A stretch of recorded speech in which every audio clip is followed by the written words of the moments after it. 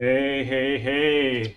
And welcome everyone to the first of, I believe, only two Sunset Accelerated Meta tests run by Null Runner.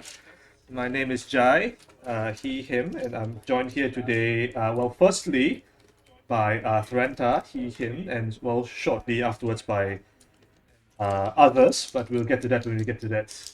What's going on, Thranta? How are you? Not much. It's been a busy month.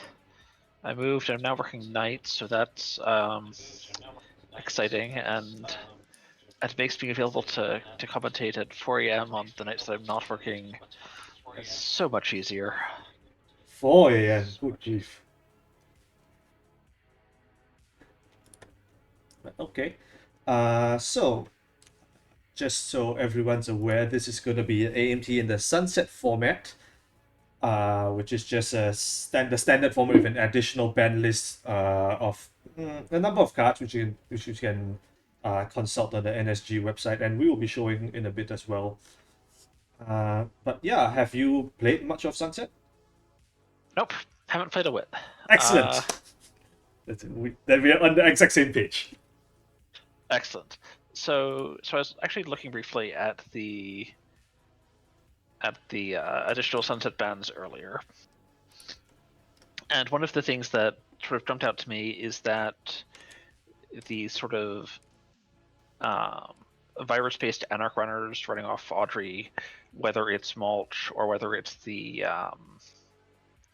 Lou list with the three imps and the Nubcurry, they haven't really lost a whole lot Yeah, in that's terms for of their sure. core engine. And I think that's kind of a function of the bands that were announced, especially on the runner side. I mean, we see. Let me see if I can switch to the band list real quick. And there it is. So Sunset band list, like notably runner side, Boomerang band, self-modifying code band, and Sakya Banhag and Tuga band. So like these are like three of the four most common ways for runners to like get early accesses into iced servers in the early game. But notably, the fourth one, notably by its absence from this ban list, is Botulus. Wouldn't you say? Yes, Botchless is very notably absent. Um, so one thing I'm actually going to be really keeping an eye on here is actually the Cleaver ban Okay. to see one what people like go to as their new what's the new best in slot breaker? Are we going back to Corroder? Like historically, Corroder was a strong breaker. People would import Corroder just to have Corroder as your breaker of choice. We have other options now. We've got Kudripira, um, with a little bit of bypass synergy, a little bit of charge synergy maybe, and honestly, one to boost, one to break. Like those are fundamentally solid numbers. Base strength is a little bit low, which can hurt. Um, and in terms of other more specialized breakers, we have Tremolo. I'm not really expecting to see Tremolo, although it has. Um, my current list in standard is a very fun Tremolo list. I'm Oh, not all expecting right. it to really be a meta breaker here, but sort of the other ripple effect here is, of course, banning Cleaver. Cleaver was one of the go-to fractors. So Yeah. one, I want to see what people are going to go to. Can't play Cleaver. What are you playing instead? Is it Croter? Is it Kurapura? Is it something else? Are people like running? What's that Propeller. Shaper fractor that breaks things for zero the turn you install it and then doesn't do anything? Was it Euler or Gauss? I can I think never. it's Euler. No, it's not Gauss. Gauss is the one Okay, that has then plus it's three yeah. strength the turn you Then it's install it. Euler. Then it's Euler. Okay. Wait, Um, isn't Euler the code gate? The it, decoder. I am so bad at there's this like shaper cycle weird shaper breakers.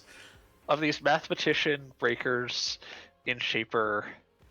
I'm pretty sure one of them breaks barriers the turn you install it, but I might be completely delusional.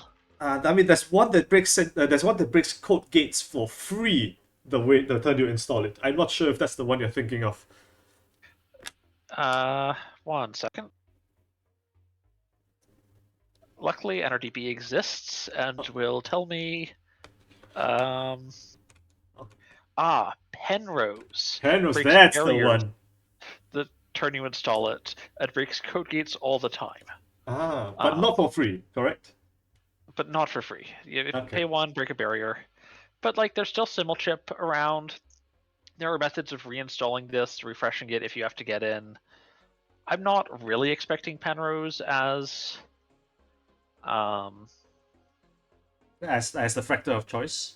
the factor of choice, but maybe someone's hyped about Propeller. They're going to run 3 propellers, and then they're just going to sell them to Aesop once they're done. I think I mean, firstly, I mean, Propeller I think is a perfectly serviceable replacement, even if albeit a temporary one, for shapers at least. But speaking of shaper programs, I am interested, like to see like what kind of endgame rigs that people are going to come up with, like especially since Cleaver was such a popular pairing with K2CB With Turbine. Turbine. Yeah, and So talking about Turbine for 1 second, hmm, I'm going to go back to Propeller for 1 second, because one of the biggest problems with Propeller is that you run out of charges. But Turbine is amazing at saving you charges on your propeller. yeah. And if you have a turbine down, 2 or 3 propellers can actually reasonably last you the entire game. Because if you're starting at a base strength of 2, or even if you've got like Takobi or double turbine, they're starting at 4 or have additional boosting options in the Takobi, like Propeller can actually be effectively a permanent breaker if, Brand costs you 1 counter. Well, how many times are you actually going to run through that Brawn? Fair 4? enough. But Fair like, enough. not 8. You're not running through it 8 times. Yeah, yeah, that's true. Right. And I think we are just about ready. Let me see how long until the actual games start. Looks like games will start in 3 minutes. Okay, so we can still get a little bit more time to talk about this stuff. Right. Yeah. So I So mean actually, that's it for runner side. I mean, what about corps? We've seen, I think most notably this Rashida Jahim band, like the one of the most ubiquitous cards ever since its printing. How do you think that affects like corps going into this format?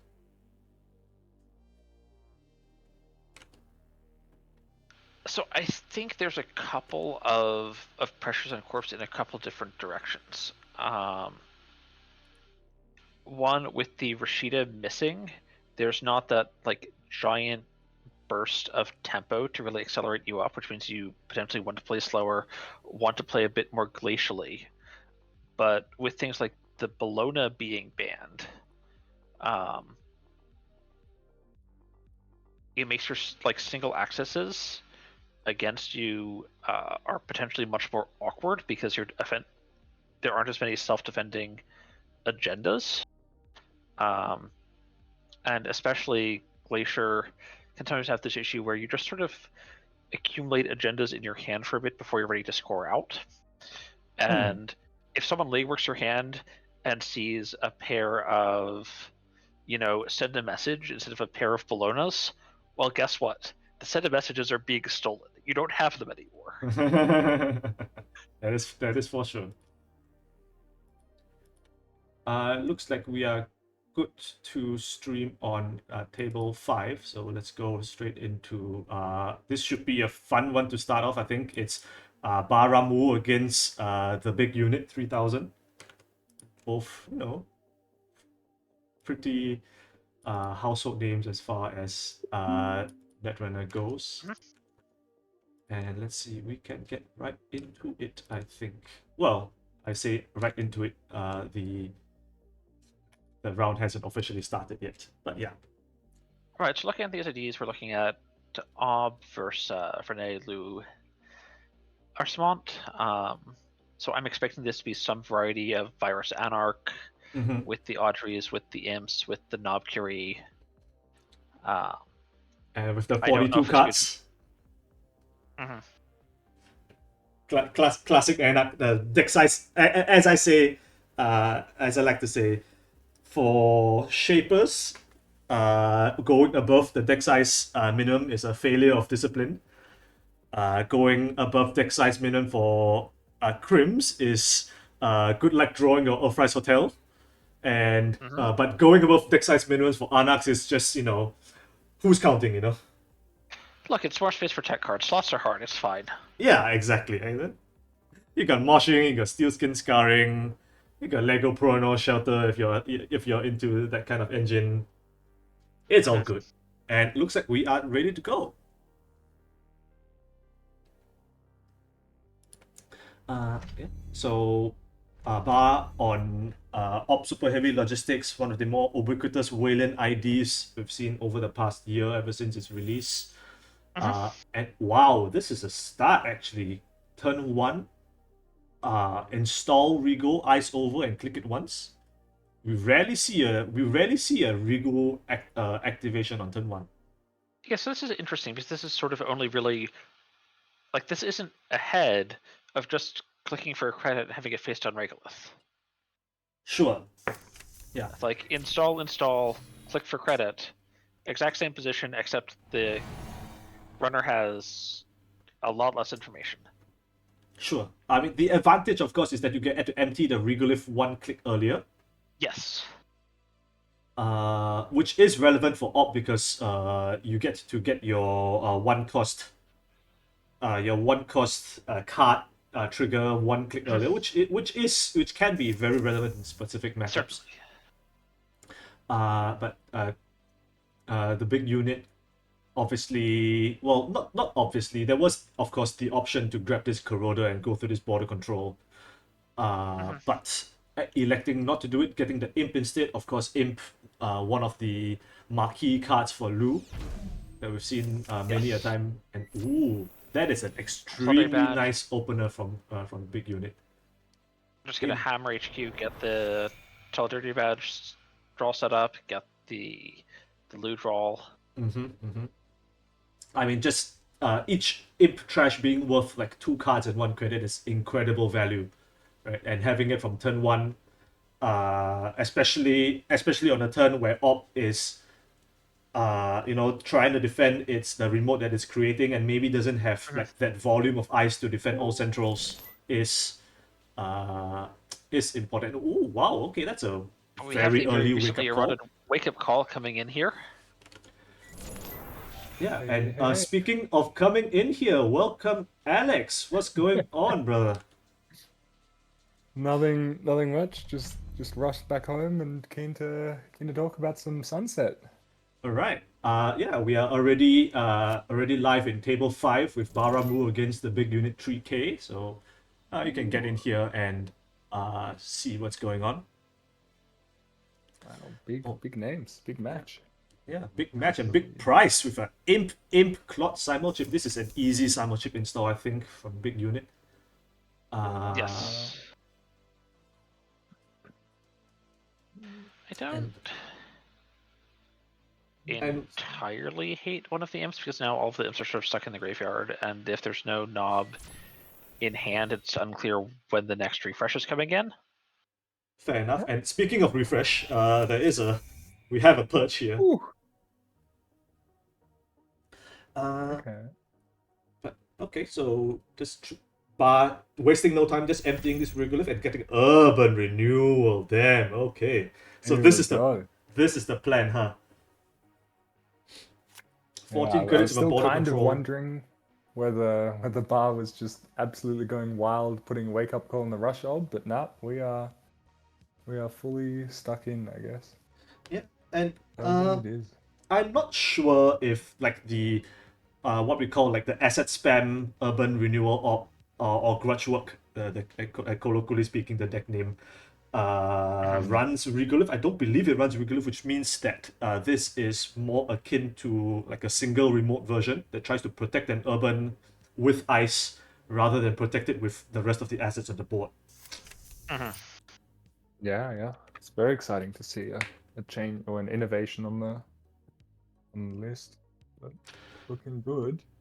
Actually, one thing we call it earlier from Lou is that earlier we saw the Gachapon, which was popped. We saw the Corroder. The Corroder got shuffled back in off the Gachapon trigger as opposed to installed to the border control. So there's a Corroder somewhere in the stack potentially that's going to solve this border control. If he can find it in time. Yeah. And of course, the thing about border control is a knob. You pop it, then you just go get something else that also ends the run, and it's even potentially, maybe an Enigma or something, which Corroder's not going to go through. Yeah, Enigma, Magnet, Afshar, all these are pretty valid options that are non-barriers, right? With a hard ATR. Yes, and notably, one of the Botuluses got stranded off the Gachapon, so it is removed from the game already. And the interesting thing is, so Corroder is, I can't remember. I remember seeing a spreadsheet sometime back comparing like breakers versus ice, and specifically for Corroder against Cleaver, one of the few barriers that Cleaver was strictly better against than Corroder was specifically border control. So other cards like Sandstone, depending on the strength that you're encountering it, depending on the virus counters, Corroder and Cleaver could be like quite comparable in value. But border control is like one of the few times where Corroder is always worse, and that maybe comes into play here with the Cleaver ban. Very exciting maneuver there. Botulus crashed off the Audrey to get past. Huge. And hits another Urban from hand. Ooh. And finds the Namkari, so this is Infinite Imp. Yeah. So And the first Audrey counter, the first Audrey counters come down already, which is like the most important one in terms of getting the engine kickstarted, because like once you have like your one Audrey counter, you get into any single ice server, which means that you can knock the imp, trash something, and then reload the Audrey and keep the cycle going. So Bar, with still a pretty reasonable board position and healthy credit total, but now has to consider how to solve the problem of the big unit getting the accesses he wants to get the trash and keep the Lu engine going. Yeah, purchase doesn't work because the Botulus gets a counter turn start, so you just Botulus through the Sandstone, and then trash from hand gets you the Audrey counter, and then Audrey gets you through the border control. Yeah.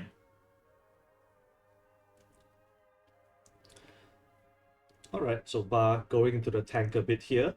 Urban Ruiner will be going off the next turn, so it is, of course, dealer's choice as to whether he wants to go in on protecting this Urban at one counter, or focus on defending Centrals, because this HU is looking pretty soft with this Botulus on Sandstone. Yeah, for sure. There's a half choice.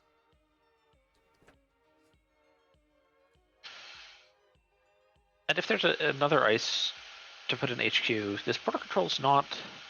Like, Audrey only has one counter, so you wait for Audrey to go through the border control, you pop the border control, ending the run. Audrey's not getting another counter because there's no trash. And you install, Enigma, or even the Magnet to pull the Botulus off. Magnet to pull this Botulus off is potentially a pretty sweet line. Yeah. Totally. And an upgrade in server 1. Okay. So we're potentially looking at a second Mavirus. We do know that Op is traditionally very happy to run multiple copies of this card, even in order to extract value from it, even when you're not in virus matchups. And I mean, even happy to see that you are in a virus matchup. And the one influence is usually very easy to find the space for. If you want to run 3, there's often influence available for it. Hmm. Okay, looks like it will fire. All right. Very exciting. 4 meat damage going in.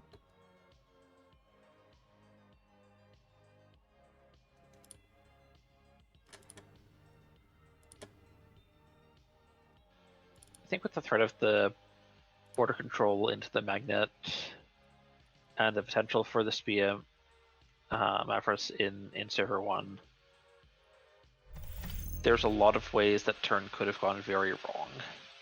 Hmm. If Ooh. Not insignificant hits with Laborites going away.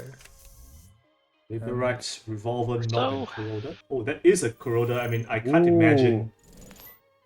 Oh, excuse me? Is it the kill? Straight up? That fast? Oh no! Yo!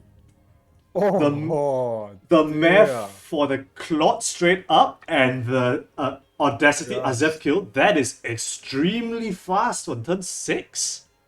Wow. Bah, ready for anything. Kicking goals with both feet. Absolutely on fire. What an absolutely incredibly fast draw by Bar. Yes. Who needs grudge work? just have the fast advance kill. It's that simple. Exactly, it's that easy. Oh. So should we tell them that they're table 5? What? Tell them that they're table 5? I So, mean, so they just briefly just gave the tournament tab titled Game 4, I think. oh, was it? Oof. I didn't even realize. Strawberry pulling from Twitch chat asking, just join. How did this happen? So Barawu had an urban renewal that fired, which the big unit didn't have a way to get into the server to trash. So bringing TBU down to 1 card in hand without a Steelskin Scarring. Following which Bar fast advanced a Azif protocol with an Audacity, using a Mavaris pre-installed on the table to trash a clock to stop the that was preventing the fast advance. A very clean line. So just waiting for game 2 to start. Yeah, then and as I said, extremely fast flatline. Turn 6, I think way above curve for like the average time that these things tend to go. So pretty good draw on Bar's end, but of course well played to both of them. Oh, now that I've caught up, very exciting ID spread as well. I mean, on Corp's side, it seems like Rashida hasn't hit too badly with the top 3 Corps all being, depending on the OB build, of course, but OB, Outfit, and PD. Yeah. Very exciting. In terms of like the Corp spread, I think it might be expected that OB would be one of the most popular Corps, just because the ID ability kind of mitigates getting value from trashes, kind of mitigates the loss of Rashida Temple. And I think it's quite nice to see such a widespread of different identities. Just shows that people are trying different things in this experimental format. Yeah, absolutely. Anyway, the game is back up. All right. Okay. Here we go, table 5. And we are seeing the Outfit here versus Hoshiko. On 45 caught Hoshiko, that is extremely disciplined. And notably, it was a double mulligan from both sides. Right, so what's going on here? We see a Raindrops Cutstone, no rest. We're just getting that access. I mean, Raindrops is always excellent for just checking ice with. Just play it, and then. I mean, the worst that happens is they rest their ice and you draw 3 cards. Won't complain. Ooh, Stavka access. This is- Stavka in outfit is. I mean, certainly not unheard of, but definitely not traditional. Yes. Yeah. It still does things, but there's not the full half run combo. Very exciting. This is making me think of some sort of Trojan horse rig shootery. Well, Baramu appears to believe in money, installing unlimited accounts and clicking it 3 times to just have yet more money and flip Hoshiko back. Yeah, I mean, I think liberated account. If you can swing the 6 credit install cost, is an excellent way to manage the Hoshiko flip back and forth. Just because it's such a high value, like your clicks are so high value when clicking liberated account. So it doesn't feel as bad as like, oh no, I need to flip Hoshiko back, so I'm just gonna have to like draw a card and click for a bunch of credits. Okay, we're seeing a little bit of interesting tech here with a pivot being used to find hostile takeover. Oh, you're right, actually. Which, of course, is a guaranteed source of bad pub for the outfit, moving you closer to the regulatory captures, and then potentially later in the game. That is for sure.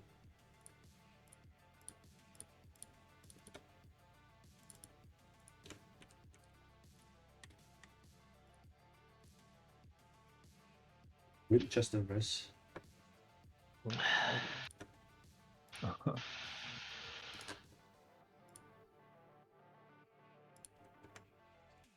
we're in big deal. That is a statement. It's going to be Raid Cap, Atlas, and Hostiles Almost certainly, as I the think. block of the agenda suite. With maybe some SDS. I haven't done the. I think there's like 1 SDS or something to fill up the agenda points. Yeah. And there we go. There's the hostile. There you go. Just going for points on the board. We're on 2 bad pub, so pretty decently by turn 4. Also 17 credits. The perfect number to play the big deal that he no longer has because it was trashed. And Be back in just 1 second. All right. No worries. We see a buffer drive install followed by a click 2 moshing. So this would send one of the moshed cards to the bottom of the deck instead of being trashed, of course. And a Lego Paranoia Shuttle that was previously installed. I mean, this is definitely not something we haven't seen before as from like the Mulch shell. But I think what's interesting is I don't believe that. Yeah, I like both Raindrops, Cutstone, and Liberated Account. Neither of which are like traditional, like Mulch cards, right? And we do see, we do see a Hippo, and wow, it is a Strike Fund Hippo Steel Signal is a pretty high value, high value moshing. Pretty solid one. Very exciting. Draw 5, gain 5, put 1 at the bottom. And Hippo to the bottom. Hey. Yeah, and Mystic Miami definitely not a Mulch card, and a Patchwork. Okay, so this is we can confirm that this is not Mulch, and we already kind of see the synergy between Buffer Drive and Patchwork. You can bottom the card to Trashed. Absolutely. Trash is a buzzsaw. Unfortunate this is not Mulch. That is not what you want to see. Although I guess in this matchup with Valentine. Isn't Mulch, we still might be looking at the like there might still be one Audrey in here looking for a Strike Fund endgame. Possible. Although with Patchwork kind of takes the place of Audrey. The Patchwork does that sort of by itself, yes. Yeah. I think. And if I had to guess, the card that you are likely going to be patchworking and using Strike Fund to generate value with is probably Boomerang. Boomerang is banned. This is Sunset. That's right. Wow, good. Thank you for reminding me. Wow, you think that the streamer will be more aware of this stuff? So what is the plan? Oh, Chashtushka, excuse me. Ooh. There's Okay. the archives run to flip Toshiko. And looks like a it's a red cap. Okay, I think Ooh. everyone was expecting like an Atlas counter there, but no, it's just a 4-2 textless regulatory capture. What the? I mean, it has text. It's a 4-2. They start at 6. Huh. Not super what the court wants to see. Down to 12, still on 2 bad pub. Yo, hold on. Is this a zero credit, a net zero cost sure gamble? Did I just see that with my eyes? Patchwork reduced by 2. Looks- Strike Fund gaining 2 credits, and Mystic Miami for the last one. Oh. This was a click for 9 credits, if I'm not mistaken. That was pretty good.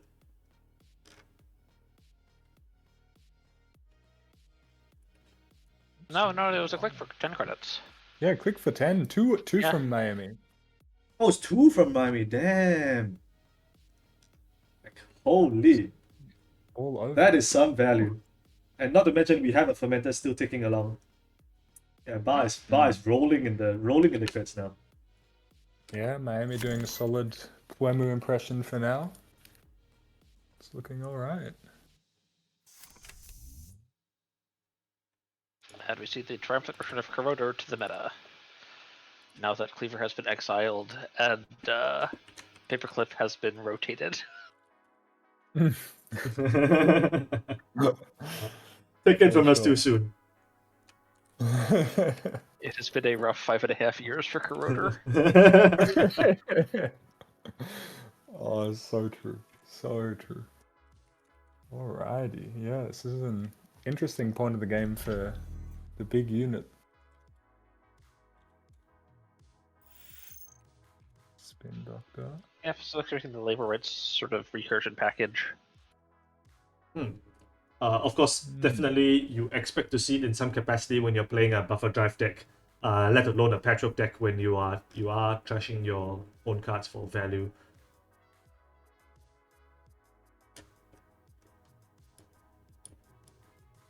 Also, there's potentially a bunch of high impact events that you might only have one of, and still want the option of playing, 3, 4, 5 times, such as the Chashtushka we saw earlier.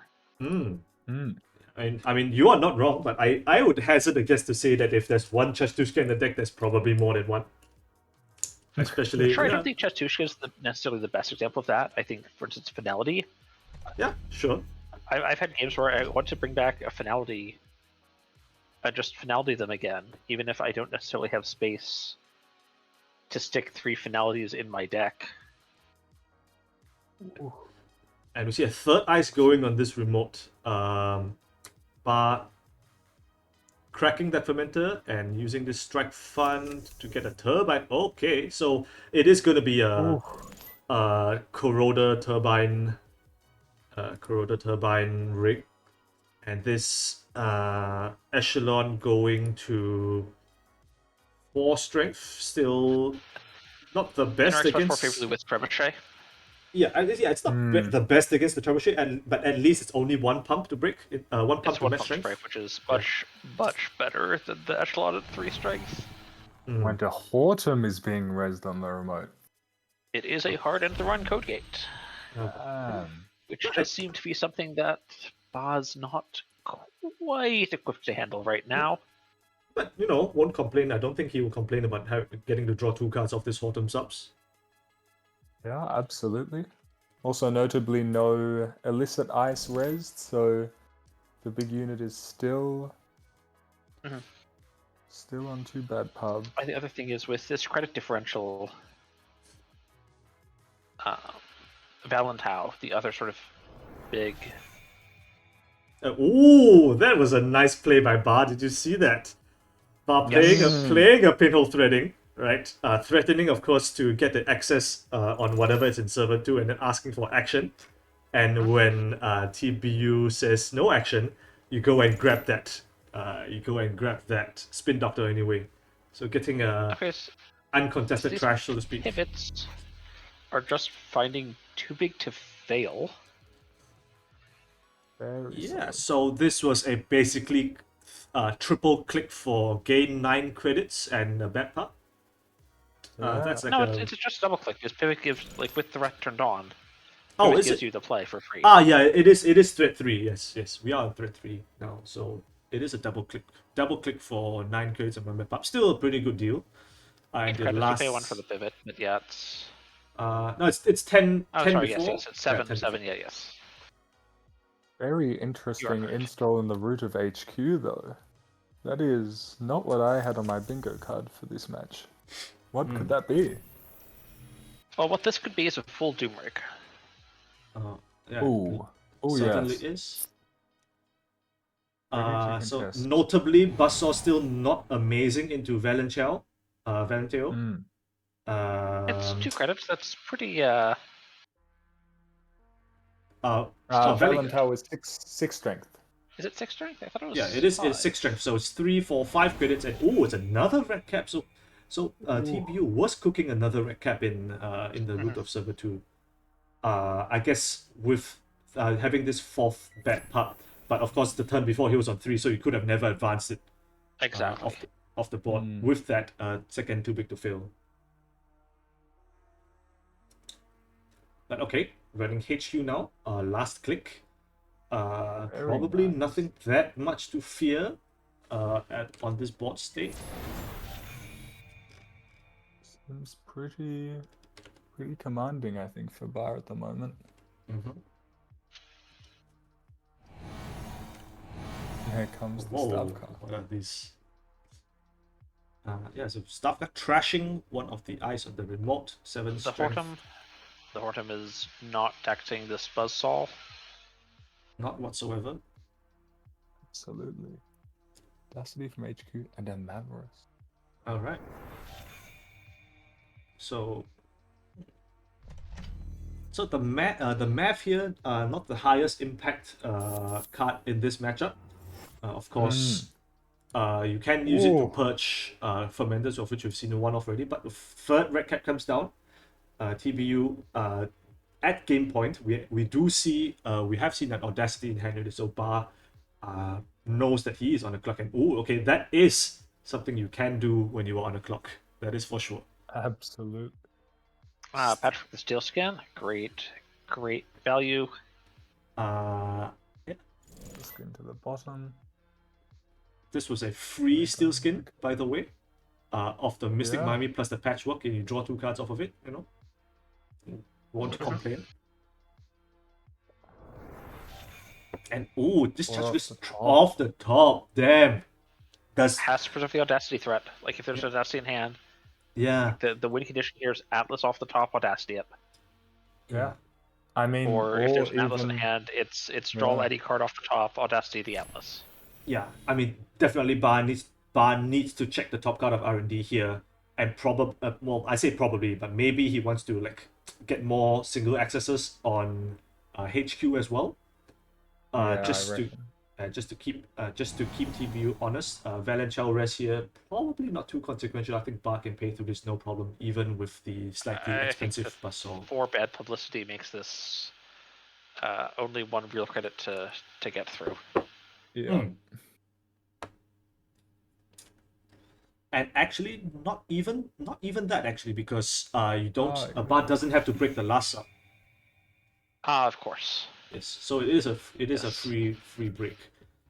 But just enough R&D just staying there, so it seems the draw at least is safe. Just depends on whether the last 2 pointers hiding in HQ. Yeah, and of course with this 5th bad part that TB3K has just given Bar, can run in with this echelon for free essentially, only the cost of the click itself.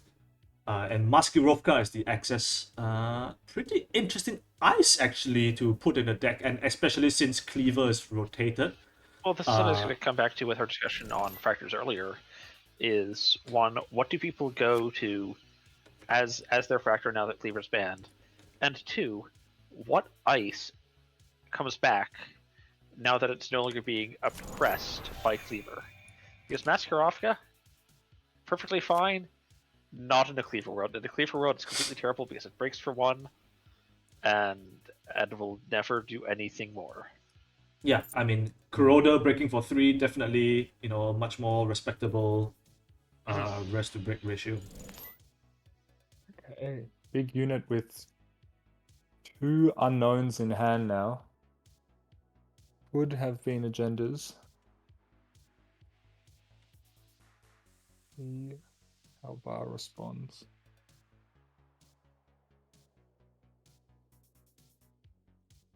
Diesel, click 1. I do believe there was a So I'm wondering Chastushka if- added to the bottom of the stack at some point, so we may be getting back close to that already. Yes, I was wondering if there was a line here where Ba used the buffer drive to put the Testushka on top before the first click, then dieseled to guarantee draw the Testushka. Yeah, that seems. Yeah, absolutely. That seems reasonable. But okay, click 2 raindrops. We are raindropping R&D. This is just an extra card draw off of the third Valentiel sub. Maybe, just maybe, actually, Bar will let No, the fire all. the. Oh yeah, that's fine. Oh, that's fine. Oh, okay, a hostile. Not the game win for TBU anyway, but definitely nice for Bar to get. And we are just going HQ again. Now, I think just by math, TBU can afford to discard 2 cards and still threaten an Audacity win. Hmm. Yeah, there you 2 from go. HQ, that's what he does. Yeah, these are good players. They know how to count. So 2 off the top. Essentially 6 off the top of R&D between these two Chastushkas over these couple of turns. We'll see if Bar wants to check archives or another central just to stop the win from going through. Hmm. And I think it's pretty safe to assess at this point that there's not anything trashable in HQ. Like, Ba's not going to run HQ, find a card to trash to remove the Audacity threat. If we get the Yes. Audacity, it's going to be the Veskarovka. I haven't caught what the third card is, but it's. Yeah, I mean, 3K is seen enough that it's going to be, a hedge fund or a piece of ice, another piece of ice. yeah, exactly. And it's just going to chill there as you look at it.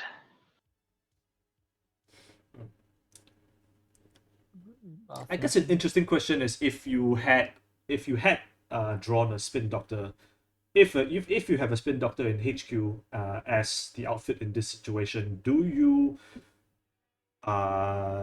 discard it to this Chastushka, or do you keep it knowing that there's a chance it gets trashed from hand and turns off your Audacity threat?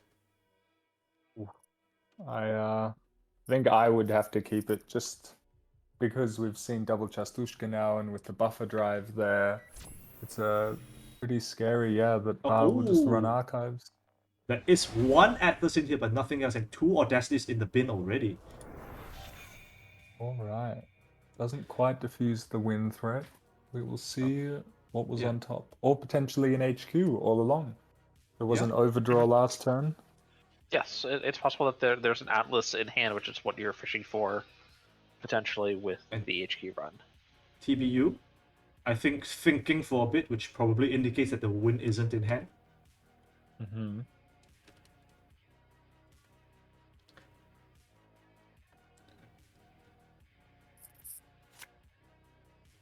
Okay, click 1 is draw, so definitely nothing doing right there. Of course, if there was another red cap in the game right now, there would have been the opportunity to click 3 Audacity it, but obviously not the case. All 3 red caps are out of the game already. It's extremely critical that Bar was able to steal one of them. Yeah, absolutely. Install the hedge fund. Alright. Okay, so I think this is pretty reasonable to read as potentially a spin doctor. This would be the last spin doctor. The other two have already been trashed by ways and means. So we will see. But I expect Bot to check it because with 5 bad pub and this rig established, checking it is. Yeah, it's pretty trivial. Perez on the first. And it is a spin, there's alright. Spinning back 2 cards. Looks like at least 1 spin doctor. Do you get a pivot here, for example? I don't know if there are any pivot combos you can do with Atlas. You probably have to get a red cap, of which you've already said that there are none. It will just be the 2 spin doctors, alright. I guess just spin. Alright, third Chastushka incoming. Chastushka.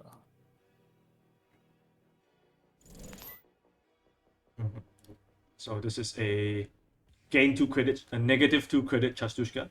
Pretty good value. Oh, I don't think Ba wanted to do that. I just wanted to break all of Winchester.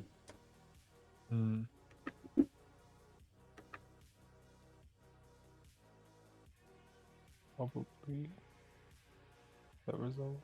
But I think think during the run, charge the twinning.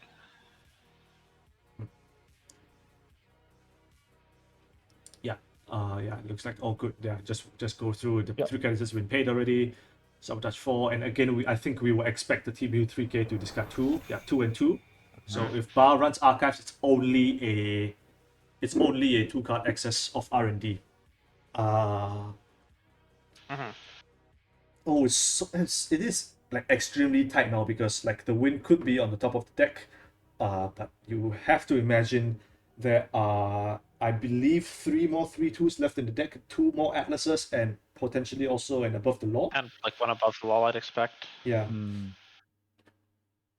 So I mean, odds of one of those 3 cards being drawn pretty high at this point, but Ba electing to check the top of the deck anyway. Instead, I should say. Accessing. Nothing. And I wouldn't be surprised to see another HQ run, or nope, it could be labor rights. Right. And I do think, look at it, Chastushka.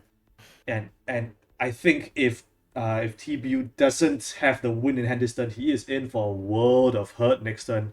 There's going to be at least 2 Chastushkas coming in. Not slamming down anything doesn't look promising. And I do believe there is 1 Steel Skin Scarring still in hand for Ba, which means that he can patchwork. He can patchwork a Steel Skin to draw 2 cards off of the first Chastushka, which would let him draw the next 2 Chastushkas. So you could be seeing a Sabotage 12 incoming next turn. With only 13 cards in R&D, that looks problematic for the Corp. And yeah, it's a click 1 draw. This is not looking good for TBU. Oh dear. Concerning. And we can definitely see here somehow the effort gets a lot of value off their bad publicity, but 5 bad publicity can really come back to bite them if the game does not end.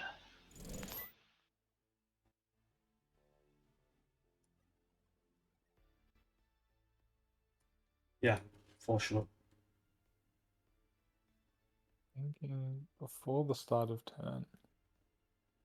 Do we know TBU's influence count? We have seen 1 big deal, 3 spins, and 2 math. 3 spin and 2 math, of course, comes up to 5, which is maybe indicates that there's another big deal in the deck as the last 5 Another big deal in the deck. Yeah, I think that is a reasonable assumption. And he is back up to 16 credits, which is getting very close. I mean, this technically is threatening the big deal win as well, with the with a credit install big deal. Credit install big deal, yeah.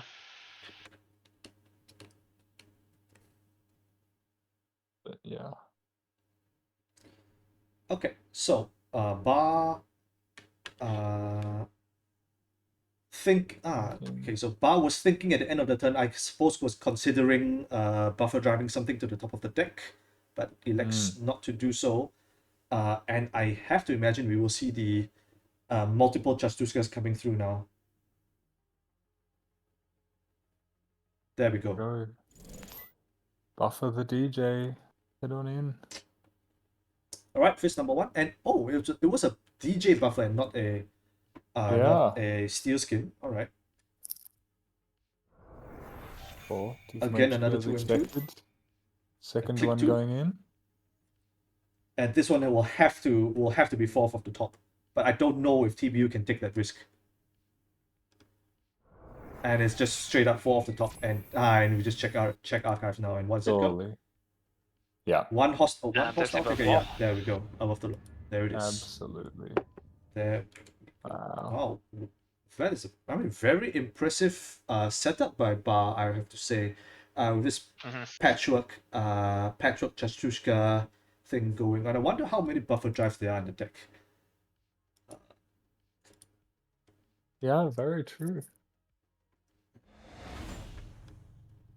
The temptation to go for triple charge was high. I can't perfect it, or that's the next time. So yeah, this exactly correct. Absolutely. All right. All right, that's table 5 in round 1.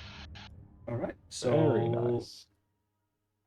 that should be the. I mean, those are the 2 games from this particular set. Does anyone have any more interesting games that they want to take a look at? I'd be excited with. I mean, unless chat has any better ideas with table 4, if they're still going. Looks like an exciting. All right. Oh no! Although we have seen Outfit Ob and Hashiko already, so we might want to check out a different set of IDs. All right.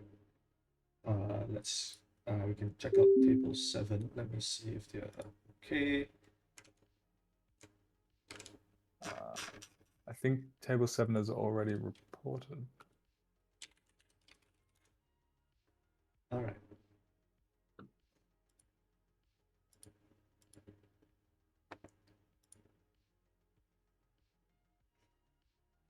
Okay, so I guess we can take a look at table 3. Oh yeah.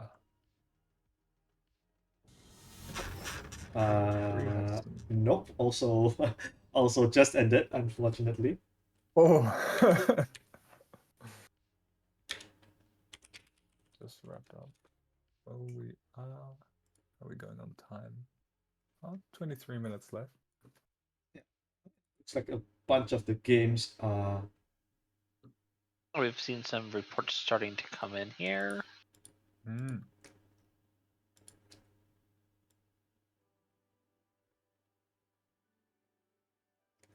Okay, I guess we're here then. Let's see. Let's look at table 4 then.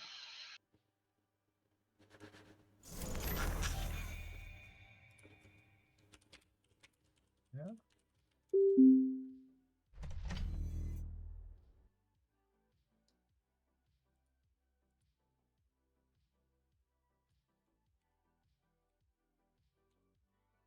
I want you to see sort of what direction Zaya's going in Sunset. All right. Looks like we are a go for table 4. All right, the stream.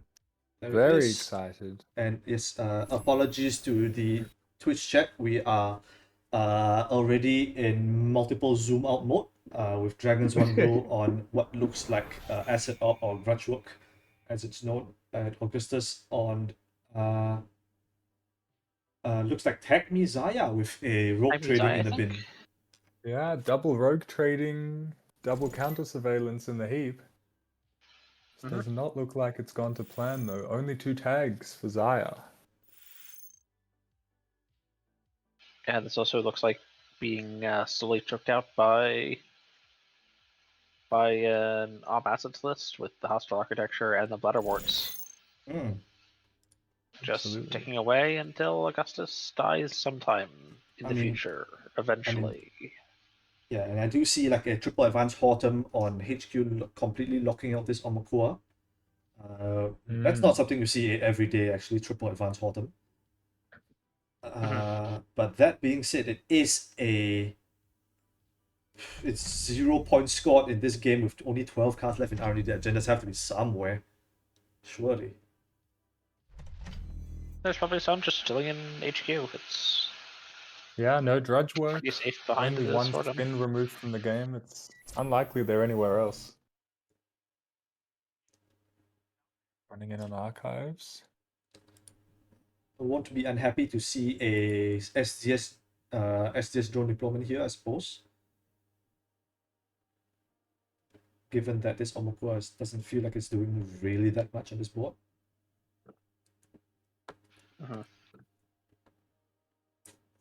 With all these undefended assets, it would be very easy to charge up this turtle, but it's not clear what this turtle would have to do once it was charged. And we do see an SDS here, so it is Augustus' Ooh. choice whether he wants to go for this deal. And there we go. Very exciting.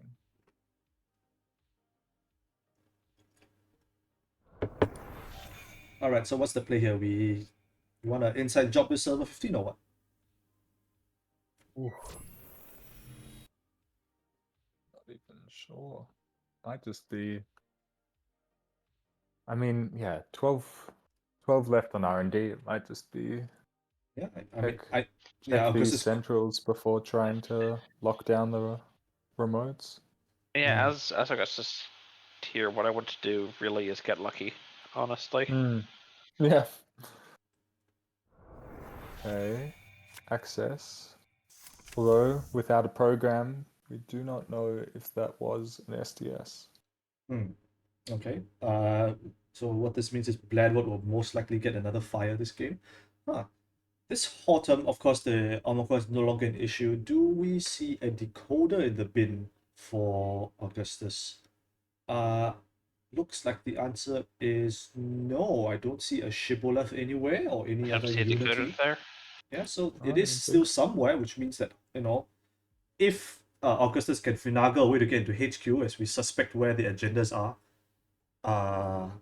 it It's very could possible be. that like a legwork on HQ could just end the game. And that's very funny actually. Wall to wall adding yourself to HQ as a single effect. Not something you see every day. Very- Absolutely. Why? Yeah. I guess at this point the corp doesn't really want to draw cards. Doesn't want to gain Well, money, I turns off the guess- bladder work, stay poor. Yeah. Second advance. Second advance. I don't even know if this advance is to do anything or to just burn credits to keep Yeah. the bladder work. I think.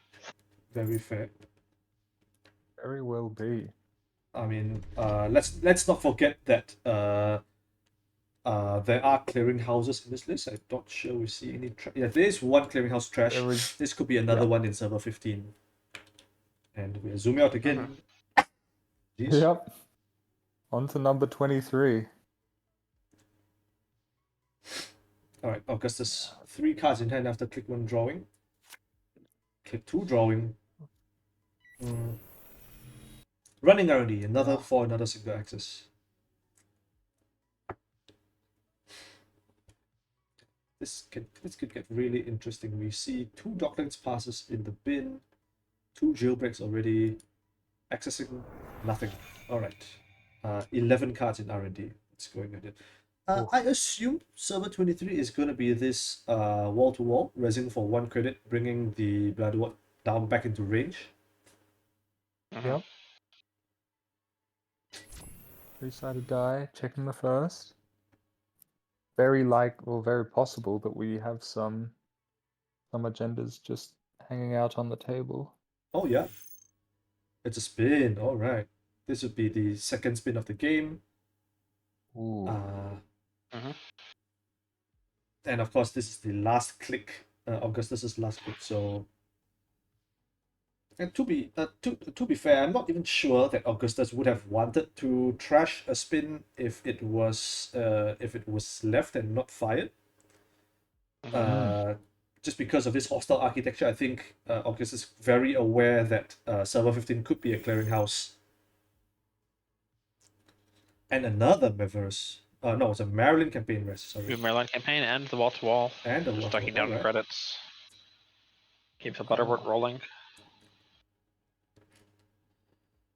So that's interesting. Keep the cards leading out of Zaya.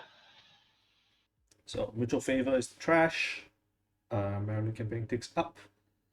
So this Maryland campaign is a little bit of a double-edged sword in that if the game goes too long, you could put yourself out of Bloodwort range. But okay, Dragons using Svigator to trash the Maryland, getting another Bloodwort. Okay, fair enough. But now on 7 credits, so going to be a little difficult to duck credits now, unless maybe we see another hostile architecture res. It just shows us a hostile architecture that's unique and trash the first one just to duck the credits. Yeah, exactly. Put in some advancements. Okay, Res so some of these face down cards. There are 3 face down Ooh. cards. One of them probably reses for at least 3 credits between the 3 of them. yeah. And we see here double advance on server 15, which we are probably pretty sure is a clearinghouse at this point. So between the 4 advanced clearinghouse and the double bladder ward, it is a kill confirm on criminal, which doesn't usually run Steelskin Scarrings. So what criminal does run though is the class act. That is very true, actually. Which we see all 3 off in the bin, all unfortunately. 3. Yeah. Unity is the decoder. Yeah. Do we see? I think we need a legwork. No, it is not. It's not a legwork. Oh. Yeah. So I think Augustus is gambling that there isn't an expensive reservoir, shall we say? Yeah.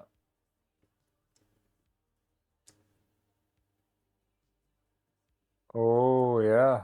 Oh, that's very nice, actually. So Augustus forcing the credit gain. yes. Oh, and this. Okay, I will say it would have been quite gain clutch 4. because for your 4 Because it's triple advance. it's a triple advance triple for the Oh, 4. Yo, this has never happened before, I don't think.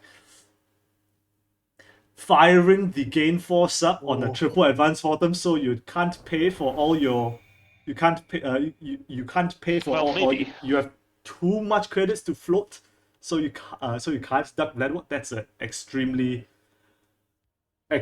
heads up call, and of course you are still dead to anything plus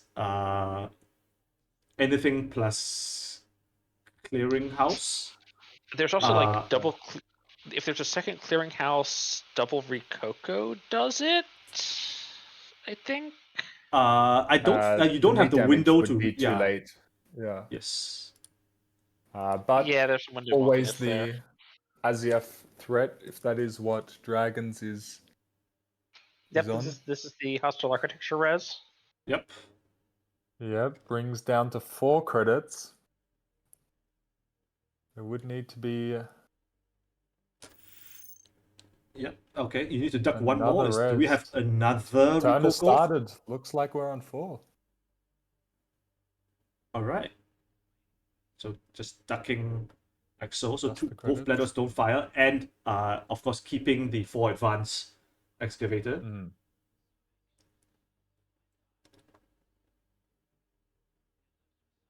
Yeah, with that triple advanced totem, it's going to be very hard to get another Bladderwort fire, I think, for the rest of the game, because Augustus can just... that's a wild interaction that I'm sure like when has this ever happened, you know? Oh, it's insult double advance. Okay, that's not that expected. You don't expect to see NGO front in this deck.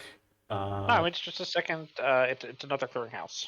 Well, NGO is also... yeah, banned exactly. I was gonna say I expect to see 0 NGO fronts in any Sunset deck. Don't mind me. Very true. Very true. Just we have the clearinghouse. There's the active hostile architecture. Run it, take 2. Like, if you want to trash it, or take 6 next turn to these double clearinghouse, which you'll just die to. Yeah, very true. Hot Uh, pursuit. yeah, and Credits again. another Wake wake up up call call access. again. That's, I mean, Or possibly the same wake-up call. yeah, where are these agendas? There's 17 points somewhere on the board. So I mean, they like this could be a slow cooked agenda in server 15. Honestly, at this point. I, I, possibly, but I find that pretty hard to believe, right?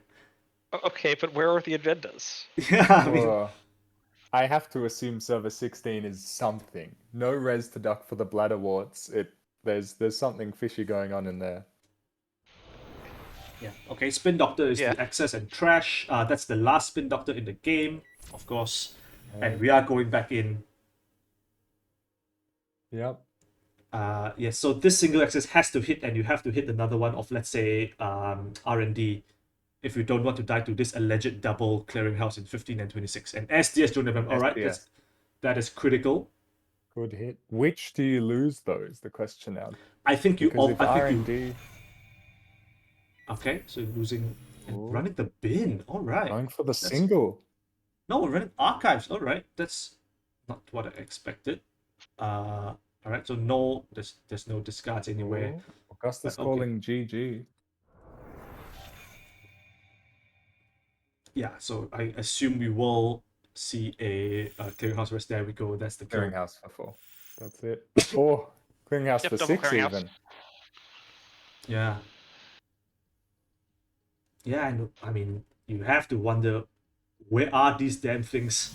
There are 12 cards in between HQ and R&D with 12 points. With, I mean, more than that, 14 points in them. Augustus asking the question on everyone's lips. Yeah. Where were the agendas? City was in Works hand. Ooh, dodged 3 so many times. checks. Yeah. Rest in R&D. 4 Oh, single yeah. accesses.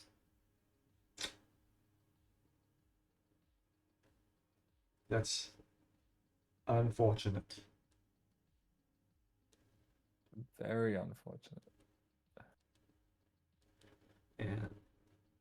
I think, Augustus had a line, of course, to lose the Unity instead of the Kurupura and run R&D last click, but and try to hope that it wasn't a border control. But of course, Dragons, I mean, respecting that line possibility, of course, has a border control on R&D, Yeah. blocking out the option of any run there. Yeah, exactly. Augustus Very saying rough. that. Yeah, trash Unity, run R&D, hoping the Sandstone, but its border control doesn't matter. So yeah, so that's that is what Grudgehook does to you. Absolutely.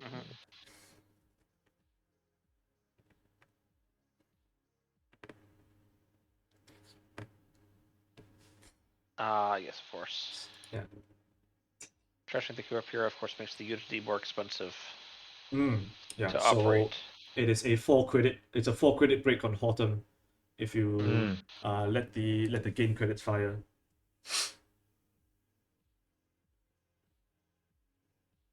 All right.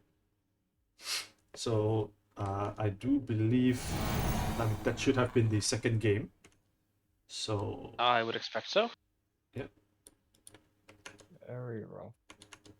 So how much time do we have left in the round? 10 minutes. I don't know if there are any games running still. I think we are good to chill out a bit here, and we were right before this match talking about the Yeah, the ID distribution, for a second right? and look at faction ID. Yeah, there we go. Yeah, I did. Yeah, so we do see, as we've seen multiple objects of different archetypes. We've seen some outfit as well. Probably next round we will probably move to some or watch some other cult factions. But let's talk about runner for a bit actually. Lu and Hoshiko color me absolutely surprised. Anak being the most popular faction by a country mile. Well, I say there's that winning. actually. Third, fourth, fifth, and sixth are all Crim with 2 representation each from 419, Sable, Zaya, and Mercury. So I'm willing to take the L on that one. I'm wrong. Yeah, poor Shaper though. Yeah, so Yeah. both Anarch and Crim are at 8. Sorry, Anarch's at 9 total. Crim's at 8, and then Shaper is breaking up the rear Yeah, very decisively with only 2 IDs. yeah, we've had 1 single Tau and Arisana. A little bit unfortunate. But Absolutely. yeah, I suppose because losing all the neutral econ as well as the as a self-modifying code As well as probably SMC, hurts. yeah. Yeah, that has to Yeah, be. And as we Augustus talked in about chat. earlier, Augustus in chat saying no one knows how to build shaper decks without SMC. I think you're on the money with that one, right? Yeah. Like how actually? Yeah. Yeah. I think you just did yeah, Formula Gachapon. It's basically SMC, except it misses sometimes. yeah. But Especially but the you save 2 only credits as opposed to spending 2 extra credits, and it doesn't hog 2 MU. Damn, you're right. What have we been thinking Very all this time? true. Very true. Excited to see that innovation at the next Sunset AMT, which is So taking a look coming at up soon as this, taking a look at these standings for round 1, or let's see the results for 1 round. You see Zats getting a sweep on Snoops, Lovelace and Chris Drivers getting a cop split, Finbar and Walter Talks cop split, another cop split on table 7 with Stride and Warlock. So 3 cop splits It's so far. looking potentially a relatively corp favored. Yeah, at least for this Format. this early stage. Yes, our sample size is still quite low for sure. yes. So still have a couple of games more to go that have not been reported. Of course, there is a little bit of time left in around about 5 minutes. So we can just wait patiently for the results to come in. But 3 corp splits, which brings us to what is the math on this? So there's a total of 18 games been played on 9 tables. And 1, 2, 3. So that's like a 12 and 6 in favor of the corp, if my math is right.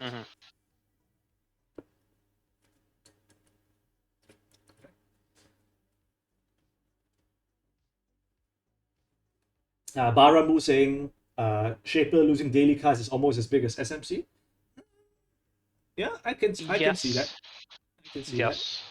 Yeah. That's one thing I was going to touch on earlier is that we're seeing a lot of Anarch, but we aren't really seeing Reg Anarch, right? We're seeing these virus packages. We're seeing this, patchwork package that overlaps a lot with the virus package. What we're not seeing as much, although we did see it some with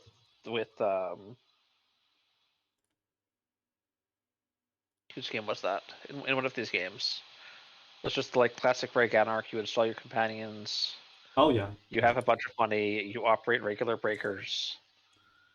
And you just kind of draw some cards with Oshiko, get some incremental value. So Chris Jervis in chat saying, Shaper still has Telework contract, which is, to be fair, it is in like a Shaper native icon card. I think the other one that immediately comes to mind is, of course, Creative Commission.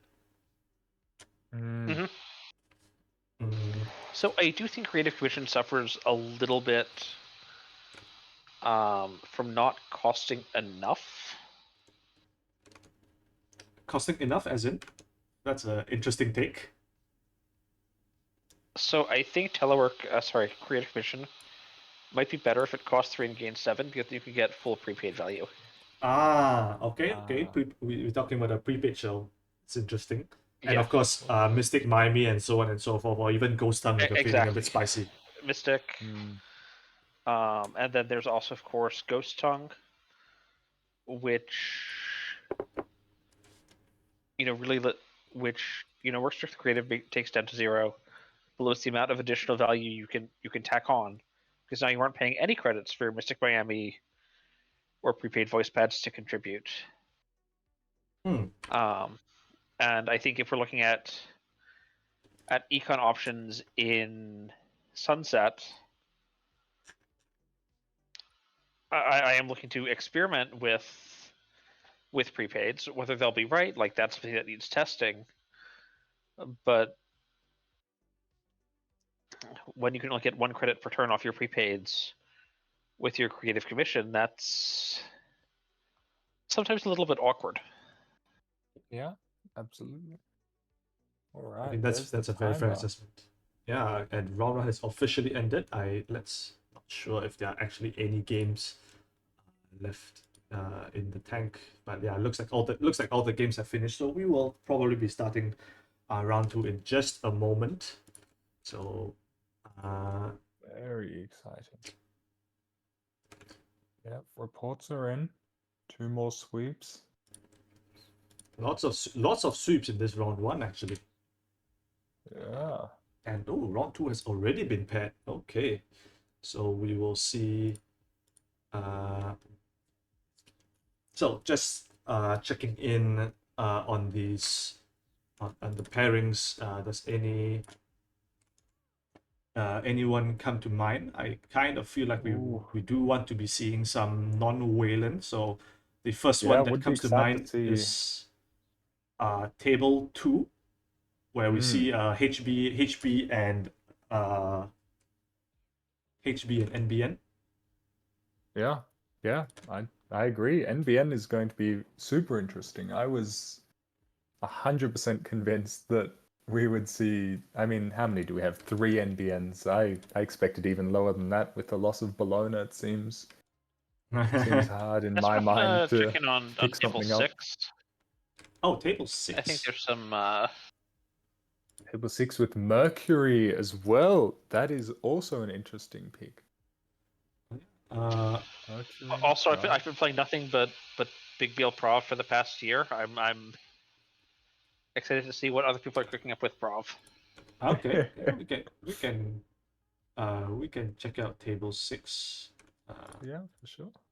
once the game starts. Yeah, Chocolate Daddy in the chat also pointing out the GameNet rep on table 4, of course. Very exciting, especially with, I'm assuming, Endless Eula has to have a place in there with Cleaver being gone. I mean, Kuroda would absolutely hate to encounter an Endless Eula. So there is Banner, and if you have the rig, like if you have the full rig set up for it, Tremolo. Tremolo. All right. Tremolo, a call for sure. If you've got 3 cybernetics installed, Tremolo will shred Eulas. Absolutely tear them to pieces. Absolutely. Absolutely. Righty, here we go. Prav into Ari. Well, both decks having the exact same number of cards is not something you see every day. 49 card Arisana. I think Ari is one of the shapers that's most prone to going over deck size, just because you need so many slots to fit on your Trojans and your Trojan support, your Lilipads. Your Lilipad draw helps to compensate a lot for that increased deck size. I mean, and of course your Urban Hunt Vernissages, etc., all take up space.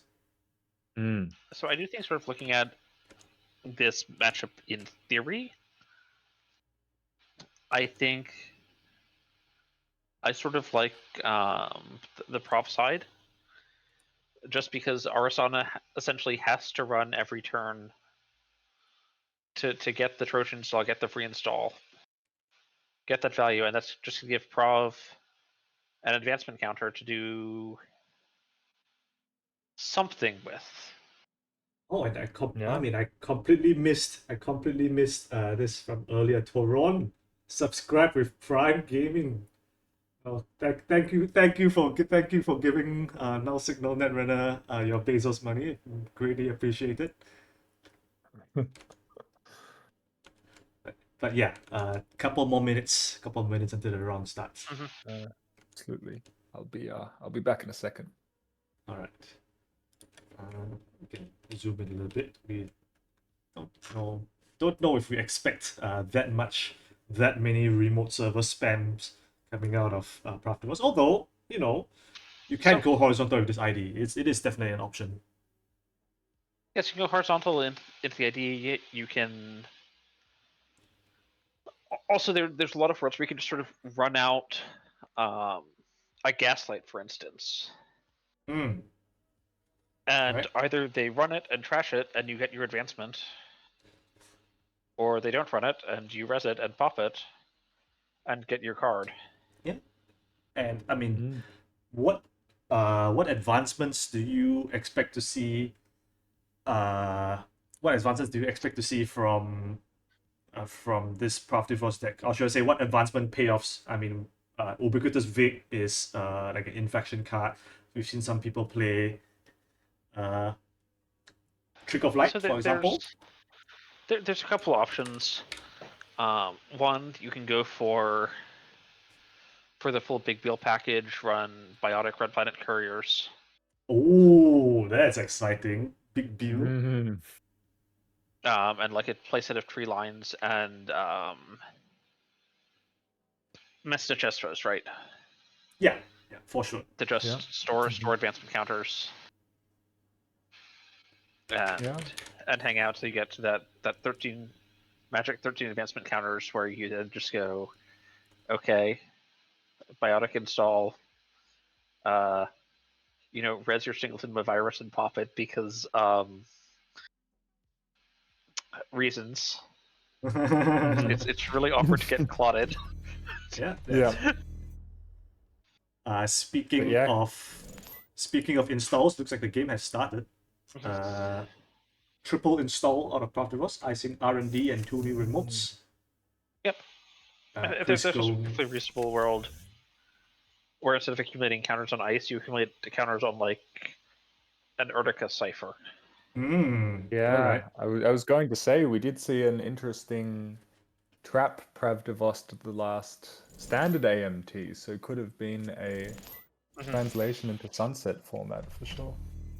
So seeing this subliminal is very, very interesting since it's a very soft catch-22. Either the runner runs and you get a prof counter, or the runner doesn't run and you get a credit. Oh, hold on, Flameout Mayfly. We are living my dream. Okay.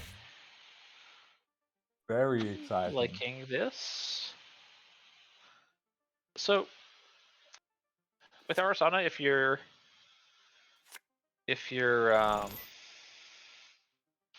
non-Trojan is going to explode at the end of the run anyways, why not have it be a Mayfly and go on a flame out? It can explode at the end of the run for like 3 different reasons. Absolutely. I think this is a cool bit of tech. And I mean, it makes a lot of sense in context, right? With as we've discussed earlier, a lot of the early anti-rush tools in the format being banned, with Boomerang, SMC, and such. I think having like Flame Out Mayfly or just Mayfly in general is a reasonable answer. If maybe not the most credit efficient answer to those problems that cops are posing, but Flame Out solves the credit problem completely.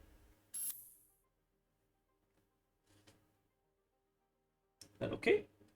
Finbar going for the install. No, it's not an install advance. It is an install. It's an ice over server 2 and advancing in server 2, which was there since turn 1. Going into turn 5, the cop turn 5, so it's been sitting there for a bunch of turns already. Wheels run. All right.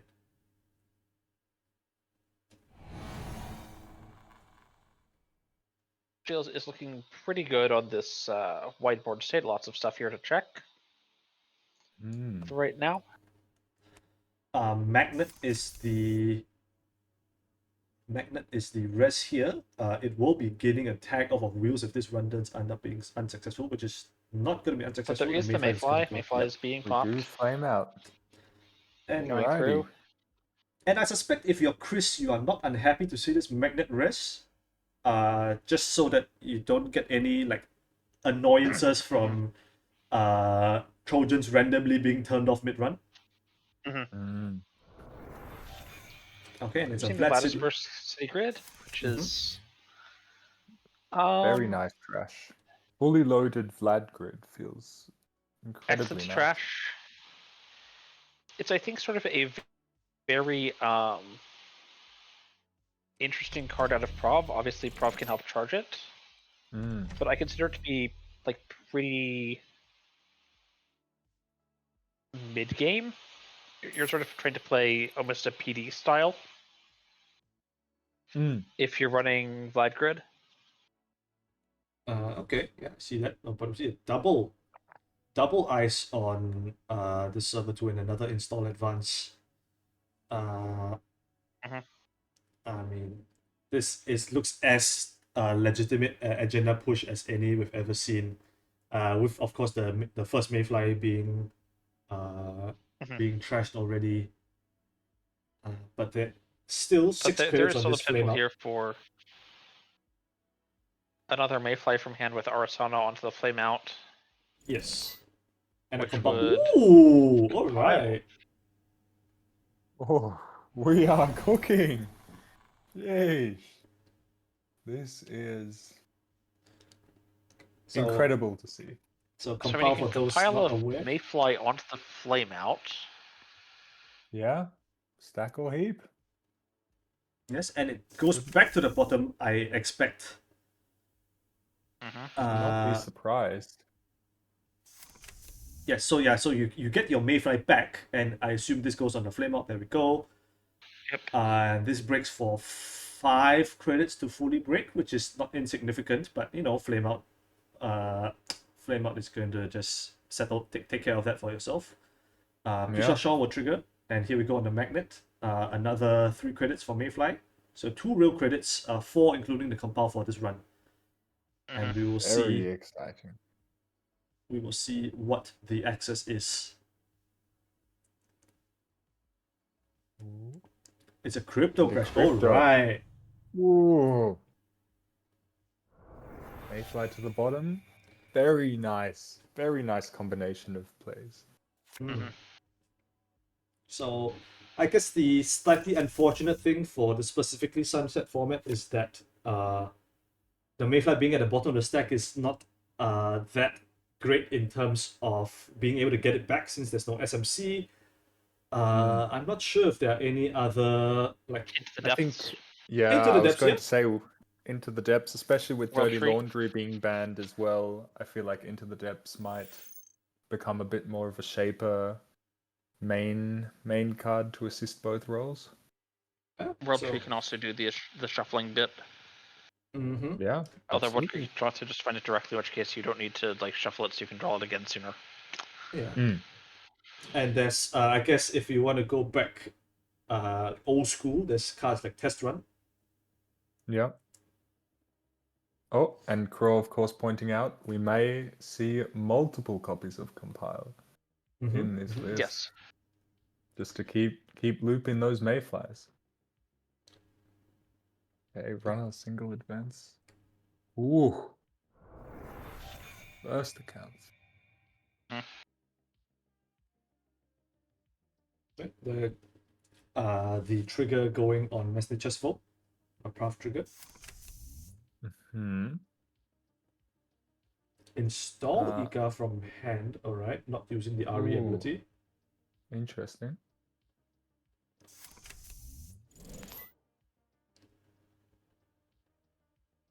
Alright, and the and just creative break the commission to commission. roll it up.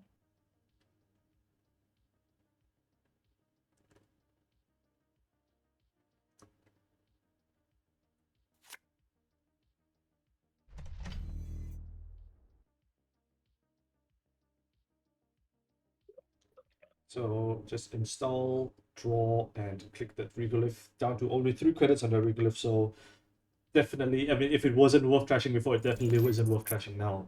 Right? Absolutely. Hmm.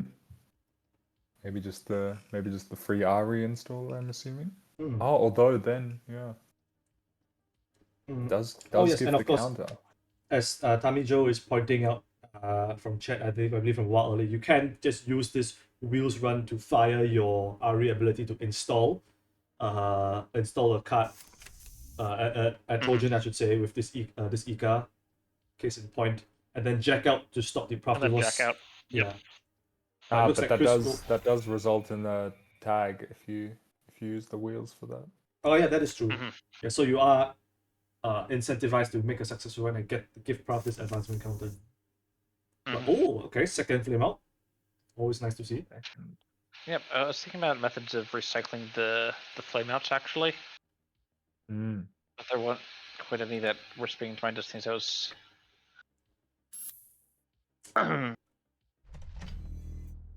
Also, I So do we said believe. double and a single advance bringing it to 2 advance encounters in server 2 with another install.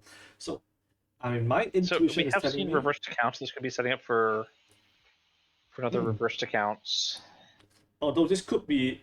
It could be this advanceable upgrade, a second advanceable upgrade of another Vlad City Grid in server 2 with something else ready to Mhm. push. Yeah, speaking of advanced upgrades, there's also what Biovault, That's correct.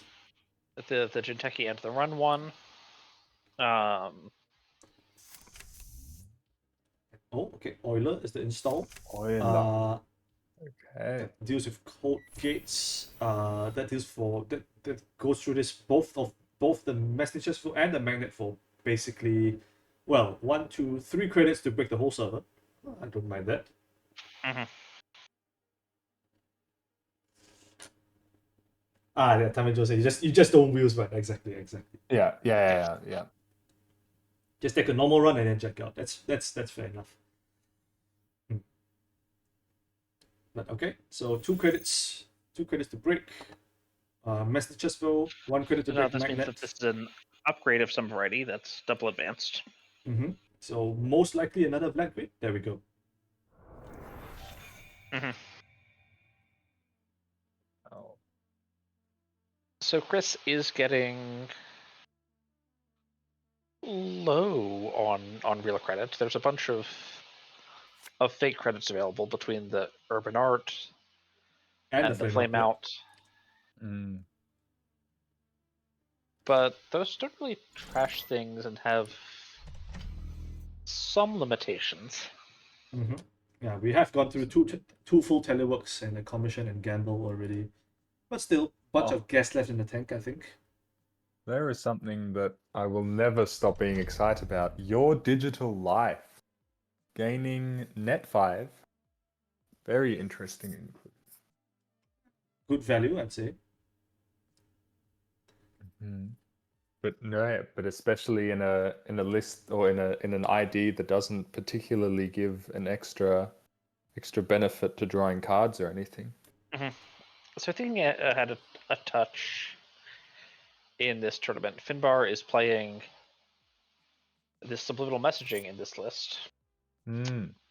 And we know that there's an Asa, and there's a Hoshiko that's on 3 Cheshtushkas. Very true. Yeah. Oh. Ooh, excuse me.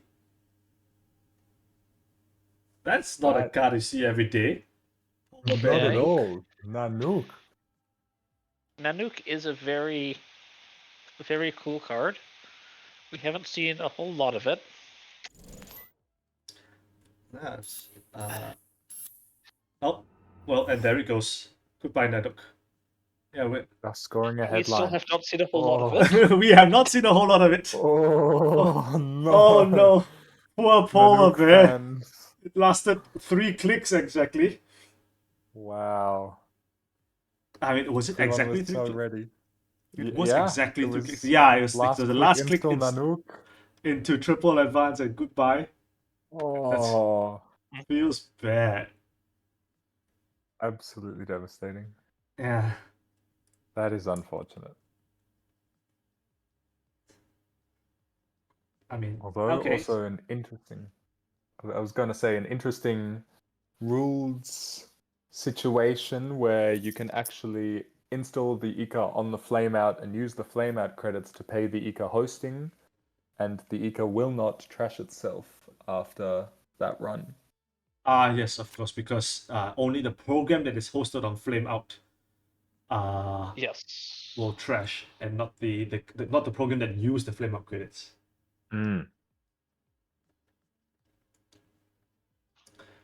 Okay, so Chris Drew is having a tag from this tomorrow's headline score. I imagine like Finbar is like not unhappy to get rid of this Nanook basically for free. They were probably intending to score this tomorrow's headline anyway. And like it's not like it puts them in any kind of like bad economic situation. We're still having 18 credits after this. So honestly, Finbar was looking to do like advance, and something else because the tomorrow's headline looks pretty safe behind 3 ice. Ooh. Without the Nanook there. But once the Nanook comes down, it's certainly very tempting to get rid of. Yeah, and we see Pantograph coming down as the console, of course. Not Lilypad is very interesting, but that makes sense, I guess, for the speed So factor. for It's this sort important. also for the sort of rig with the flameouts to install onto, And I can sort of see the pantograph. Yeah, I mean, I'll just point out here that that Chris did not clear that tag Exactly, I was just noticing that. on your end of turn. Yeah. So Finbar taking the opportunity to trash that Urban Art, stranding that, well, stranding is a strong word, but this Ika is stuck on board and not able to do the bouncy game plan that that There is, however, Arisana still is the so Hen famous for. available, which is interesting because, of course, at any point this Henna can trash herself to net you a click and also clear the tag. Yeah. Very exciting. Compile just goes in though. HQ it is. So Compile is a first time you encounter a piece of ice during this run, so it will be a rest on this F2P. So Compile will trigger, and we'll see what Chris intends to fetch with it. And another drawback to keeping that tag going is F2P. Although I guess with Compile you're more incentivized anyway, but yeah, can't just take the easy break there. Yeah. I mean, this Compile does install ignoring all costs and do have this flame up credit still waiting to go. You might as well use them.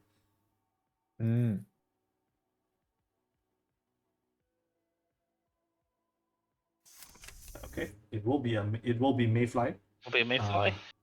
Who knows if this is the same Mayfly as previously? Still not clear on how many Mayflies Chris is playing in their deck. Yeah, the only programs we've seen are like just so far the Euler, Ika, and the AIs so far. We saw. I mean, this is the third time we've seen this Mayfly or a Mayfly, and we saw Nanook for however briefly. But okay. But it looks like it's a Bill steal from hand. Yeah, I was just gonna say, so Chris will be using the Compile to pull a Mayfly, but using Ika instead. Instead of the Mayfly itself. Okay. I suppose that with the fact that the Urbanite has been trashed already, it's like not really that it's okay to strand the Ika on a certain piece of ice. And okay, Joyride for last. Joyride and Adua. Oh my god. What an exciting. I guess it's anti Arisana tech. kind of, in Yeah. theory. I have seen Can it you see on floated the as outside of a anti-mulch stack tech of? as well. Yeah. Yeah. It's very interesting, actually. Uh, what do you think that Finbar is going to choose with this draw subroutine firing? Two things, and you put them. Hmm.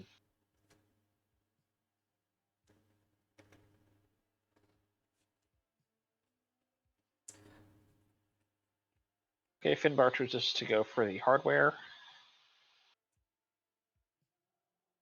All right. Yeah, Tamijo correctly pointing out Chris can has the opportunity to install to trigger Arisana's ability on approach before and oh that's wow, those are some sick rips by Chris. Damn. Mhm. Single from HQ, single from R&D.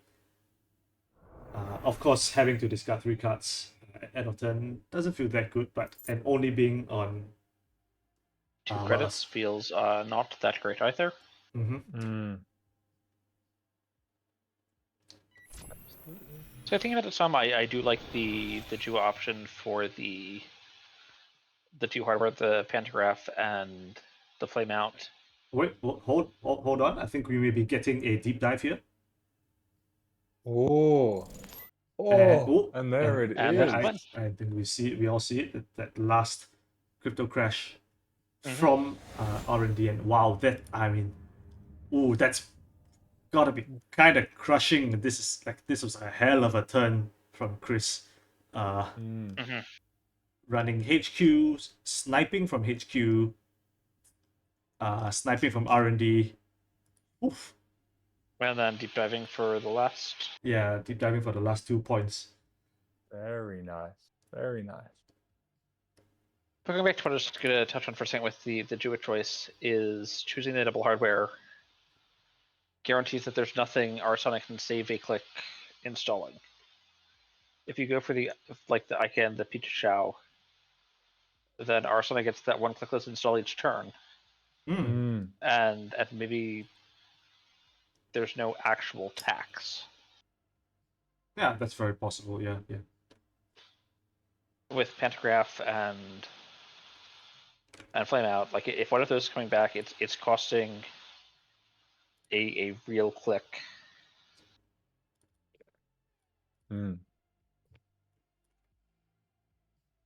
Alrighty. Game All right, and I 2. believe they are flipping sides, and we will soon be seeing. 1 second. Mercury into Ob. Mercury Alright. versus Ob. That sounds Very exciting. We do have 2 Mercuries, so Yeah. someone has picked up on something that I have not yet, but I'm excited to see what's going on there. Right. And here we go.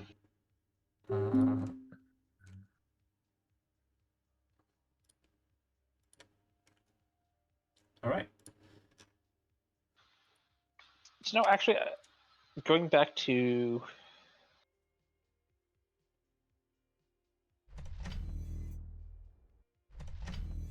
the runner bans for a second with the cleaver ban. I think Mercury is one of the runners that actually was not interested in importing cleaver to begin with. Yeah. Very true. Mercury more oriented around Banner or perhaps even Kurapira just for that one bypass after 3 One bypass breaks. periodically, yes. Yeah. And it's not going to be Banhar in Sunset because Banhar is banned here. Yeah. Unfortunate, but yeah. So no, I think very it's an good idea that point. was probably very happy to run a non-cleaver Fractor. Very true. And I mean, as a criminal, Mercury definitely would still be running boomerangs. But I think I mean boomerang having to break subroutines in order to the old-fashioned way. End of the day, it doesn't matter whether you're doing it with hardware programs. Boomerang is still breaking subroutines, and Mercury is not about that life. Yeah. Right. So All I mean, there's about the inside job, there's the Estebrado. And we're looking to see potentially a prepaid voice pad rig to help support Inside Job or Estabrado. Sure. And a wall-to-wall rest. All right. So, this is like we've seen like some talk about using like wall-to-wall in Wayland decks just to substitute for the loss of Rashida Jaheim. In this case, well, the wall-to-wall is like currently at 1/3 of the effectiveness of Rashida. But I mean, if of course if it sticks for 3 turns, then you're just pulling ahead, and we'll see how long this particular asset sticks on the board. Mm-hmm.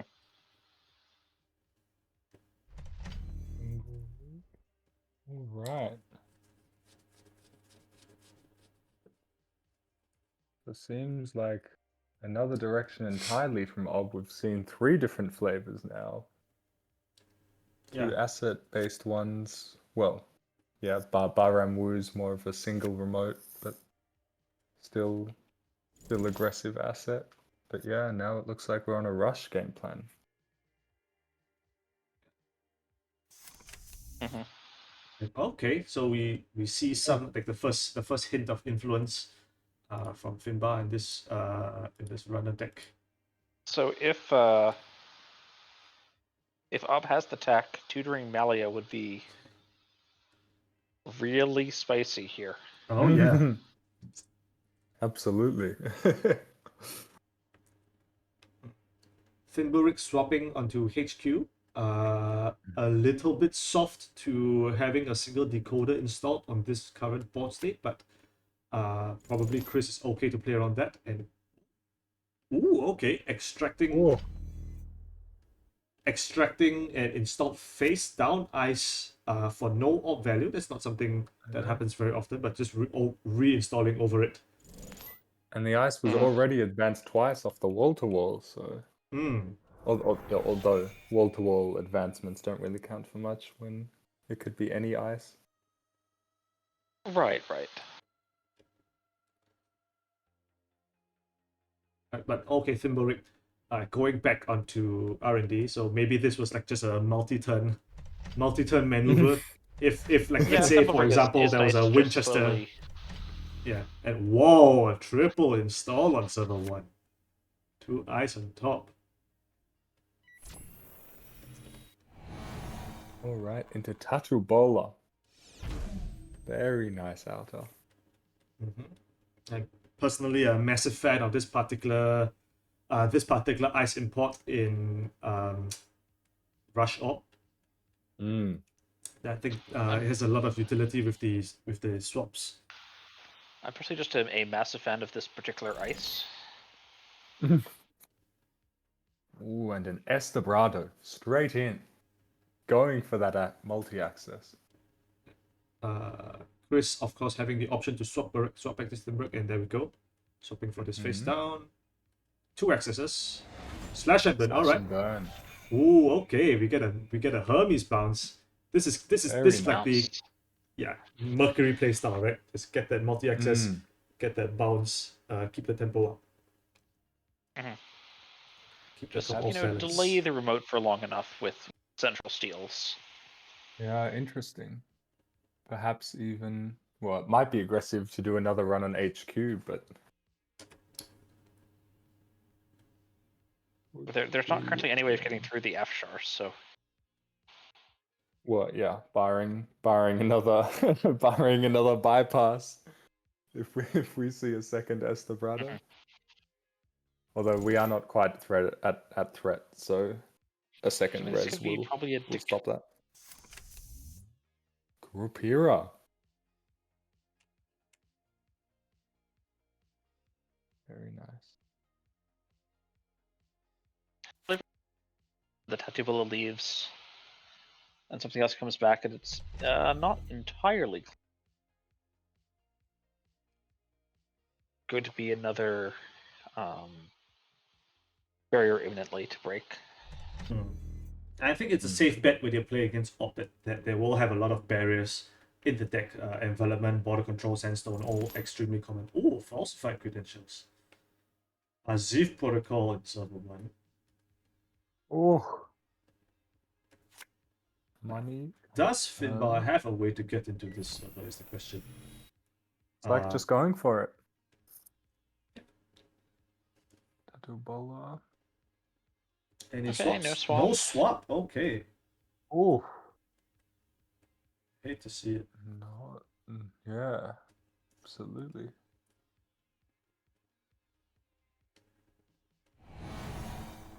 Ice Wall. Sure. Okay. So far, so Ah. good. 2 counters on the Kurapira as well. Yeah, I'm not even sure if I rest the ice wall here, just because it's another The border control. Yeah. Kurapira. This Oh, this There's is the Kurapira's, third counter. max Kurapira value. Damn. Wow. just come find like an Enigma or something. Magnet, Yeah. something. Magnet. Yeah. There we To go. close off server 1. Although now, Very solid and one. now the server is extremely soft to inside job. Mm. Mm-hmm. Yeah.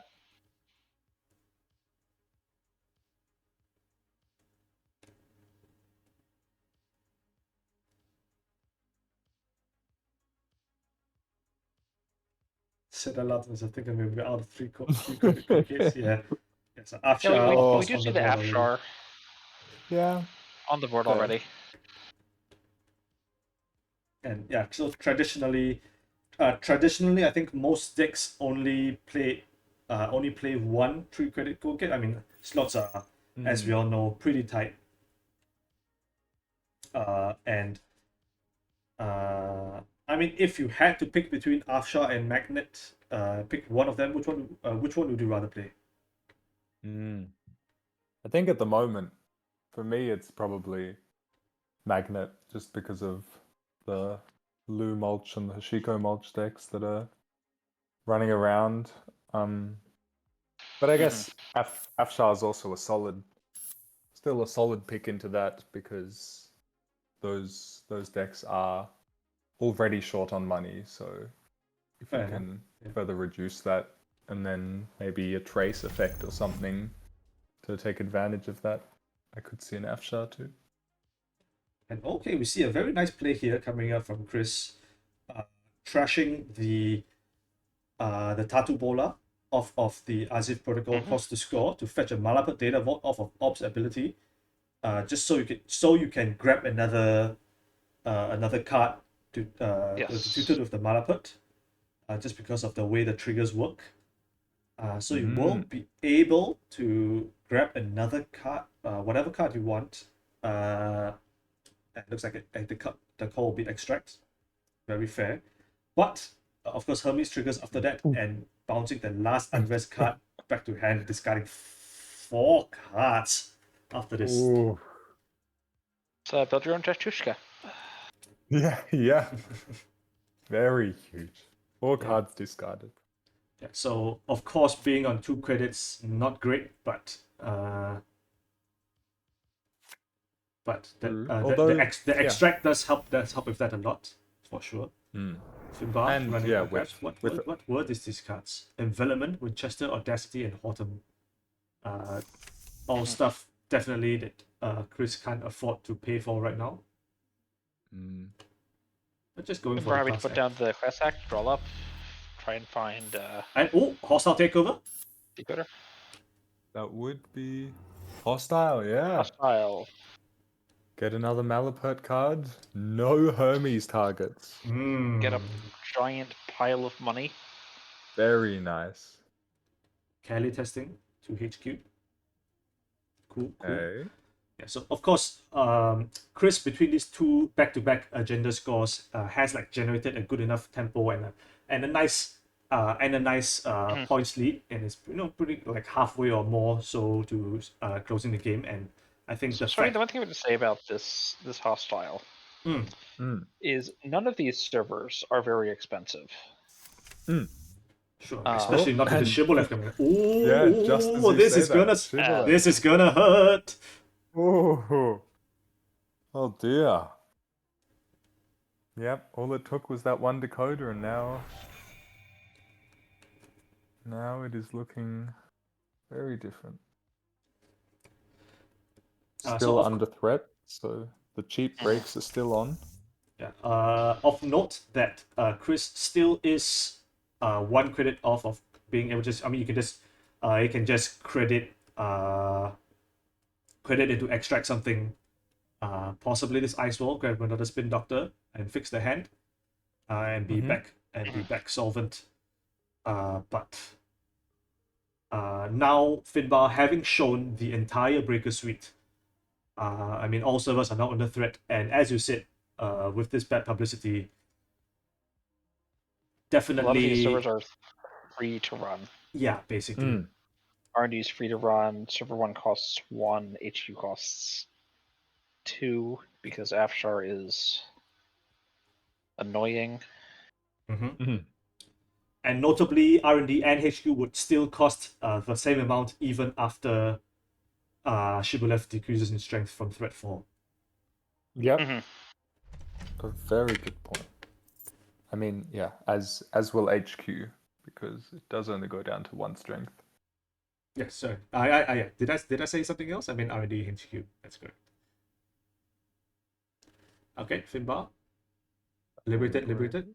Up to 10 credits. Running server 1. Alright. So this, as we've said, is a 1 credit access. You will not say no to that. Or it could be 0 credits if you want to farm another Kupra or get a Kupra perhaps, but no. Alright. So Cali testing is the trash. Malapert, do you trash this Malapert is the question. Oh. How much is it for? I think it's 4. 4, yeah. Not Personally, cheap. I don't think I would. I mean, that is a lot of money. Alright. Yeah, I'm not sure. And Tamijo saying seems like there's an Audacity play coming up. Yeah, I mean that's reasonable. It's reasonable to assume there is. We do know there is an extract in hand that Chris hasn't played for a couple of turns now.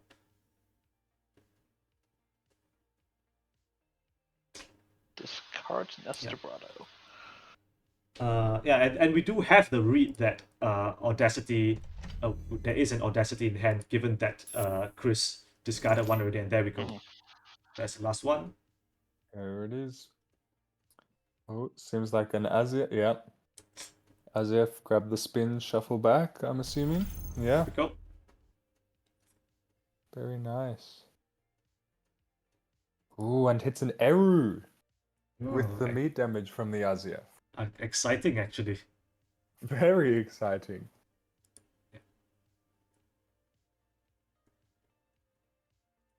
So, of course, Chris still needing one more 3-2 score to win the game. With Spin Doctor, of course, protecting any other discarded agendas in archives. Finbar, I assume, will contest this spin at some point. And OMG arrow, yeah, that's saying what's on everyone's mind. Absolutely. Yeah, I mean one of the easier ways to point and click get a Mercury trigger, I suppose. Yeah. It does. Yes. Yes, we breach R&D. All right, so running the symbol. Okay. Do we have a swap? I think there is a consideration. Yeah, there we go. Magnet swapping back onto R&D. So this would be subsequently 2 credit access. Math trash. Sure. Okay. Very nice. Do we go back or do we contest the spin? Is the question. Oh no.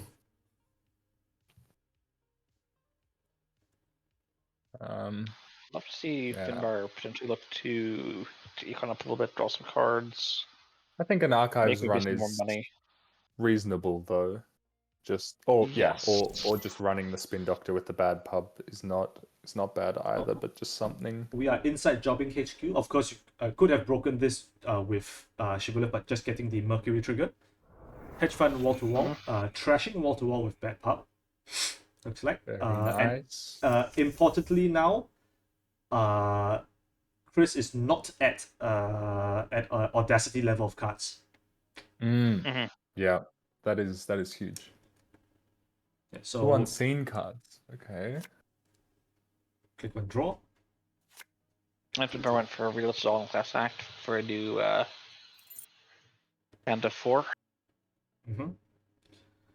Of note that Chris is a little bit soft to a second diversion of funds here, I would say, and I think Yeah. Finbar is credit perfect to Doof. Yeah, I can say that. Jai, a master of the game, as we see here, folks. Yeah. Absolutely incredible.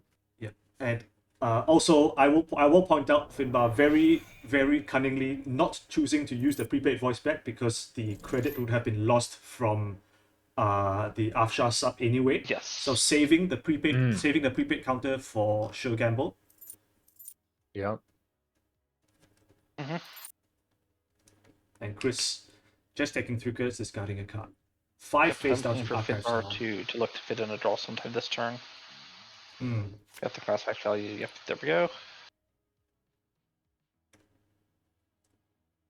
Now, there's like 7 points in score areas currently, and we assume that there are no more agendas in archives because of the spin. So Finbar With just 5 going face back. downs, there's a chance that Archives was overloaded and there's something there. Possible. Oh, that is a snipe.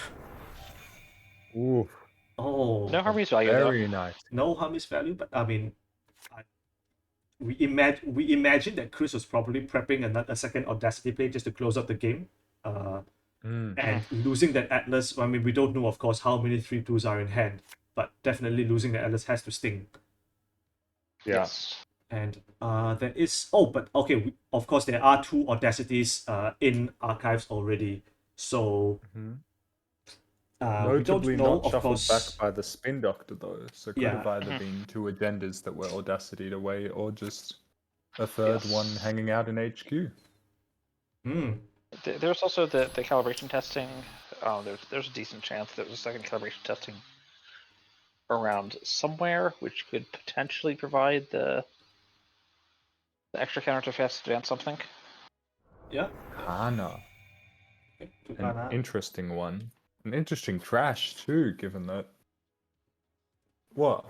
I just not sure how many more agenda scores If you can fend off. Chris has another agenda score, there are very reasonable odds that it ends the game. Yeah. Yeah. Unless it's like, for But there example, are the hostiles second, left. yeah, the second Or or 2 maybe even hostiles third left. hostiles. Yeah, up to 2 Very hostiles true. left, at least 1, if we imagine.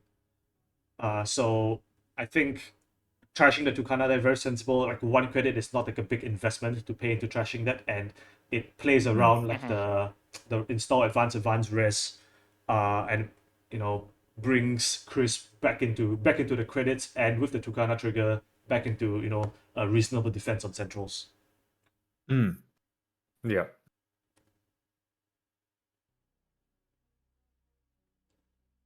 But Chris, okay, thinking again.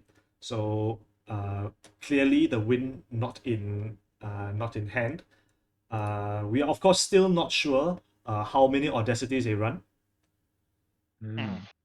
Could be 2, could be 3, but install advance. It is the hostile It takeover. is another hostile. Oh, very good call. So yeah. that Tukana trash is coming in clutch here. Yeah. Absolutely. Interesting to see what we fetch off Malapad here. And I believe this is the 3rd consecutive score or steal without a Hermes trigger, which is kind of sad to see. Border control, okay. So, but of course, up to 2 back part on Finbar now. So, both Magnet and Afshar, both these centrals are 1 credit net to run. So, running this archives, okay, fair enough. Looks like and Atlas, you're right. Actually, there was an overloaded archives from that previous Audacity play. Yeah. Although even with the Spin Doctor shuffling back 2 face downs, there was still an Atlas. Very interesting. Yeah. Click 2 twinning, click 3 inside job. Okay. Oh, okay. This is going to be a 3-card access. This is clutch actually. 3 cards out of 9. 9 in R&D. 1, 2, 3 above the law And on then the above the law, third card. yeah. Ooh, Well, that's the game. Ooh. yeah. Yeah, Finbar with I like to say like the sudden flurry of motion, running archives and then going for the twinning, surprise twinning inside job dig.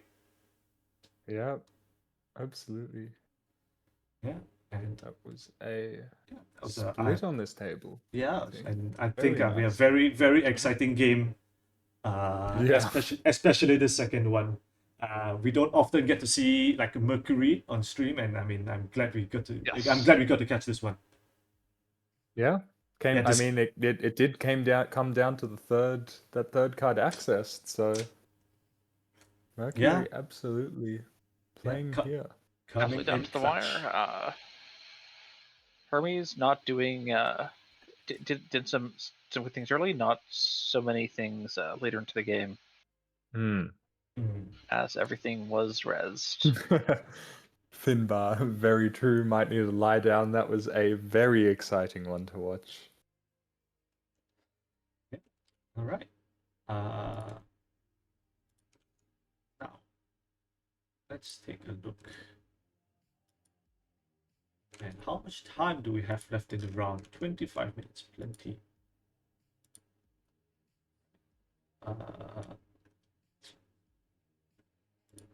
Looks like, let me just check it out.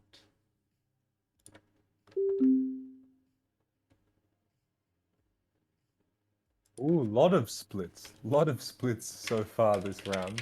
Very exciting to see. Who do we have? Table 1, table 3, both on Ob and Anarch. Maybe check if we can go table 8, I think is still going. No. No. No. Yeah, I don't know. I mean, we've already seen dragons and bar, so whichever we want to go with. I mean, let's try table 1. Maybe we can see some Asa. Oh, for sure, yeah. Or Asa. Moving Up in a World. Oh, I mean, I was gonna say we are actually in another game, bar against Jat, and quite a game actually, since so for the first reason that Jat is on another on the second player we've seen today on Grudgework, and apparently it is Jat's birthday today. Incredible. Very nice. Happy birthday. Yes, happy birthday, Jat. Yeah, so Playing Netrunner, what a great way to spend it. yeah. Can't think of a better thing to do. No, none whatsoever. Absolutely. Advancing a face-up clearinghouse as well. Yeah, that's a pretty bold move. I assume that the fact that this is a face-up clearinghouse means that it was fetched from some kind of op fire of a one cost card, possibly an urban renewal, possibly like some one cost Sphigator fire. 3 Bladderwarts going, but no clear way to spend the credits, looks like, fortunately. Oh, and we see in the chat as well, apparently it is Warlock's birthday as well today. His birthday's all around. All over the place. Well, today we all found out Warlock and Ziad share a birthday. Happy birthday to both of you, of course. Yes. Very exciting. Many wonderful returns. Really interesting background. We're coming in here on HQ last click, and this ice res is going to give these this Maviruses Bladderwarts. Oh yeah, sorry, this a Bladderwarts, I should guarantee say. of firing. At least 2 of them will fire. Yeah, at least 2 of them will fire. So what this means is, oh, is it right? Because of this reconstruction contract, I think. Yes. Fetching so 3 Rikoko, Rikoko into Bladderwarts plus Clearinghouse is 6 well, damage in general in a combination. All right, that was pretty fast. Mhm. Well, anyway, that was a nice birthday present for Judd, I suppose. Indeed. Absolutely. Okay. Still 20 minutes. We could check out table 1 then. All right. We can check out table 1.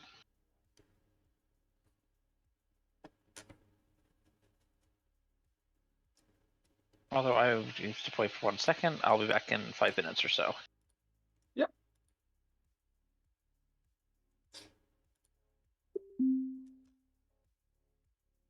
All right. Looks like we've got permission. Table 1.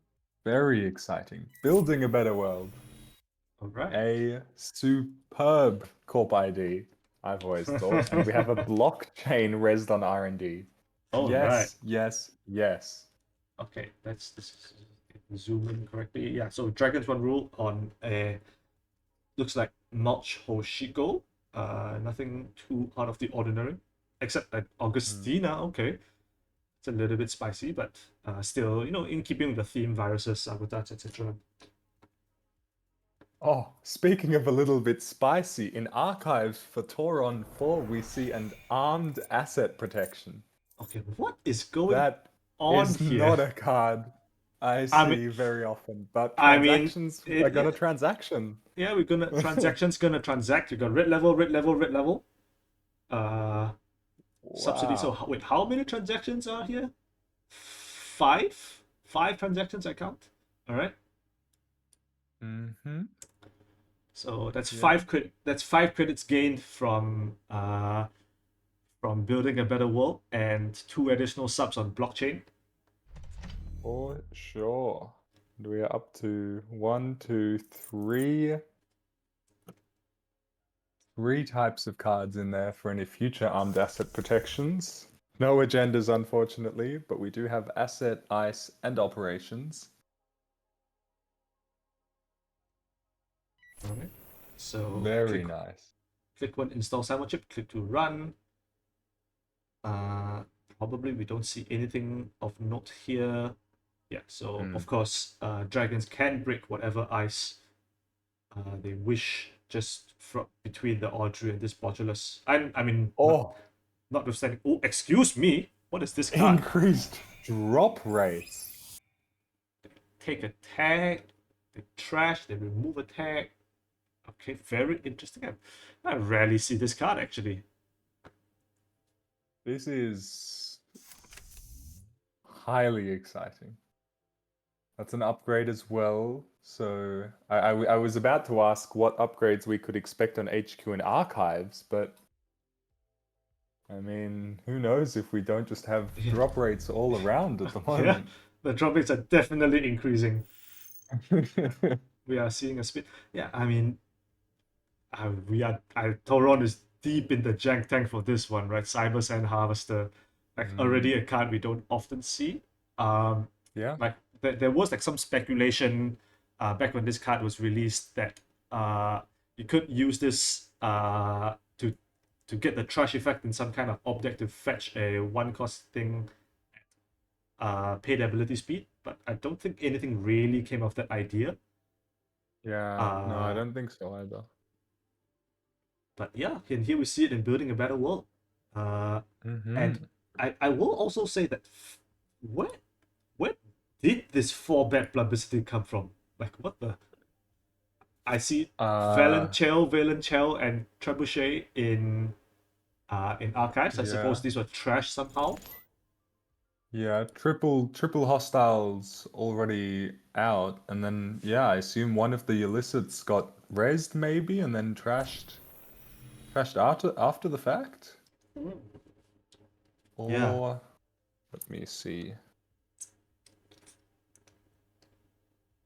Hostile. Yep, there was a trebuchet raised All right. that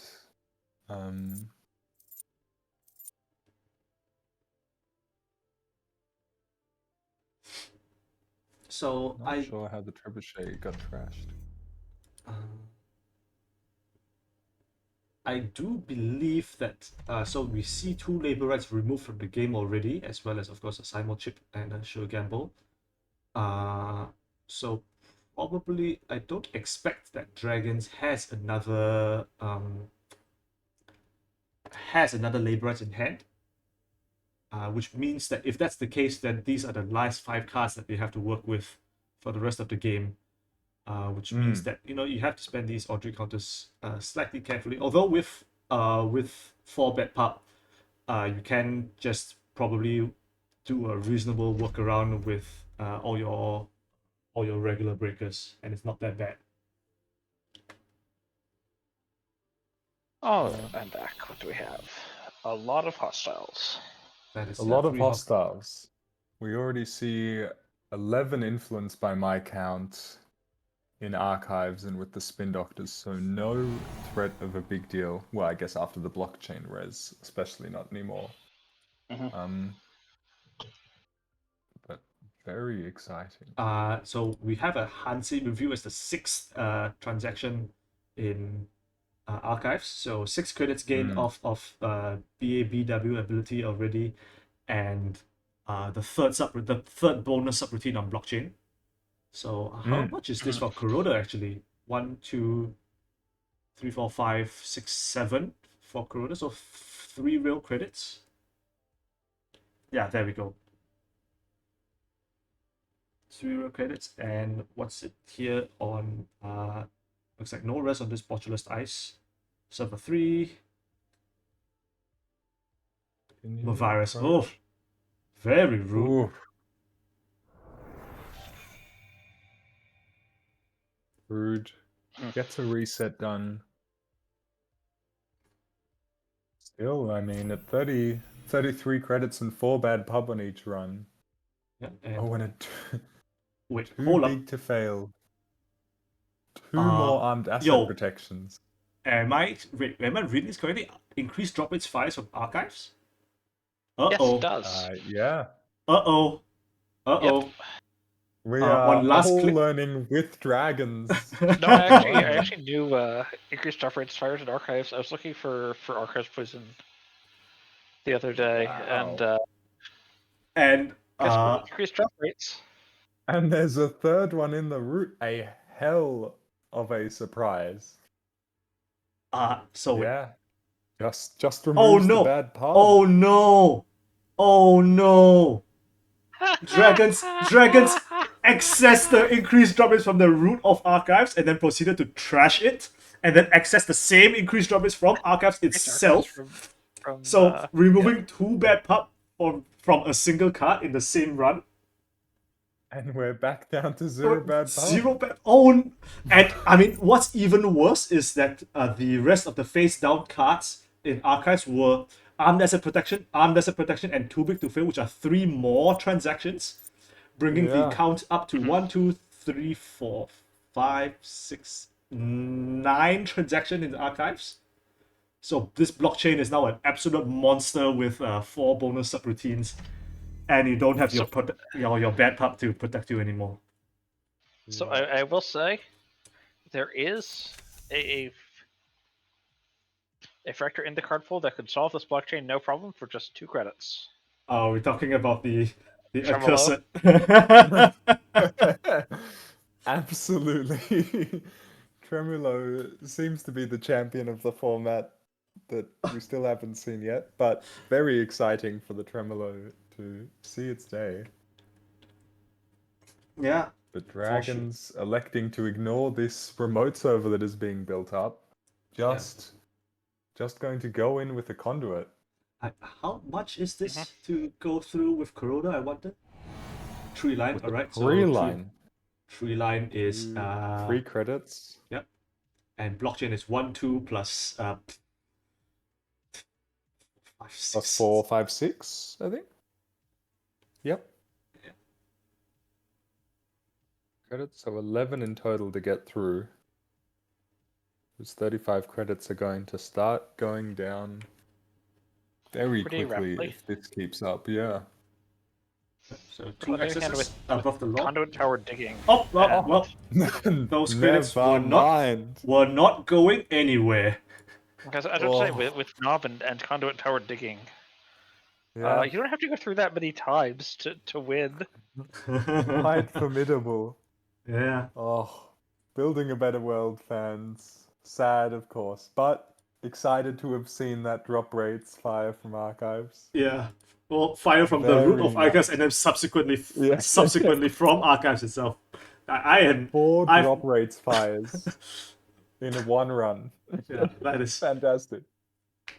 I mean, I don't know if that's a record, but definitely I've like never seen such a thing before. And I don't know if anyone like if I don't know if the Twitch stream has seen such a thing before, and that's like the most important, right? Yeah.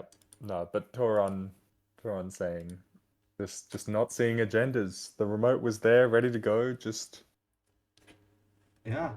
the cards just not coming. Yeah. Well, I Mm. mean, well played to both, and thanks to both players for extremely entertaining board state. And of course, Absolutely. congrats to Dragons for taking this game. I think that might be the last game of the round, if I am not wrong. Yeah, looks like it. All the others are reported. Yeah. We've had one sweep so far. I don't think we know how the first one, how this first game turned out. But yeah, Yeah. Okay. So it looks like we have 10 minutes left in the round. So I think at this point we will be taking a short break. We will be back in just a few minutes for the start of round 3. So don't go anywhere, friends. We will be right back.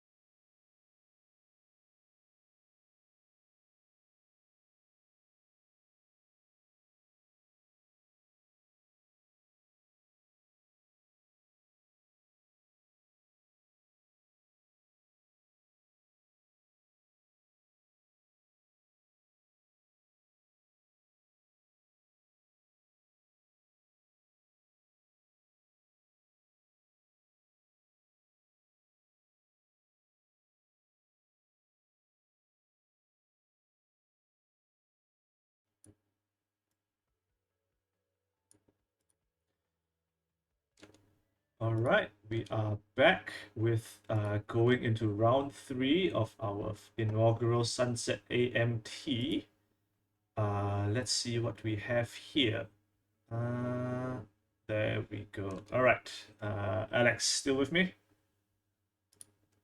Still here, so I ambitiously grabbed a carrot in the break, and I'm halfway through it. So Okay, no worries. just bear with me, chat. All right, don't worry about it at all. Okay, and looks like the round 3 will be starting very shortly. So let's see what we want to be looking at. Oh, I kind of want to watch some NBN actually. No, actually HB, right? HB. We haven't seen that much HB yet or at all actually. So HB cool. I was also thinking Jinteki maybe. I don't think we've seen Jinteki yet. okay, yeah, Um, yeah. What that means probably we want to be playing on table Table 3, 3. Yeah, I don't mind I table think. 3. Yeah, it also has another NBN and a 419 and Mhm. Sable. 2 runner IDs we haven't seen yet either.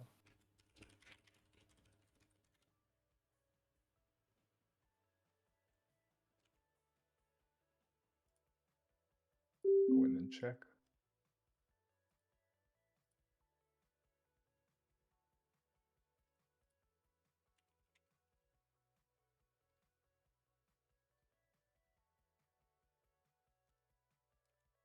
All right, looks like we are good to go for table 3 and just waiting for the game to start. The round to start rather. Mm. All right. Everyone say hi to Scarus and a walk the talk. Absolutely. Double keep as well, so looks like we're going to be in for an absolute ripper of a game. That's right. Both players feeling confident. Very excited to see.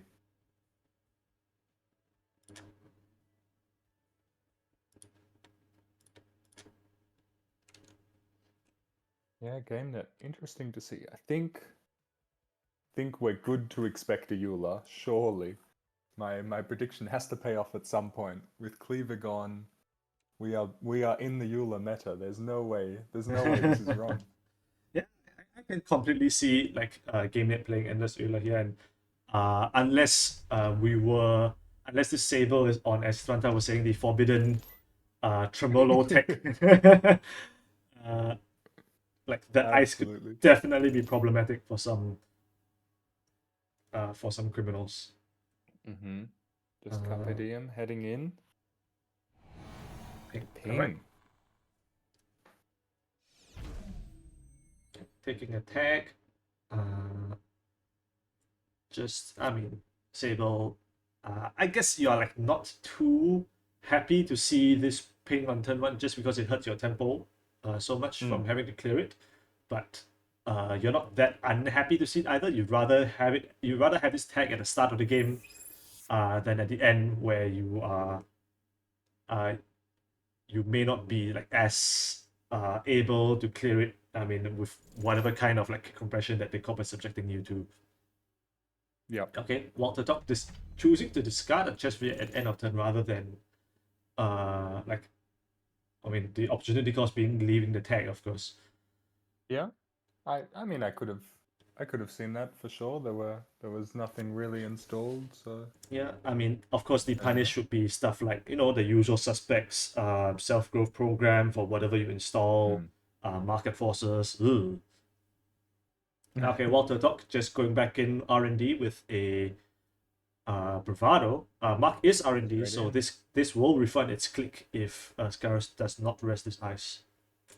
Solid threat. Scarus on the thinker. Very nice. I mean, I'm not that familiar with like traditional GameNet ice suites, but would you say that face checking into GameNet is let's say more maybe not dangerous, but credit taxing than the average corp face check? I think given that it's GameNet, there is a pretty reasonable to high chance of seeing Messner Chestvo floating around to Mhm. get the double game net trigger, which would have put a wild Turtok to 0 before the Bravado gains that Yeah. money back. So not an insignificant one, I think. Yeah, fair enough. And so we see a click to buyer bands installing Unity. Doesn't of course doesn't solve any particular eyes of this board currently, but we just discussed this message as well, which is a very reasonable include in GameNet, and I mean other code gates that steal money or drain money, I should say, from the runner. Classically pop-up window, Yep. which Unity also solves. Also has to be mentioned toll booth, which would make for a more of a challenging res decision for Scarius, given Okay. he was A Walter talk very correctly rolling the appropriate mark this turn of the only Anai Central on Yeah. Archives and getting that info bounty down and that Kurupira as well. So Skilled, setting up well. Yeah. Still Scarius- no remote for Scarius. It's just drawing 3 cards, damn. oh, And Turtok another again. Archives. Wow, Turtok knows how to play Netrunner. Damn. Absolutely. Turtok knows something I don't. And this is bankroll as well. Get that click. Get all of the credits. Oh, the value. Saber just doing the thing. Wow. Very nice. Ooh, and we see a Oppo research in archives. Okay, that was the discard from last turn's overdraw. Off the discard, yeah. Yeah. Interesting.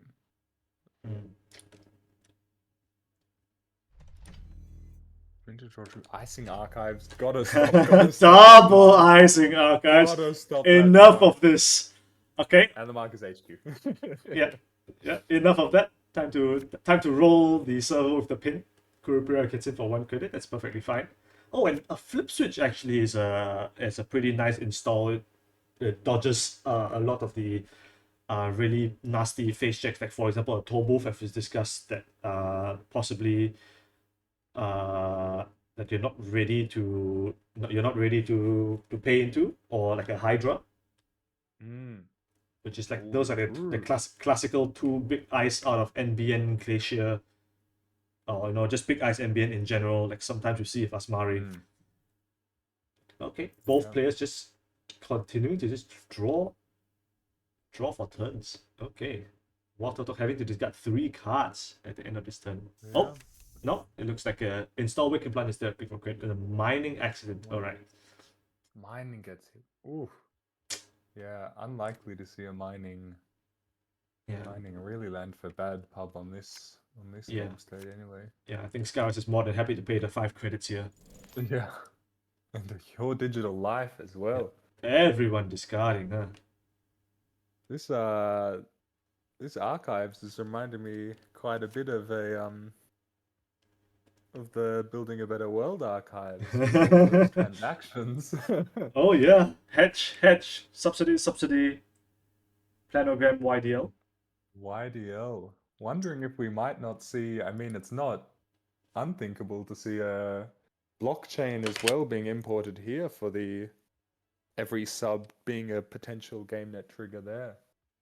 Oh, that's very true. I mean, it is a 4 influence card off the top of my head, so definitely an expensive include, but a draw 3 off planogram on click 2. Damn, Scar's really digging for something, huh? Okay, click 3 icing, Spin Doctor. Yeah, 5. Gonna drop another 3 cards into archives this turn. 23 cards left in the deck. With 0 points scored on either side. Yeah, a very clear economic lead though for Scarius at this point. And I want to say that I mean, both players in this kind of like a standoff.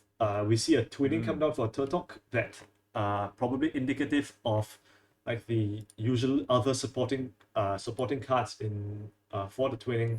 A Chess V, which we've seen discarded already early on. And secondly, possibly the companions, although Paladin Pommel is banned in this format in Sunset, let's not forget. So Mystic Mime is like the other prime suspect in terms of like crimp imports to feed the twinning. Yeah. HQ revealed to be not as much of a taxing server as maybe expected, with just a rhyme in front of a ping.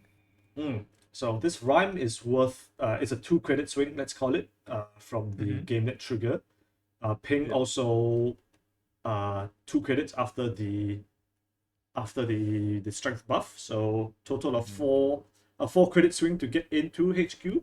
Of course, you make back as Sable with a mark on H, you make back 2 credits of info bounty, your click back, bankroll of course, and a wake implant counter. So it is still reasonable value for Sable to get in.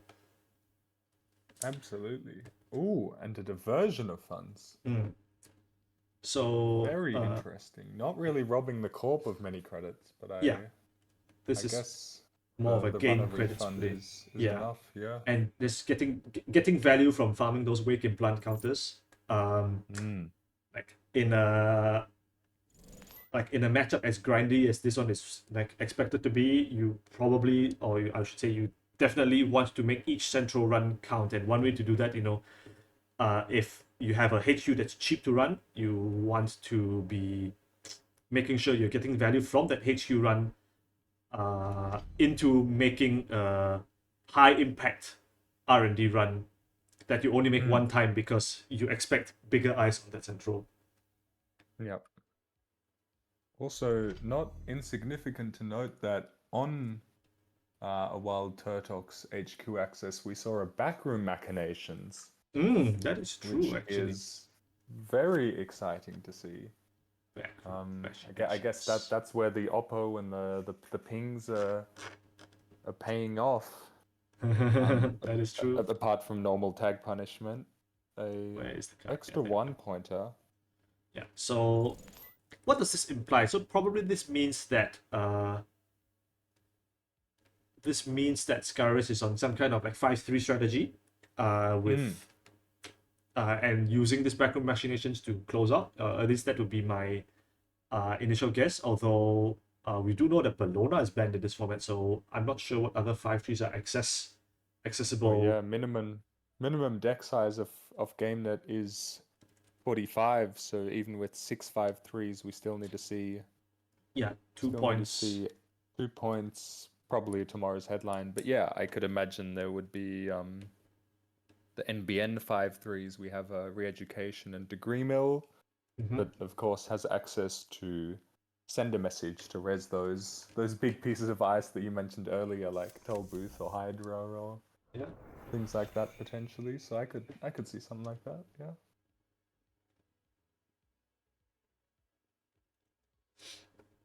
Yeah, so Scaris up to 19 credits. Water Talk on 1 after that third HQ run. Accessing a pop-up window, not unsurprising. It's a pretty reasonable include in this deck archetype. Yeah, very even with the seemingly weaker rhyme and ping. I mean, Garrus is still pretty stable level. Turtok has dropped, although it remains to be seen how expensive the ice on R&D is. And I think with fully loaded wake now. And you know what? With this third power counter going on Kurupera after breaking the ping, I am no longer anywhere near as scared of any random blockchains popping up as I was before. Very true. Or Endless Eula. Yep. Oh, Endless Eula for that matter, yeah. And there we go, installed just an install advance. Yeah, those 5-3s are seeming more and more likely.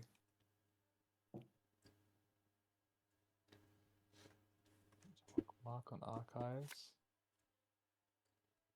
So yeah, it is still, you can't just immediately run servers with the economic situation. I think is the struggle. So a pretty decent window for Scaris, yeah. It's also Hermes. And credit. Yeah. And so Hermes pretty decent like immediate response to okay, it is a headline and not Oh. a Not a and not a 5-3. 5-3. Yep. So I wonder Yeah. what the Hermes bounce was gonna be. I imagine Scarus is gonna be trashing some of these resources. If Mm. not some further tech management, or this backroom machinations Very true. that we know is in hand. Hmm. The backroom does unfortunately remove the tag. Yeah. But yeah, so trash info bounty. I mean, if the rest of the agenda suite is 5-3s, it would make actually firing off the backroom machinations not as advantageous because it doesn't Yeah, that's clear very any fair. major breakpoints.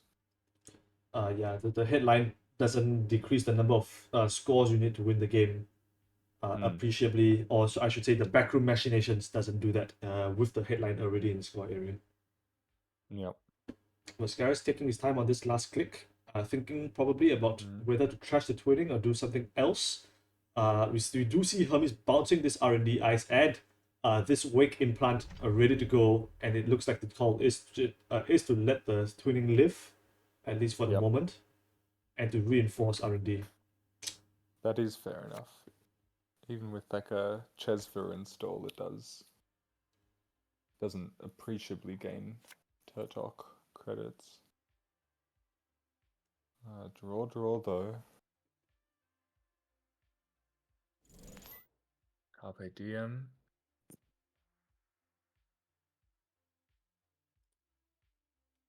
Finds the run, so still respecting whatever Ice Scar is could be have protecting archives and removes that tag.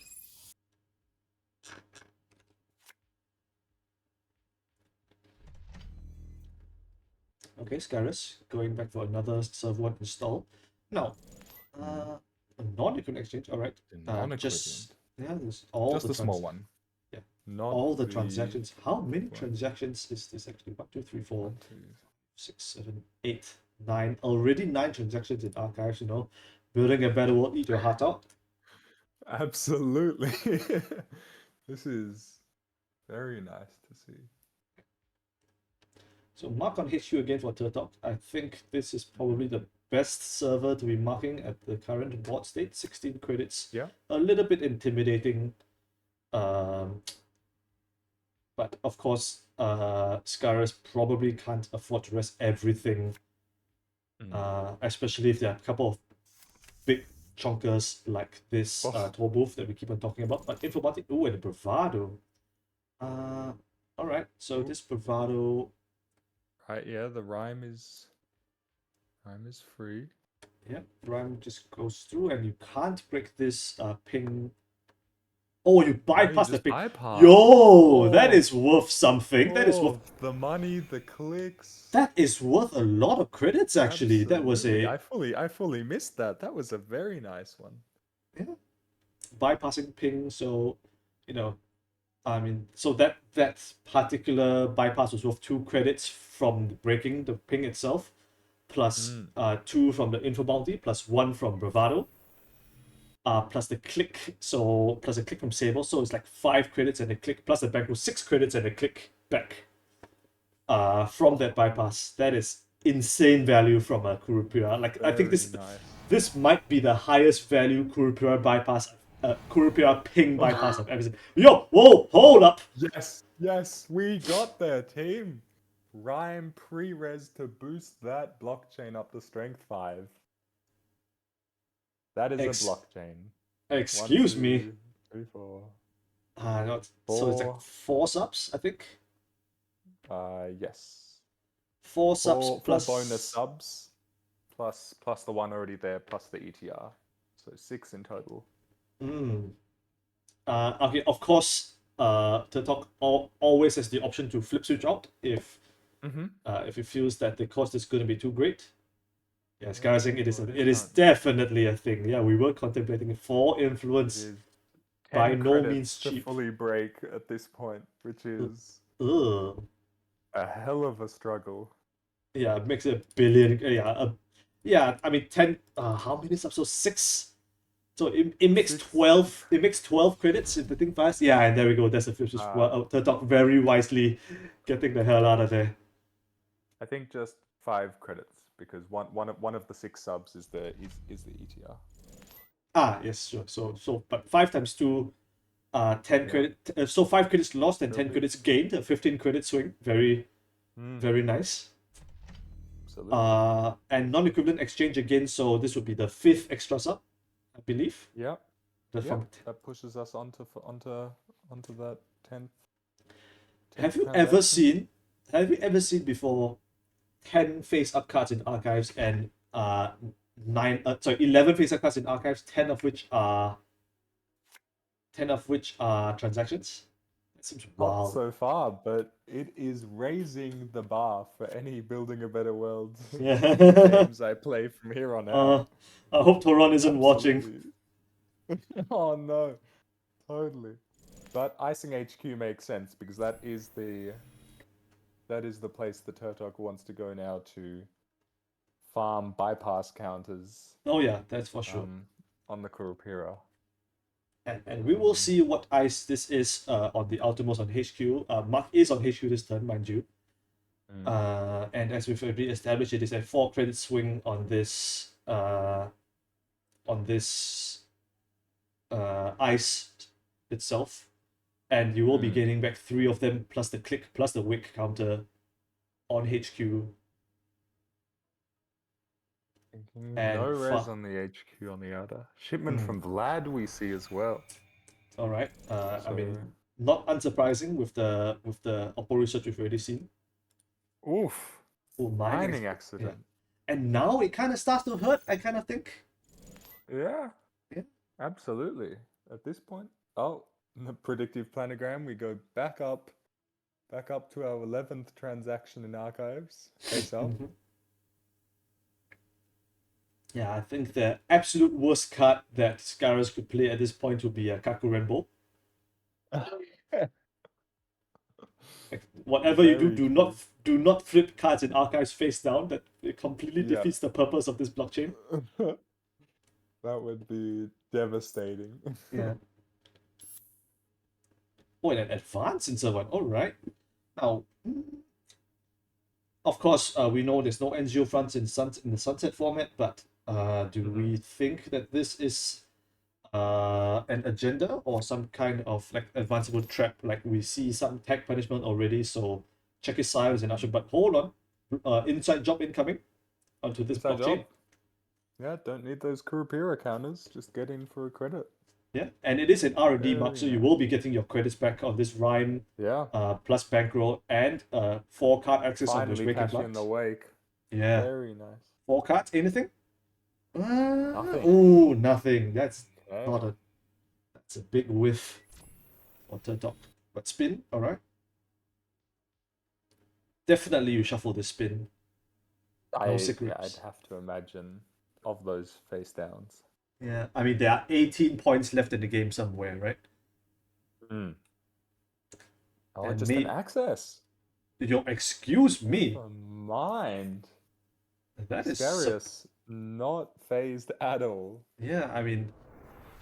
Oh, the bluff call. Turtok does not trash the spin.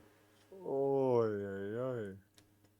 But I mean- still gets a bankroll credit, so it's not outrageous. Yeah. So I mean, it's basically clicking for credit. Worst case. And we see playing around the subsidy into yeah. double advance. Yeah, I mean, I guess Turtok was playing around the Oppo research. Of course, it would be still small Oppo just because we're not at threat level yet. But there was the line that Scaras had to advance, score like a Project Beal or something, and go to threat and then get a big Oppo out and toe booth. Oof. Whole booth Uh, standing in front of the second diversion already. Yeah. It looks like Turtok is credit perfect to get in here without having to pop this bankroll, I think. Yeah. Think so. Oh, That's Scaris. Oh, 1, 2, 3. looks like Oh, we lost disconnected. someone. Oh, all right. Hope he comes back soon. Uh-oh. There we go. Okay. That's alright. Back in. Gotta. No worries at all.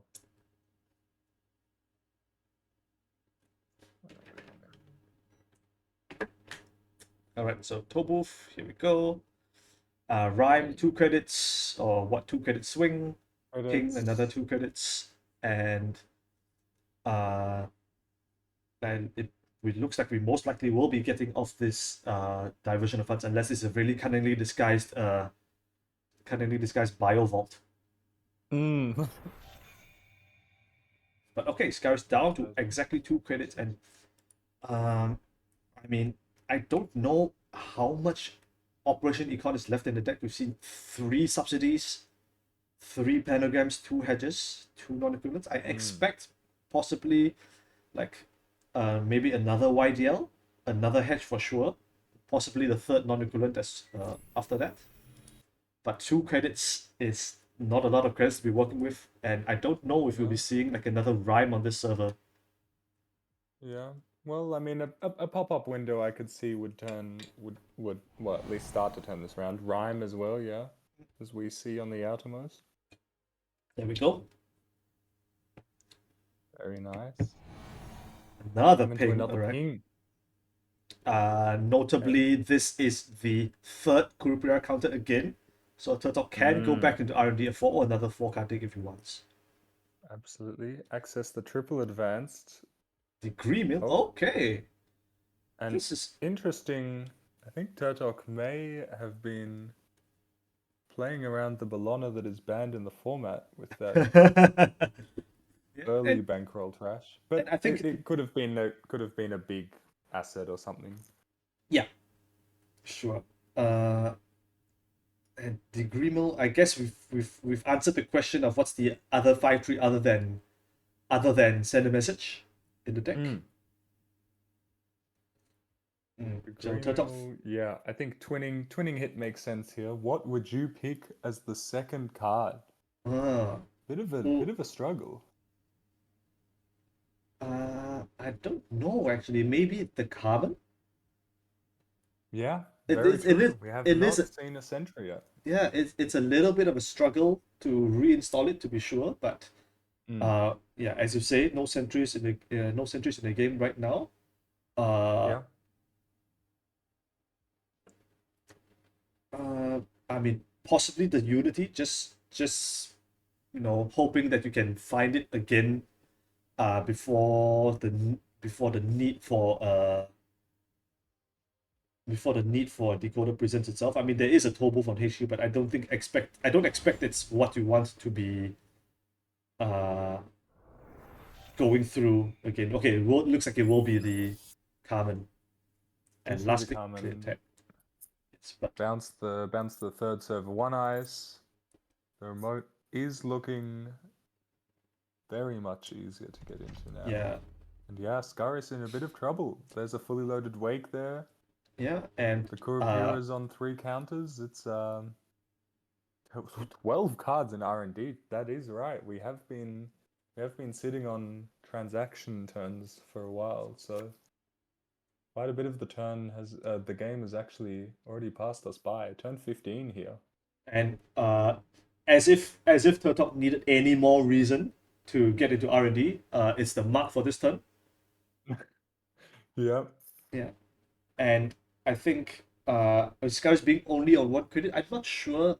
I mean, possibly the only ice, the only like relevant GameNet ice that like for that this face down could possibly be on R&D is another pop-up window, I would say. Yeah. But Turtok very wisely kept the Unity around for that exact eventuality, and so even if it is another pop-up window, it's like just one.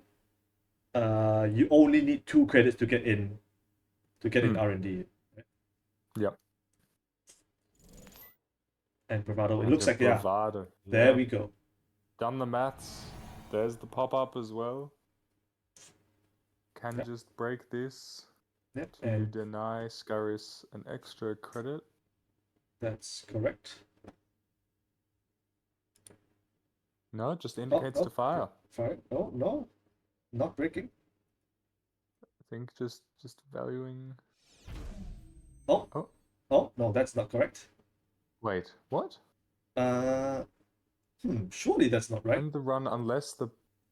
Oh, it Did chose not to. chose not to pay the 1 credit? Huh. All right. Well, not sure if that was intended to be. Okay, no, it was intended. Okay, just to be sure. So a Walter not willing to pay that 1 credit. But going back, and I assume we'll be breaking now with the Unity. Very interesting. Yeah, yeah, absolutely. Well, yep, the game plan is still online for sure. Yep. For that big look. So 12 cards in R&D, you'll be seeing 1/3 of them. Mm. 4 out of 17 cards remaining in the game. Of course, notwithstanding any agendas in archives, of course. Oh yeah, Asphyxia making a great point in the Twitch chat. Could be that Turtok is still playing around the Bellona, Yeah, that's true. which would make sense to cash in on the Bravado first. So Okay, 1, 2, that's 3, third. and one more. Or are we thinking again? This could be another degree mill? Yeah, Yeah, it looks we are, like we're selecting. we are selecting. There's a degree mill here. Last go. card on the access. What do we see? Nothing. All right. Okay, no green boys.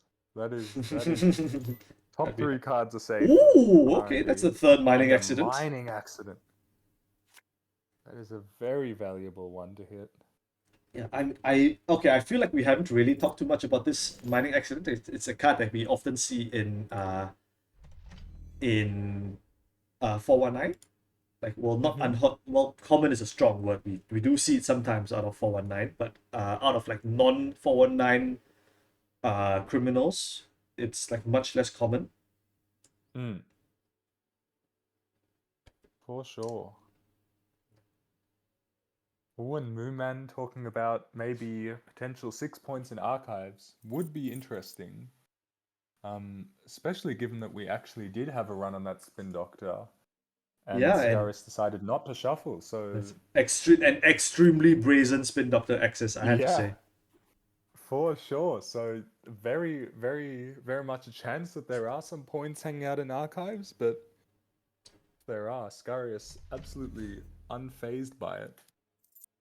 Protecting, building up that remote server again. Does make sense. Mark his archives, so as good an opportunity to check as ever whether Scarius was honest. Torbooth is available. Torbooth money is available for Scaris, but I don't think Scaris is that interested, that he would be that interested in going back down to 0 to rest Torbooth to protect archives, even on a mark turn.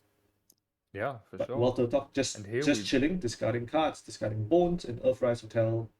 Fair enough. I do actually see the value of the degree mills paying off here, because without all of the extra support cards, running is actually fairly low value for Turtok at this moment.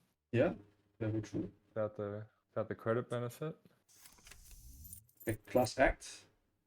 Class Act just click for 3 credits. Yeah. I mean, I'm kind of wondering what kind of econ that Turtok has left in the deck. We see, I think there's 1 gamble left. Possibly another Carpe Diem. Of course, Dirty Laundry is banned in this format, as well as daily casts. But guys, drawing cards. All right, YDL in Your play. digital life.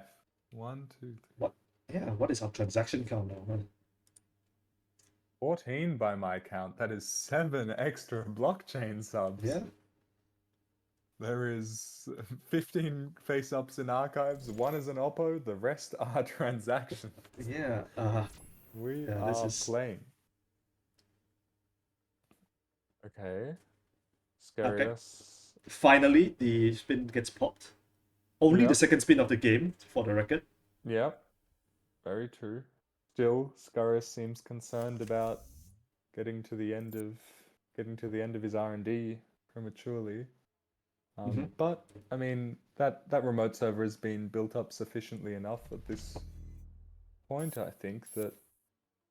Oh, interesting. Back down to 10 credits, so Yeah, I mean, you there's can not rest like much that one. Turtok has to respect. Yeah. You can rest like another toll booth, but that's about it. Toll booth Mm. pop up, something like that. Yep. I mean, I assume Turtok is trying to dig for his last guy. Okay, carrier fair limited account, Liberate. very, very That good. is. There's that econ infusion that you were talking about. Yeah, and I think the call from Turtok is to say, Scaris, you can triple advance this Ooh. this agenda, and it is a send a message, so pretty expensive And to this is go a through. big blockchain.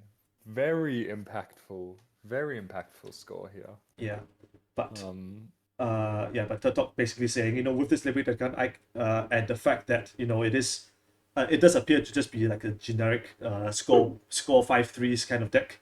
You can get away with scoring 1-5-3. I'll take this time to set up this liberated account, get a Hermes bounce, so to soften up centrals a bit more. So like you can take this 5-3, but the next one is this one doesn't win you the game. The one that wins you the game is the next one, and I'll be ready for the next one with the rest of this liberated account going up to 22 credits if he wants to, and being able to check archives now as well. very true. Rolls HQ though, so those early skillful archive mark rolls are balancing out now. Yeah. Unfortunately. And But yeah, back in a much healthier econ position. yeah, and I will say that based on the expected agenda suite, there's only 1 degree mill and 2 sender messages left, so 3 agendas in 5 cards each between HQ R&D and 7 face downs in archives. But Turtok just clicking for credits. Scaris install advance. It's extremely brazen. This is it. Good luck. Here we go. Yeah. Yeah. Absolutely. I mean, the econ is there for sure. Definitely, for sure. Blockchain, 7 additional subs. So that is 9 subs. And on that okay, blockchain. yep, inside job. Never Here we mind. go. Who needs Called to it. do that maths? Scarius called it. Uh-oh. Conjin. Into a Conjin. Whoa. Now we are talking. Yeah. Game. Scurry is still on 2 credits, so Reading. Reading. That is a reader for sure. Appropriate response from a wild Turtok there. That is a card we all should take some time out of our day to read. It is a side game. To play a side game, and if you lose a side game as the runner, you encounter an ice, and of course you expect that the ice you encounter will be none other than this blockchain with 1 million subs already. How many subs are we talking about? Scarius playing pre-sci game, declaring he will choose to. Oh, the psychological even harder spot now. The psychological warfare is real, Oh no! Scarius! Truthfully. Truthfully. 2, Turtok on 1. Alright. Counters the blockchain. Oh, Pays the top 13 credits.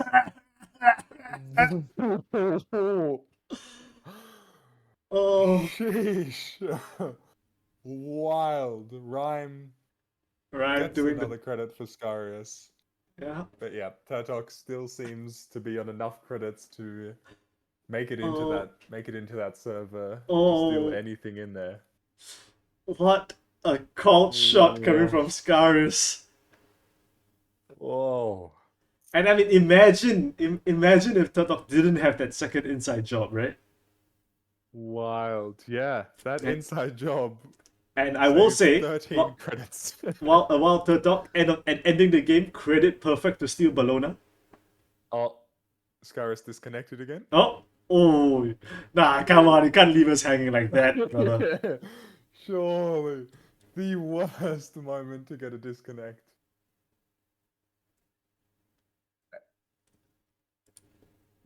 Yeah. Just is about to lose. There's the And third then degree last mill. degree mill, the triple Wow. degree mill.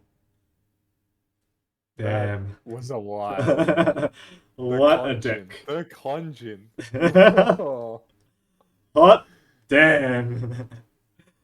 I mean, wow. what an influence spread, right? Blockchain, Mhm. Conjin, that's a total of 11 influence, and we see subsidy, and red level clearance. It's all 15 Yeah. influence accounted for on the board. Wow. Very exciting one. Oof, That was 40 minutes for their game one. So that's right. still, what does it look like? 27 minutes or so left to go for the second game. All right, here we go. Table 3, part 2, the one we should lose again. Alrighty. Don't say it like that, Scaris. Come on. Come We are on. in for 419 against Restoring Humanity. Nice, nice, nice, nice.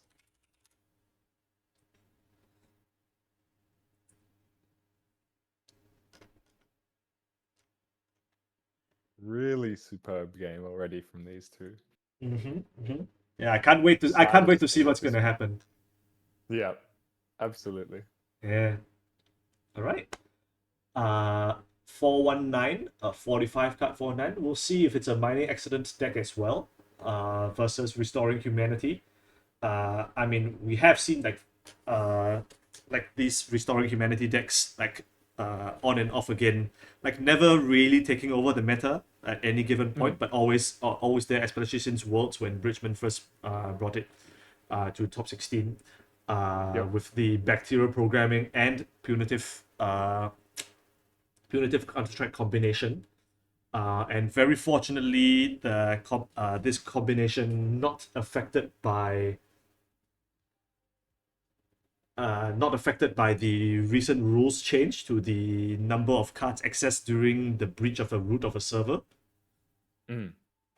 which I believe that our head judge Yan Tuno has already gone through at the start of the day. But if anyone else is interested, you can head over to the Null Signal website to see a brief explanation of the rules change. The TLDR is you shouldn't be scared of Ansel-Gantt loops anymore. Thank goodness. Very true. Yeah.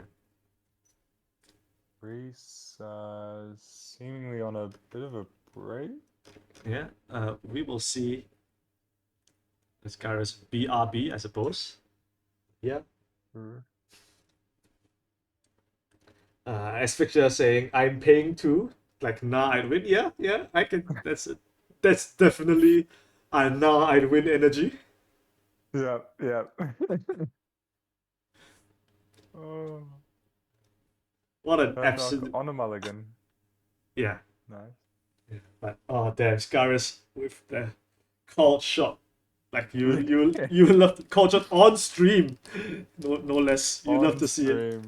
That was very wild. Glad we were there to see it. Oh, yeah. Yeah, time is Yeah. Okay. All right, let's go. So the double mulligan from both players, I believe. Double mulligan after there we double go. key.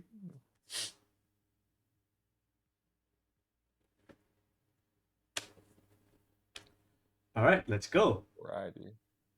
See how this goes. Yeah, so I do believe the Restoring Humanity deck doesn't lose that much in the conversion from Sunset, from Standard to Sunset. I did in the few games that I did play, in the Sunset format, Restoring Humanity. I mean, you really only lose Rashida, but every corp loses Rashida, right? Yep. And what I personally did was just to take out the Rashidas and replace it with more snares. always Yeah. fun. Yep, for sure. I also found well for the because I found most RHs weren't on. Ooh, Oh, excuse never me. mind. Talking about what I was gonna say. Uh-oh. Saisentan. Uh-oh. Oh dear. Uh-oh. Oh dear. On 4 cards. Scarius very bold to go in. This is not good. We calling event or what? I mean, surely event it is. I mean, if there are like 3 events in hand, this could get That's a guaranteed bit flatline. spooky. A bit Oh spooky. dear, Uh-oh. as Uh-oh. criminal. Oh, we are alive. We are alive. Tyson Simul Tyler, chip, mutual favorite. Ah! Oh, jeez. Oh, oh, the absolute, The access. the absolute Oh, violence on the stream. one Oh. card. Oh, hide your children. Oh no. We're gonna turn 1 flat line on the books. Oh, I'm sorry if I scared anyone with that. That call, but Wow. Sizen time Fuji turn 1. Excuse me. Ooh. Damn. Oh. HQ is back pro snare Fuji Cinder. Wow. Crazy. I mean, I guess accessing a snare when the corp is on 0 is worth the risk, but like, whoa. Oh. Ah, that is how it's done, as they say. Oh. Oh man, my Absolutely why? wild. Yeah, why That would you was access? such a shift. Like you see the Sice and turn into 5 and you're like, oh, it's all over. And then survives on 0 cards and you're like, now we do it. And Yeah, we do it. I mean, the cop on 0 back creds, again. you know. Yeah, Yeah. you're safe from snare. You know, the deck doesn't play sting. You only lose to, I think, 2 cards. You know, or there are only 2 Fujis in the entire deck. Wow. Very wild. Oof. Oh, my heart is pounding after that one. God damn. Whew. Oh. The highlight of the tournament so far, I have to say for me this Oh. round. I mean, blockchain into Konjin, into Sizen Tan, Fuji. Oh, Oh. too much excitement. Oh my gosh. Oh, Oh. wow. All right, Alex. How about you Yep. pick? How about you pick us a game? Damn. All right. What are we on? Unfortunately, the HB on table 1 is already wrapped up. Do we have? Where else could we go? We could go. Cinturon Turtok has wrapped up. We could go to table 8 to see an Agin fusion, which we haven't seen yet. Or table 2, there's an Asmari. Otherwise, I think we've seen. Most of everyone here. I suppose. I guess we go. I guess we can go and find up some Shaper deck. Since there are only 2 Shapers in the event. Very true. Nope. There it goes. That tower just finished. Oh, yeah, Alright. true. That would have been a good call for sure. Yeah, I leave it to you, Alex. Pick a game, and I'll jump in. Put this on me. Maybe table 2. Giat's, but oh no, we've already seen Giat though. But we've also already seen Augustus. This is. I don't know. Roll a dice. Flip a coin. I'm just going to Torrent and TBU. Very solid. Torrent. Maybe we see a. Where are we?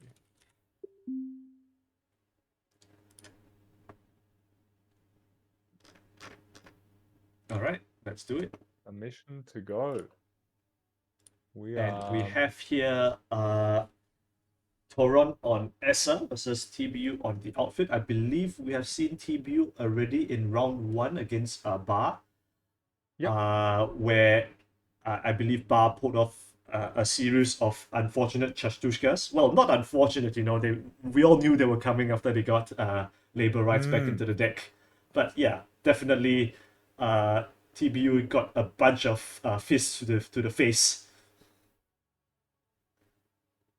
Yeah, and I cannot imagine that it is going too much better. Well, only one of the two Chastushkas in the heap currently for Toron has been fired. The first one came from a price trash. So TBU only hit by a sabotage 4 off Chastushkas so far. Yep. And of only two cards in HQ for the big unit. And only two ice installed, which is pretty rare for this stage of the game. Although I guess it's only turn 5, right? Like Essa always makes the game look like it's going a lot further than it already has. Okay, Trebuchet is the rest. I don't believe actually. Oh yeah, we can. Oh, Lamb of course, and Red Cap. Red Cap. 4 cap. There is. Just. Oh my god, the rips. Damn. Jeez, turn 5. Essa. What is? I would have thought that she would have taken a much bigger hit with the Banha leaving, but no. Apparently not. Yeah. I mean, absolutely wrong there. Jeez. Sometimes you just get there with the rips. You know, you run archives, hit an atlas, and 4 points off a finality is definitely not unheard of. Yeah, and the Engar is an interesting addition to the Essa list. Just adding a bigger massive sabotage to the stack, which is exciting. And that's, I guess we got to see one turn of that game. For sure. Okay, and looks like round 3. There's still a bunch of time left in the round. Although I will remind everyone in chat that after this round there will be a meal break. I mean, wherever you are in the world, breakfast, lunch, dinner, supper, whatever in between you're at. Exactly. Yeah, it looks like exactly the meal break will be ending at exactly 1 hour. So at 21:18 Australian West time. Of course, that will be on the break screen where we get that. But there is still more games to watch. Let me check if let's see table 6.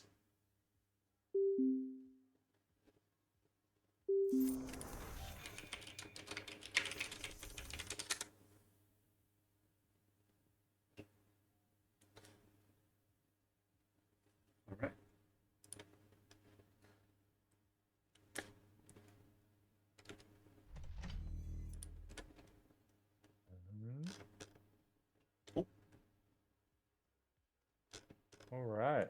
All right. Let's do it. We are in. With Warlock and Chris Drivers. Chris Drivers with of course already seen before, and this was the Nanook Mayfly Flameout deck that we saw before. And Warlock, I'm not sure if we've caught any Warlock games. I think we caught one very briefly, and then the game ended. Maybe like a single click, unfortunately. But okay, Mayfly install from Chris, and is this gonna be no, not hosted on the Flameout, alright. And well, this game has gone to turn 17, huh? We see a Managam Skunkworks in server 2, a Poison Vow for Chris. Not sure what are the good Poison Vow targets in this deck. I suppose Slap Vandal, we see one in archives. Sorry, the heap. Bunch of different programs. Yeah. Compile Flameouts. This is the 3rd Flameout that's been installed already. And 5 eyes on this Skunkworks. Well, with another install on top. 15 credits for Warlock. So definitely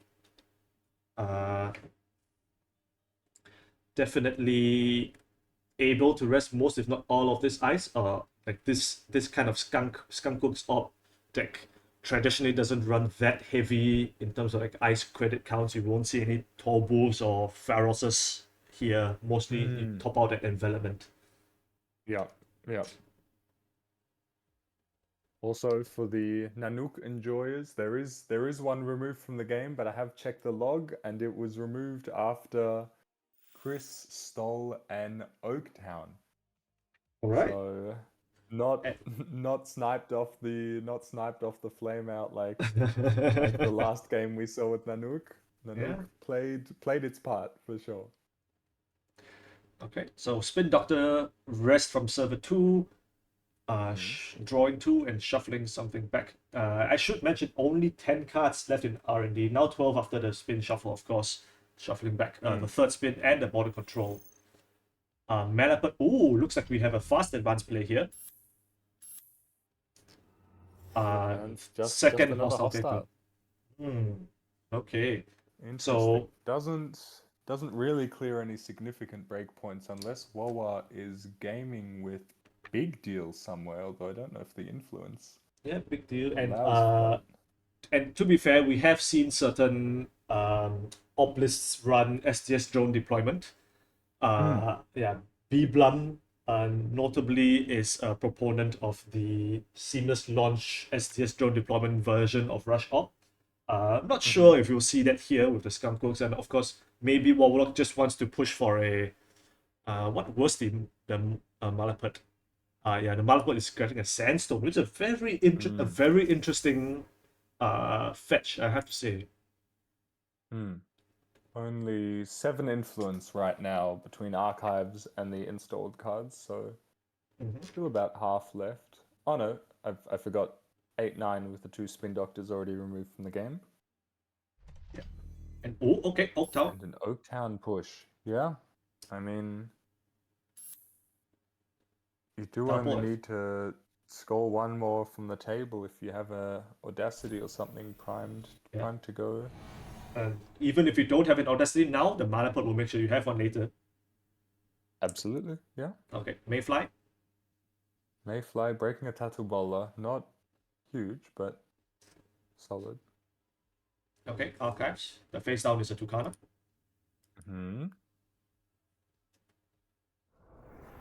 Okay. So I think it looks like we might be going for a deep dive this turn. Yeah, there we go. Yeah, looks likely. Yeah.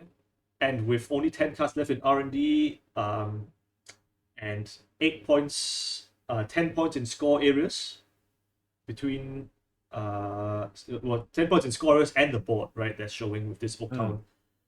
There is a significant possibility of R&D having, the requisite number of agendas required. Pisha Shaw on this with just certainly after the HQ access. Yes, for sure. And yeah, with Pitcher Sound Sable as well, we are well above the clicks needed to do a double access with the deep dive. Yeah, so, I mean, any 2 agendas wins the game here for Chris, considering that both hostiles are out of the game already. So accessing the Tattoo Bola, the obligatory Tattoo Bola access after the Tattoo Bola flip. Of course. So Compile, alright. For R&D. Yeah, I mean, fair enough. Yeah. So probably getting, I mean, either a Nanook or a Mayfly. Both of them work equally well here, I suppose. Yep, there we go, Mayfly. I suppose using the last of the flame up credits. There we go. Yeah, makes sense.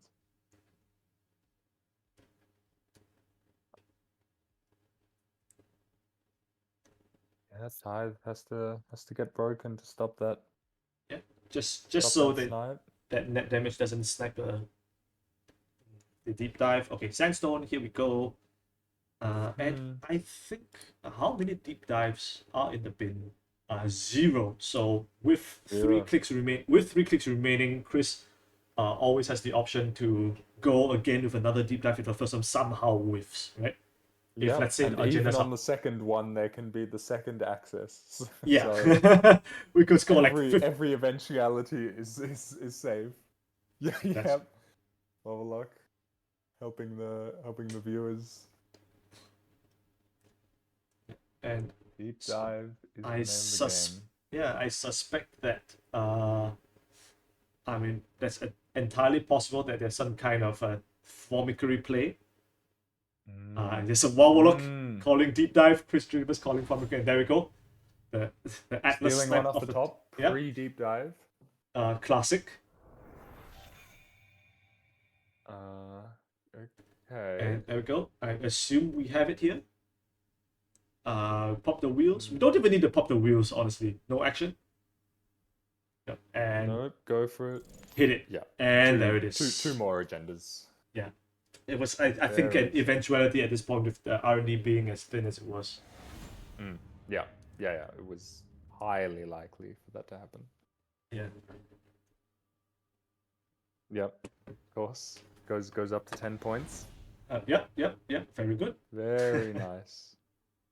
So that's 16. So 4 more points in HQ. Oh, unless it was the last card on R&D, I guess. yeah. Sure. Yeah, and that is I do believe that was the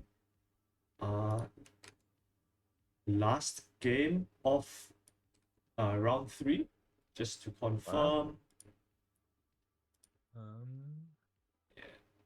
I think the round is basically progressed to the point anyway. Yeah, I mean 8 minutes left in the round, and so that I think will be it for round 3. Thanks everyone for staying tuned in, of course. And we will be back very soon. Well, I say very soon. In about an hour. Because right now we'll be having our meal break in between rounds 3 and 4, following which there'll be, I believe, a top 4 single elimination top cut. But of course, the winner of that top cut will be pronounced the Sunset AMT champion. But of course, even for the lower tables, there's still a lot to play for, considering that there are the top 16 will get a playset of foil Sansan City Grids. So yeah, do that's just a little icing on the cake, as it were, since the Sunset AMT doesn't award any CBI invite. So this is just the what we call the compensation. But yeah, physical prizes for AMT, up to this point, not been done before, so pretty exciting stuff, and still definitely a lot to play for everyone remaining. Yeah, 100%. Yeah, and I think that should be all from us for now. So thanks everyone for watching, and we will see you in about 50 minutes time after the break. Yeah. Cheers. Yeah.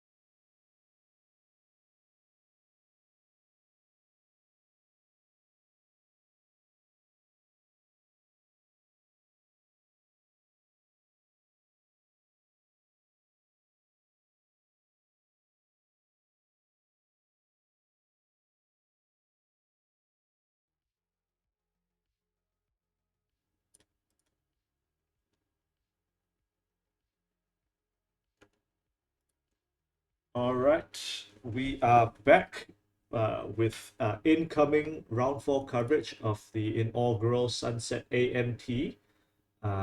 Wherever you are in the world, hope you all had a good meal, breakfast, lunch, dinner, whatever. Yeah, I think round 4, I do believe, has been paired already. Just let me. Yep, it's been paired. We've already found an ID on table 1. Aha. So Amarum and Giat both going to 18 points, which does put them both safely into the cut, I believe. Excellent. So let's just check out the. There we go. Yes, so Jacques and Amarum on table 1 have done an ID, and looks like we have a bunch of different matchups to go through before but then we can consider this before the round actually starts, which will be in about 4 minutes while the players get to the tables. So while we are waiting, give me a moment and I'll be right back.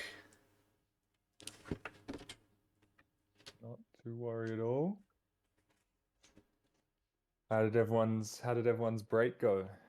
I had a absolutely delightful tofu curry, and am now, much to Jai's disapproval, but luckily Jai is gone, I'm now cracking into an energy drink. Hopefully you're all keeping equally as hydrated and well fed. But yeah, some pretty interesting matchups. A double NBN matchup on table 3, which is super fun and not what I was expecting. What else? We haven't seen Ag Infusion today yet. For that matter, I don't know if we've actually seen any HB at all. So maybe table 8. But I don't really know if, yeah. Very true. Wait, ban T. You mean unban? Unban and then ban again when Jai's back, so we can live with the fun. And he misses out. That would be a good call. Or quickly unban R+. That is, I am sure, the only thing keeping Jai from playing Sunset himself. Absolutely devastating news for Jai in particular. But in exchange for that, we get the pleasure of hearing Jai's expert commentary, which has been absolutely awesome. I'm sure you'll all agree. But yeah, not many matchups we haven't covered yet, except for the Haas ones. But table 1, yeah, as I said, there's an ID. So that's off the table. Maybe table 4 could be interesting. Also a little bit biased in wanting to see Toron again on Building a Better World and ESSA, which is absolutely exciting. But yeah, maybe even table 8 would be pretty groovy.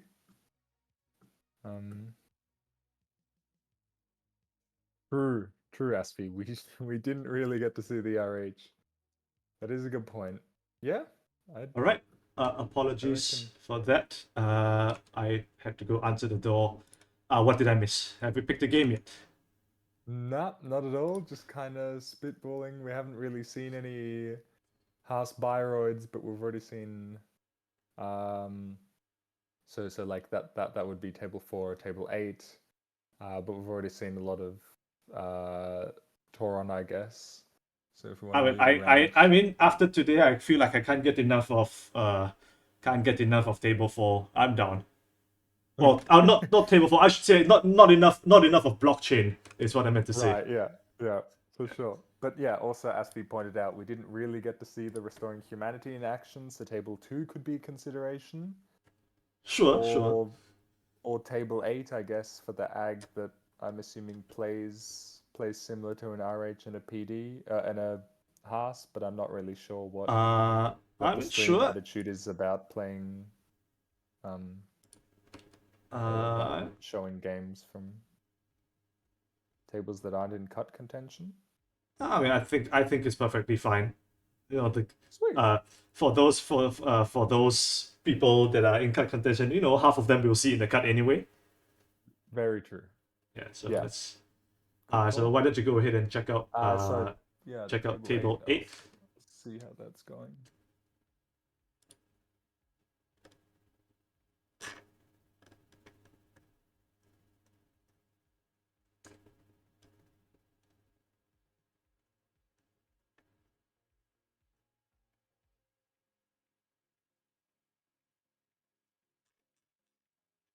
I just asked. Yep. Table 8 is good. All right, we are good to go. Let's do it. There's this slander in the Twitch chat as well. My levels are a bit low compared to Jai. What levels? All right. Working on it. There we go. My Oh right, my audio levels. Audio God, levels. I was Yeah. I thought No, chat it was was not. No. I insulting my can't. energy I levels. can't believe it was intentional shade, and I also can't believe that. Unbelievable. I can't believe that anyone would consider your energy level lower than mine. That just seems impossible in general. Shocked. Might be Jiat's birthday, but I am fuming. Oh, whoa! Excuse Wow, me, double wow. prepaid. Double What? prepaid just to What run the? on server 2. And a Nico. Well, yeah, no credits for that. Mm-hmm. Wild start. It was a known expose actually. The magnet is now known on HQ from the turn 1 expose. Oh yeah, I missed that. 419, striking again. Very nice. And a drafter Suppose it's expose. drafter. Okay. So Right, very Snoob's cool. not minding the information. Which I guess is fair in the early game. I don't really know how to play around 419 myself, to be honest. So I just kind of disrespect and always expose. We got a recurring credits party going on here, huh? Whoa, Chesva as well. Yeah, it's all happening. Whoa. Okay. Now, next thing the practitioner has to do is to find some way to spend them, I suppose. I assume we don't yet have any. Okay. I say that now. We have Chesva trashing Spin Doctor for free, and then Amina coming out of credit kiting. Credit kiting is lovely. Yeah, those credits sure got kited all right. Absolutely. So I'm guessing. I mean, we've already we saw briefly Augustus was on a rogue trading Zaya, so Yeah, some sort of Zaya. tag me.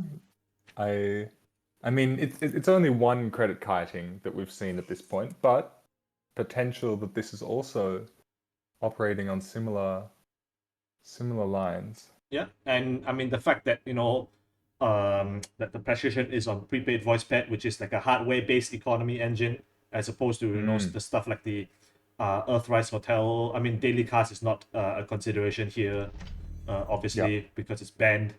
But hardware-based economy engines are more likely to show up in decks which are going tag me. So this is a very real possibility. Yeah, great point. Exposes an Anoetic. Mm-hmm. Wow.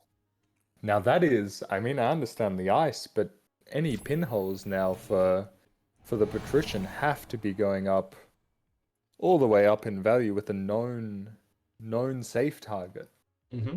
That's right.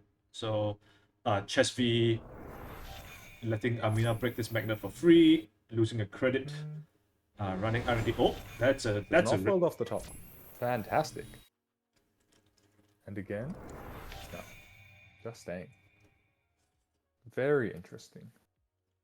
Still no for the Patrician, unfortunately. Still no. I don't think we've seen the voice pads used Yeah. at all? Yeah, it's just paperweights at the moment. For sure, for sure. But I'm sure we will find something. Although, yeah, with the Dirty Laundries out, the Criminal Run Event suite is slightly restricted. Mm-hmm. Well, not really restricted. You still got Bravado, and yeah, especially if this is a tag me thing. Hot Pursuit is a big ticket item, I'd assume. Yep, Hot Pursuit goes on for free, and the run is free after all with this with prepaid, postpaid, and chest fade. Wait, hold up, what is this? Whoa! Now we are cooking. More comes down. More comes down for free. 419 more. More 19. I'm pretty sure I'm not the first person to make that pun. But yeah, I think this is by no means an unknown archetype. I feel like we've definitely seen this before. I mean, I'm sure anyone with a cursory NRDB search will confirm or deny that at some point. For sure. But yeah, with this Chess v Amina more setup, I mean, a 4-9 can start doing quite a number on PD's hand. Okay, nice. Free HQ runs costing the corp a credit as well. Yeah, and a random Very card. solid. Triple advance, Ikawa project. Oof. All right. Ikawa, not really the first agenda that PD wants to see first. Yeah, so that is for sure. And I mean, furthermore, this is rough. indicative that there's no Two Snoops has no access to any form of seamless launch. Very true. Oh, and we're going with the diversion. Very nice here. Mm-hmm. The first use of this prepaid voice pad this game. Yeah, true. 1 credit. One of the voice pads is still left fully untouched, but yeah, diversion for kind of for 6 with the Amina. Yeah. Very nice overtake. Carmen comes in. All right. Was maybe a bit of a slower start, I think, but it seems like the Patrician is starting to get into stride. Another more hit. Yeah. We do know Okay. that there is a hedge fund in hand if it hasn't already been bought, which would be pretty unfortunate for Two Snoops. Oh yeah, for sure.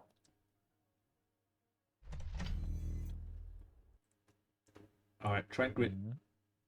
It's a Skunk Works. Okay, so Where's the do mana have gum? So yeah. Skunk Void confirmed. Mm-hmm. That has got to be some way of playing. I guess if you just expose Skunk Void, the runner just doesn't challenge. Or I mean, you could run the server like once to force them to rest ice and then go elsewhere. That's true.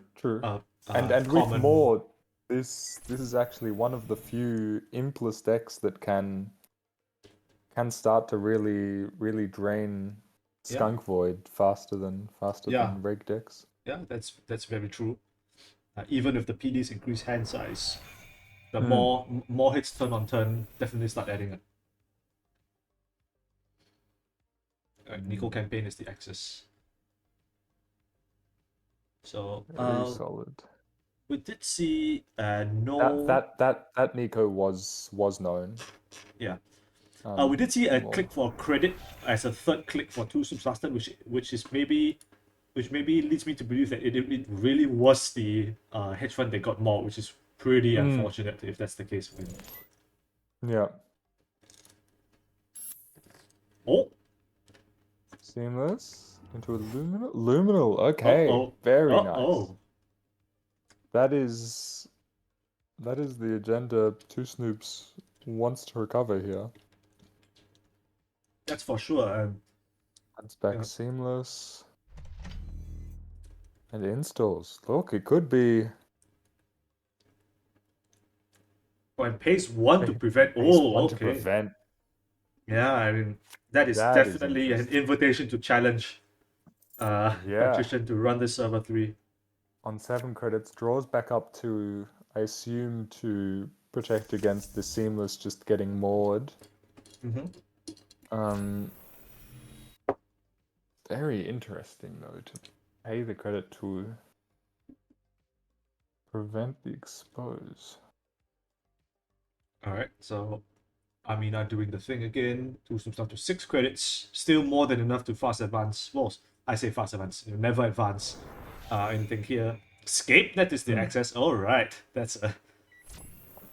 And yeah, so Patrician saying, I don't believe this is gonna be. I don't believe this is an offered office in server 3. You can seamless it if you want. Yeah. And we'll see if that is the correct read in the end. Of course, the question will be getting a double access on R&D. Drafter is the rest, but of course, we have a common, expensive but doable. 2 accesses. And second spin Trash trash spin. down to 0 credits on the Patrician. That can't be good. Very fair. Oh, Two and it is a Snoops. seamless. Oh, Oh no. Oh, it's all over. It's actually all over. It was the offered office. Damn, Wow. turn 10. I thought for sure that was a bluff with the preventing the exposed to try and Yeah, and bait a run, but no. yeah, let's not forget we did see, I believe, a Nico campaign in HQ some turns ago. I'm not sure if it got like mod or whatever, but one there of was the Nikos got mod, yeah. yeah, there was that possibility, you know.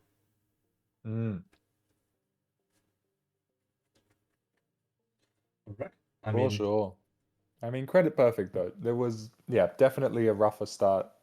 Still not sure whether one of the pad campaigns got used. Maybe. the prepaids, I believe only one of them got used once. I believe the other one was just set on the shelf for the whole game, which is a bit unfortunate. Unfortunate. But okay, we'll see what happens on the run back. To game 2, the matchup will be Sable into Ag Infusion. Ag Infusion. Ooh. Have not seen Ag Infusion today yet, and haven't really Yeah, seen that's- what Ag Infusion is doing in Sunset. I mean, obviously, you think about like the RH similar punitive bacterial Fuji regenesis lists, but I mean, I could also see some sort of like a regular more glacier, like- perhaps. Yeah. yeah, like a just a taxing. Maybe with list as well. biovaults, etc.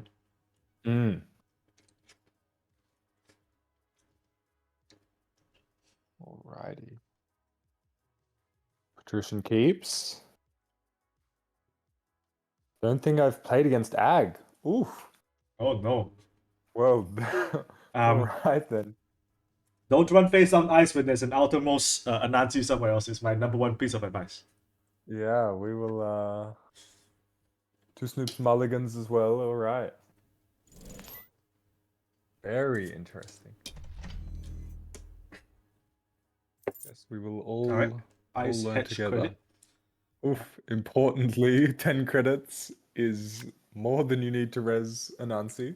Mark is Or on Sassen archives. for that matter. Mark is Jailbreak on archives goes R&D. Okay. Oh, Feels an that is a off-world. And Can't that complain too much also about that. pretty heavy indicator that we're not on the punitive versions. Yeah, for sure. So this And last seems sector. locked into some sort of glacier like Reg Genteki. Exactly. But okay, so the Patrician with a new remote now and something alright. behind it. So we know, of course, it can't be a Rashida. This is Sunset after all, but we'll see what exactly it is behind here. Possibly just a regolith mining license, Ag Infusion. Famously extremely credit hungry for the big guys that they offer once to res. And so on and so forth. Oh, and we are face checking something. We are face checking. 8 cards is the time to do it, I guess. Yeah, that's true. 10 credits as well, so any significant res will hurt for the corp, unless it's something like a Vampy, which actually... Oh, but no res. Okay. We are through. Single access, nothing. Of course, your click back from being Sable. So, still 8 cards in the grip. Probably want to start clearing some of them And provider. Ooh, all right. Prado HQ trying a different ice.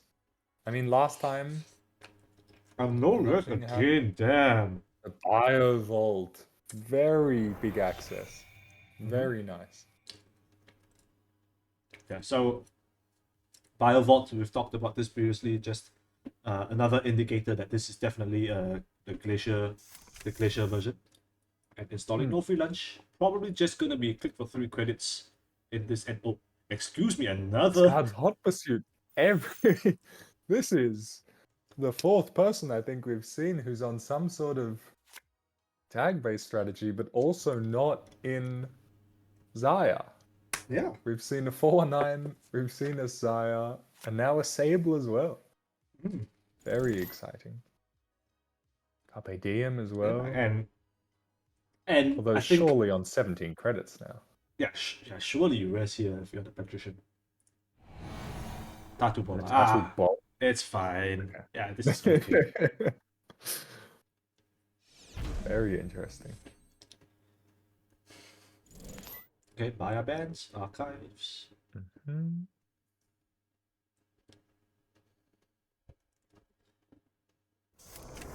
Tunnel. Oh, Into tunnel vision. excuse me. Ooh. Okay, so this is looking more like Oh. the deep dive Sable version. One of the, if not probably off the top of my head, the worst matchup for tunnel vision. Because if you just do a run on a central and the outer ice on a remote server is rezzed, then you're pretty stuffed. That's true actually. Okay, Omoko and Chesvik coming down. Okay, Omoko getting a okay. free counter of the archives run and breaking this Tattoo Bola. And we will All free. see what the last 2 cards are in HQ. No Mindscaping. Okay. access Mindscape. Now, do you go back is the question. Okay, no. I think there was a consideration for Two Snoops to go back with the last Chesvik credit on this Tattoo Bola, which has been shown to not have any eyes in hand to to get value off of. Yeah, just to check. Maybe you get some info on what the last card in hand is, and even if you don't, and even if you see another Mindscaping again, you still get your turtle counter, and there's some value in that for sure. But okay, For sure.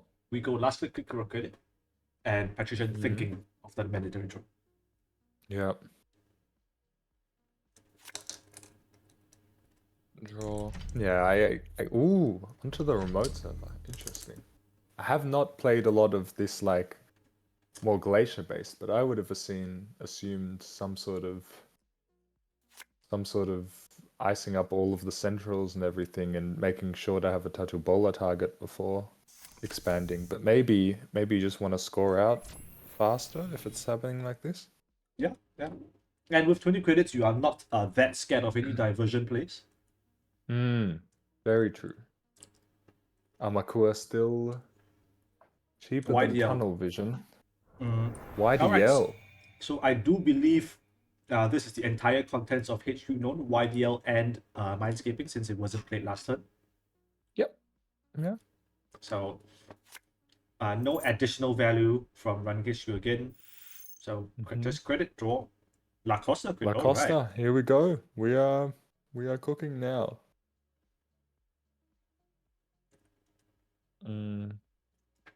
I assume Purge fire shelters. All right. Oh, very, very nice. I assume the agenda composition for these types of decks is usually 1 off-world office and then like 6 3-pointers? Like triple Fuji, triple send a message? I guess bacterial could be. Yeah, I think it depends. I mean, there's every chance it could be like just more off-world officers. You play less 3-pointers just because you want to be scoring 2 2-pointers and a 5-3 rather than having to score 2 5-3s because Jinteki doesn't really have that great 1-pointers other than like maybe like hybrid release, which is like very average. But okay, we see an Anansi res on R&D. Of course, Tunnel Vision will get to react for a cost, and the cost is pretty high. A hefty cost, 8 credits, matching the corpse investment. Mm-hmm. Access is unseen, but no prize there. Back into HQ, seeing whether Patrician has managed to find a piece of ice with that draw. Yeah, we And do. has. All right. Alrighty, So accesses the Tattoo Bowler. obligatory. but yeah. Obligatory. And All, running all archives. of Yep. the cards are still known. It is a deep dive turn, and there we It go. is a deep dive. And it is a Nothing. deep dive miss. Oh no. Nothing at all. Hanse, Mindscape, Mindscape. That's not good. Right on. That is accesses Hansei. Chooses not to trash the. Well, I guess no credits to trash the spin. Very unfortunate. Yeah, that's a bit rough. Oh, super rough. But yeah, with the Anansi res now we do have a significant ag target. With the ice on archives, every server is an Anansi. The Almakua is unlikely to find many more charges. Yeah, so the problem here is that that Two Snoops is facing is that unless Tunnel Vision is marking R&D this turn, you basically can't run anywhere safely without eating an Anansi to the face. Yeah. And even then, the Patrician is on 15 credits, so even if Tunnel Vision is on R&D, there's every chance that the Patrician just reses another scary ice on whichever other server. Yeah, exactly.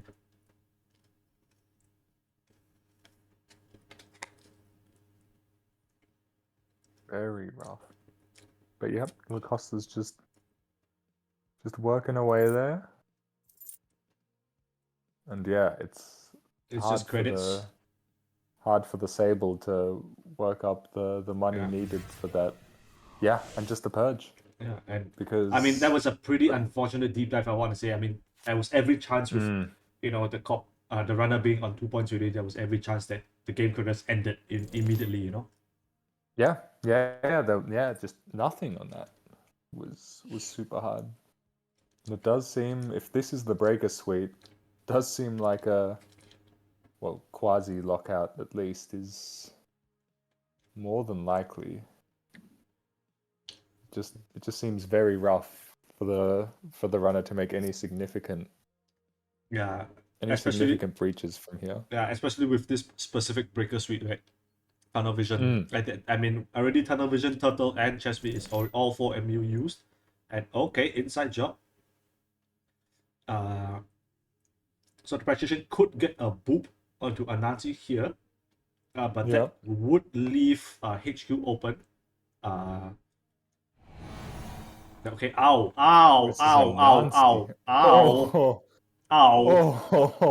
That definitely hurts. It's another deep dive Estebrado and inside job as well. That cannot feel good. Oh, that is a nightmare. Scores an off-world, installs again.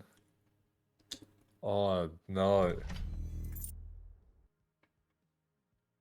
XHQ with another ice, so potential for there to be another agenda in HQ that the Patrician just doesn't want to risk at this point. Yeah, Tunnel Vision targeting HQ, but any run on HQ is just going to get pushed into R&D, resulting in another 8 credit spend for the Tunnel Vision to break through, which is... But that's the thing, right? You can't even break... if the mark is anywhere except R&D, you can't use Tunnel Vision to break the R&D. Yeah, exactly. Yeah, that's the even more tragic part. Yeah, it's just... exactly correct. Wow, this is a tough situation. Yeah, and like the inside job hitting the second Anansi really did not help either. Carpe diem. All right. Here we go. R&D. It's lined up. Yep. Phase 6. There's a click breach. Oh, an extended breach. So something. There's a choice for sure. There's a thing here. Nope. So no action on that. Installing Swift. All right.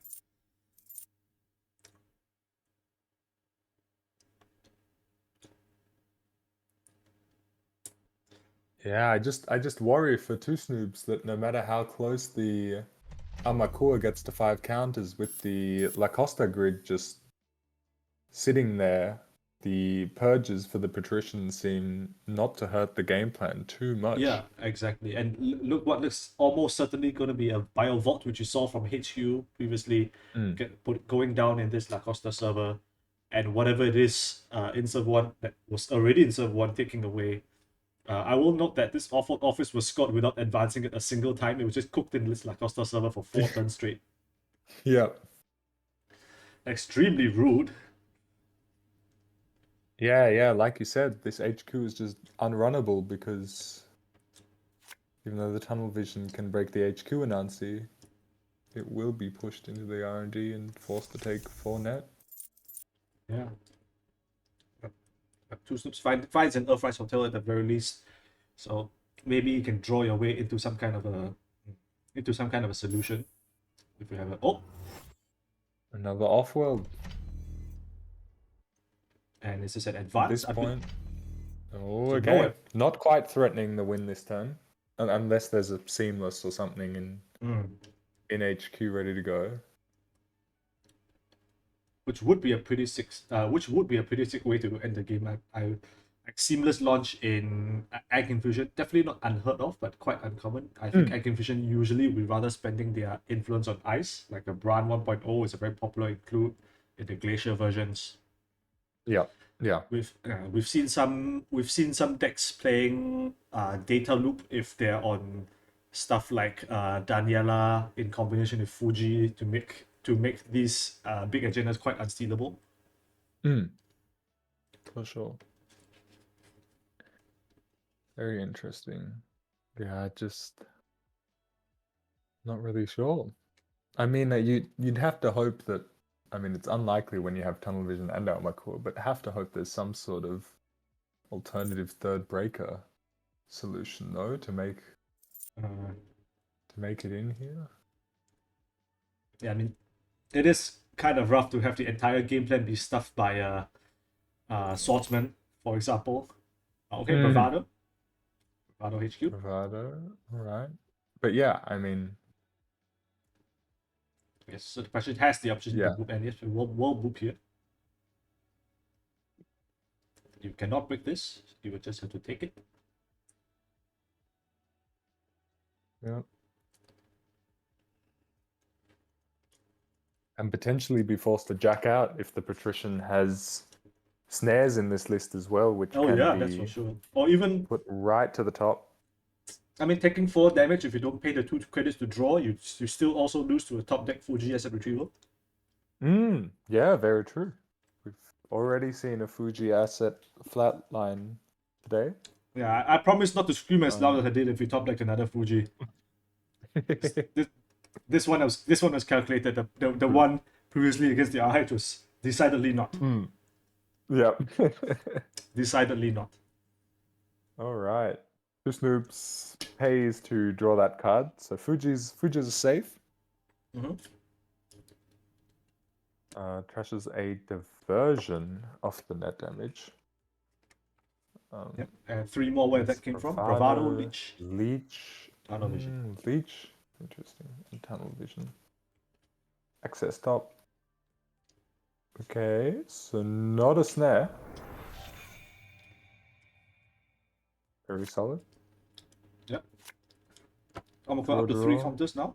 But I mean, if there's a seamless with the game, could end this turn.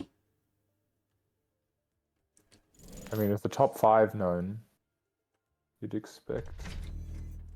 No, just icing up again. All right. So we'll either see another agenda score next turn, or what that means is server 1 is the other Bio Vault. The third Bio Vault, I believe. One has already been trashed. Yeah. Yeah, could be for sure. Just setting up. Now we do see a Leech. Leech jailbreak. All right. All right. We still could get a random win off of here, depending on the stack of R&D from the previous Enuncifier.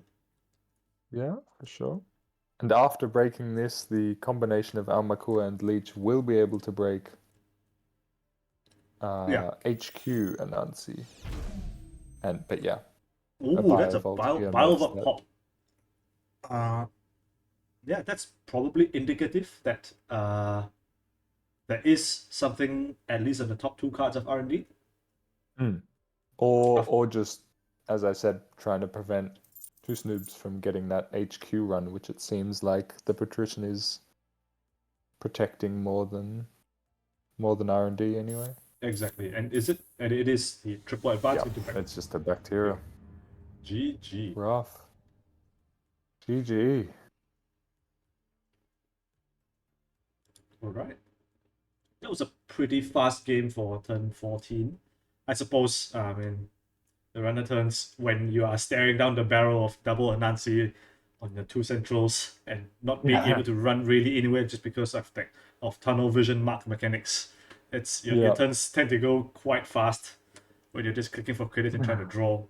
And I think like Two Snoops, credit to him, did try to get like the requisite accesses that I think the jailbreak on R&D that on that last turn was pretty heads up.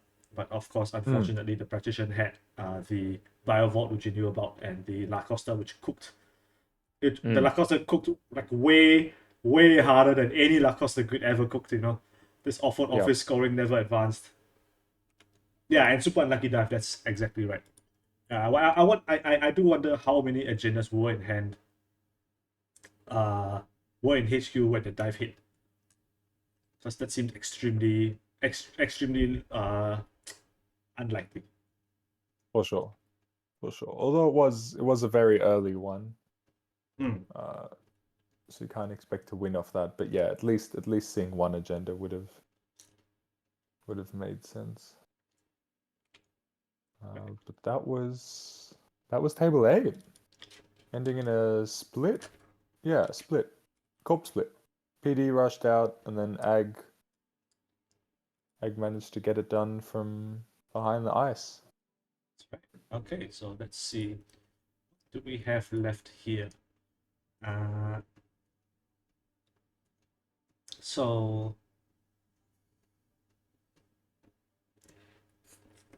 couple more games remaining. 2, 3, and 5 by my count. All right, go check it out, I guess.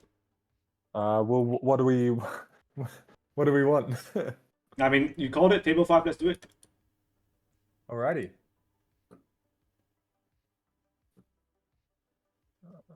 Table 5.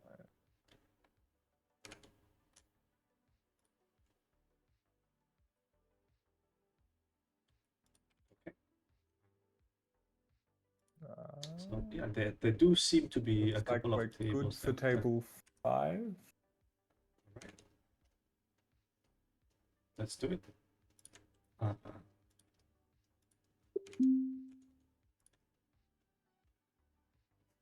Alrighty. Here we are. We are off to the races here with Whoa. One hell of a board state to jump into. Standoffs in multiple score areas. All right. Hostile STS. 5 points for Chris Archer Reeves. raised on the remote. Archive shows us a Trojan horse. Ooh. We have jumped straight into it. What did that Trojan horse was traced and trashed a Mayfly on Flameout. Very interesting. But yeah, I mean, for now the propeller seems to be good enough to deal with HQ at least. Yeah, propeller like pretty decent into Ice Wall at this stage still. Although we do see an Urbana Vernissage with no Trojans to keep it chugging along. Well, yeah, we do see. What do we see in Archives? And Hush, Slap Vandal. We see a half 2 Slap rest. Vandals.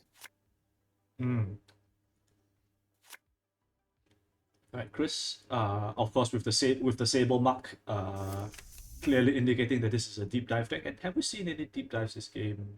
No. All right. Oh no, we have a deep dive. We have a deep dive in the heat.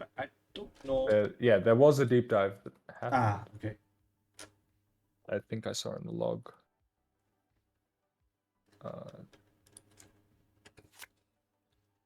Yeah, deep dive stole just a hostile takeover All right.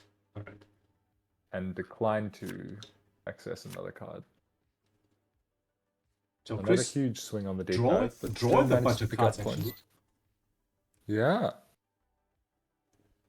Probably looking for probably more breaker solutions, like just having this propeller out kind of pales in comparison to this quadruple iced archer remote. Hmm. And that's a True. that's a push. That's an install advance. That's a push for sure. Although at this point with Mentligan on 0 points, I think it is not unbelievable to just let that happen rather Yeah, than trying to I mean- draw for what card does Chris want? I guess a compile Yeah. into another Mayfly would Yeah, do pretty solid. compile Mayfly flame out probably gets you there regardless. Hmm. Okay. Although that being said, if this is another STS drone deployment, that propeller is getting shot. Oh, it's a send a message. Okay. Send a message. Ooh, okay. This is an agenda suite for sure. That complicates the second deep dive plan. I would say quite significantly. Although to be fair, that archer could have gotten rest without forfeiting any real points due to this standoff. Okay, compile archives. So yeah, we do. Chris appears to be going for the second deep dive this turn if we are starting the turn with a compile on archives. Yep.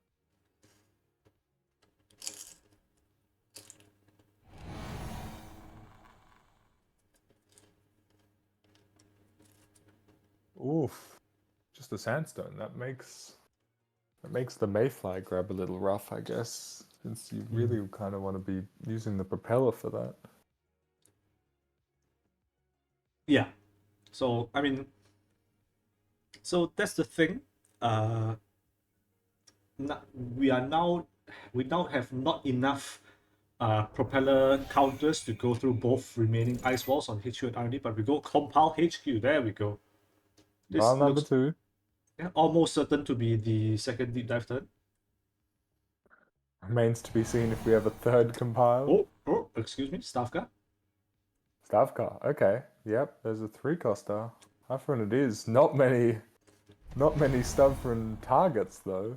Yeah. That's I mean, okay. Propeller goes. Mentogen trying to tax out this this propeller.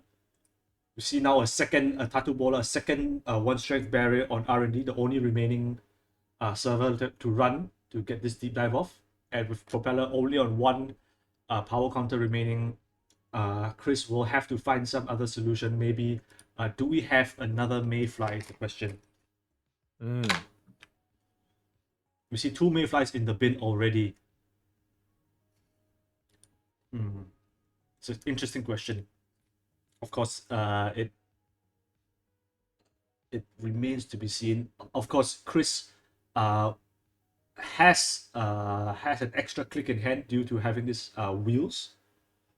Yeah. Yeah. So because Sable has already given the extra click from running the archives mark, Chris does have the opportunity to use wheels after this run to perhaps install another thing from hand, if it means that they can make this R&D run, and that's quite important.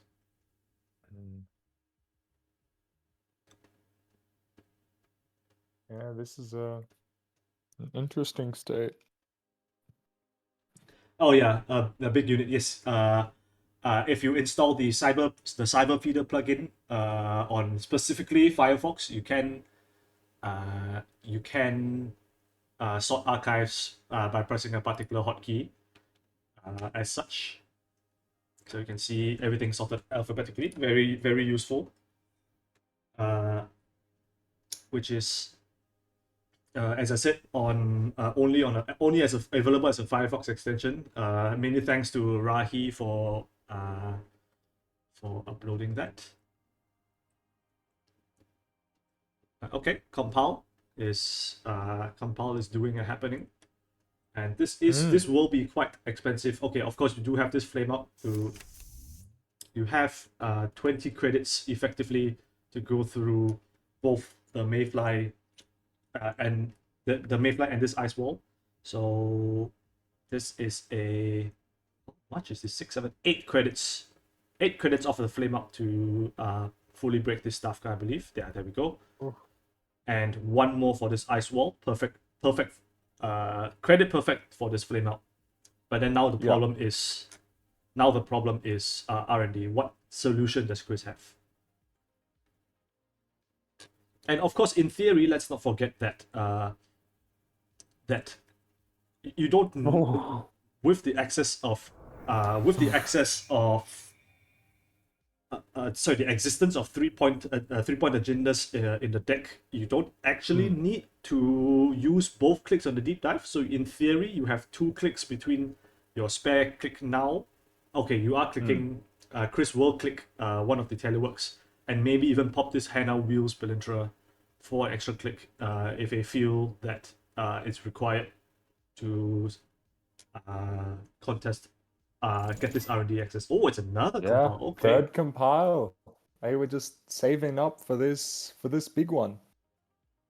Very nice. Okay. Triple compile. And Nanook. Here comes into Nanook. the Nanook. Here comes the bit. I think this is the first time today. I think we've seen 3 games from Chris Drews, and this is the first time that I think we've gotten here in time for the Nanook to do anything, which is quite funny.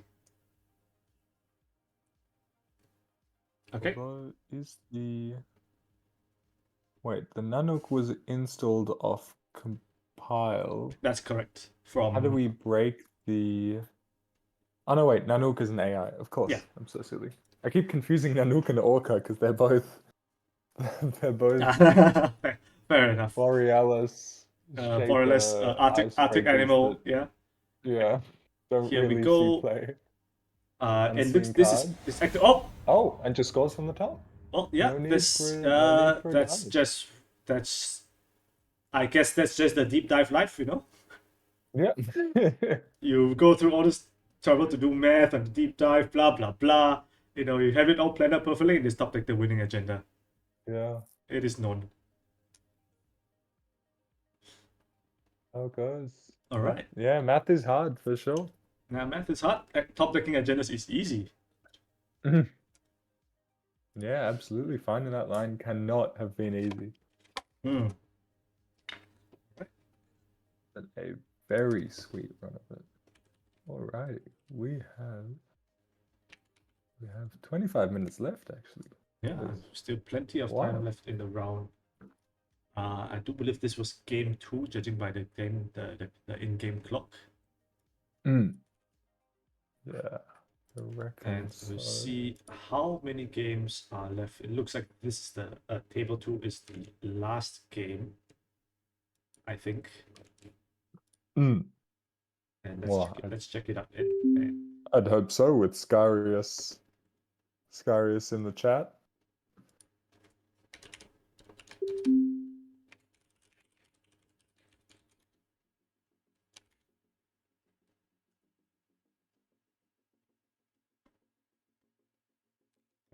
Alrighty, permission. Love that. At table 2. Exciting. So, yeah, this is a Walter talk. We have seen both these decks already. So a Walter talk on Mining Excellence Sable versus Dragon's One rule on, I believe this is Grudge Work. Yes. And it looks like we have a Mining Excellence already removed from the game. It looks like Dragons decided to, I mean, very wisely for an asset deck choosing to pay the 5 credits, but that cannot have been cheap, you know. And I think very true. Yeah, with this liberated account and info bounty, Turtok is like very well positioned to get a bunch of credits and start cleaning up like these assets off the board before you can that before you create those kind of board states that Grudgework wants to generate.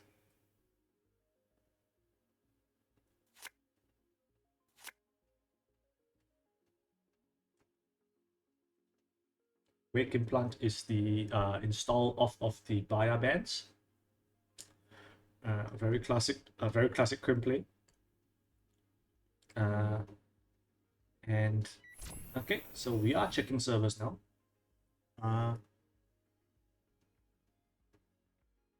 Let's see what's this. Maryland campaign. Ooh, is this a trash? It is a trash, yeah. Anytime you get your hands on an Unrest Maryland campaign, you take the opportunity, you know? Yeah, yeah, for sure. I mean, especially with a most lethal liberated as well, you For may sure. as well. Yeah. Alright, Dragons. Fetching something with this virus. Mhm. Another Maryland Mhm. campaign. Another Maryland. Maybe you kill this one with Maybe fire go. as well. It's entirely possible. Who? Could be. Dragons credit. Credit install. Alright. Install. Yeah. Alright, Very Marcus possibly HQ. threatening a hostile. Yeah. Although I think a Wild Turtok would not be too unhappy with seeing a hostile rest, bringing dragons back down to 0. I think if the hostile gets rest, you are like inclined to just click this liberated account and go trash both the hostile and the Maryland campaign. True. Very true.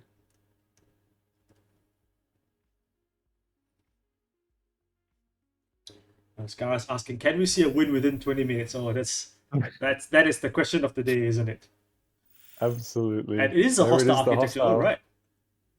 So is this a trash? Do we see a trash from Turtok? 3 clicks to recover. I guess it all just comes down to on what's in hand. Otherwise, it does seem. Yeah, go through it. Amazon gamble. And it's we're trashing another card. Oh, instead. trashing unknown. Okay, Well, instead of at least Maryland. checking it out. Urban renewal. Get Very out of here. Very nicely done.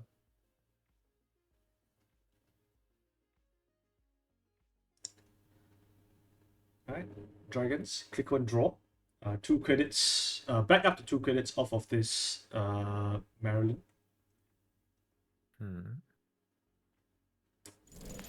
Wake up call. Okay. There's a wake up call. What is the target here? Is the question. That is a good question. There are a few good They targets, are I think. non-virtual, so yeah, Wake everything Implant under is the fine. programs is. Wake Implant is fine. Info Bounty is a pretty good hit as well. Yeah, I think. It's hitting the Wake Implant. Okay. Takes the wake. Fair. Wake up the wake. Exactly. Yeah. All right, Marcus HQ again. Okay, that's a little bit unfortunate for Turtok. Definitely, you have wanted any other central instead of HQ. Just to get that free access and 2 credits. But running R&D anyway. Let's see what happens here. May as well check. 1 access. Ooh, okay, that's a thinker.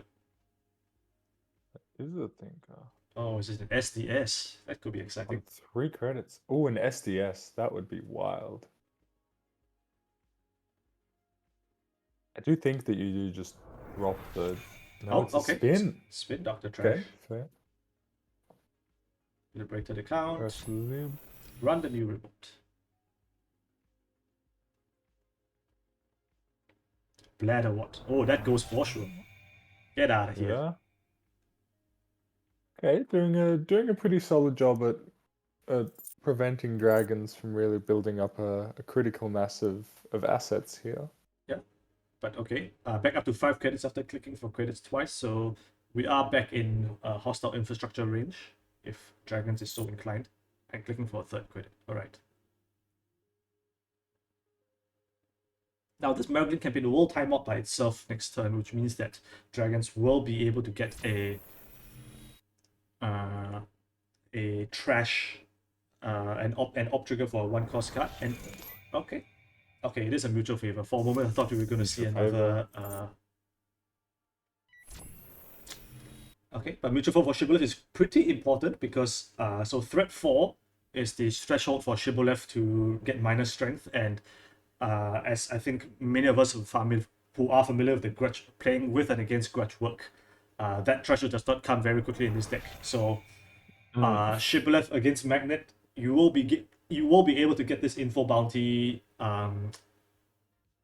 value for quite a long time as long as you keep rolling HQ. Yeah, absolutely. Sees another hostile architecture, so that is 2 seen now. One, of course, already dealt with. Mm. But yeah, fully rigged up. Interesting. All right, Maryland campaign times out. 1 curse for op. We have seen 1 urban renewal trash already. 2 urban renewals trash already. Maybe it's the third. Okay, No, it's a just a wall wall tour. Seems fair in this kind of setup stage anyway. And you just wanna get everything going.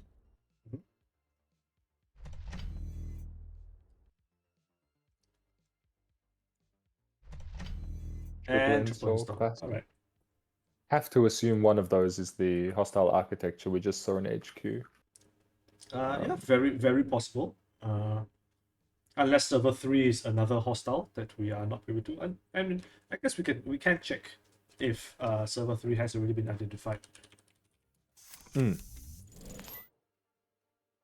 answer is no. Server 3 is still unknown. And, ooh, okay, a diversion. Ooh.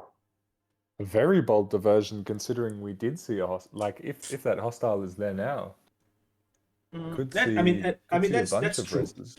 We could see a bunch of reses, although this could just end up with Dragons' board being fully rezzed and the runner on 0. Yeah. Okay, server 3 no res, but it's a theft for 1 credit.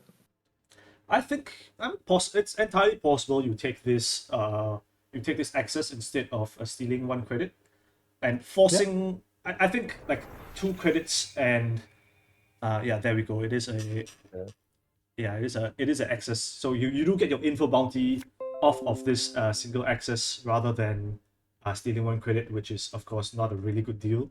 Spending, I mean, you were going to run HQ anyway because it was your mark this turn.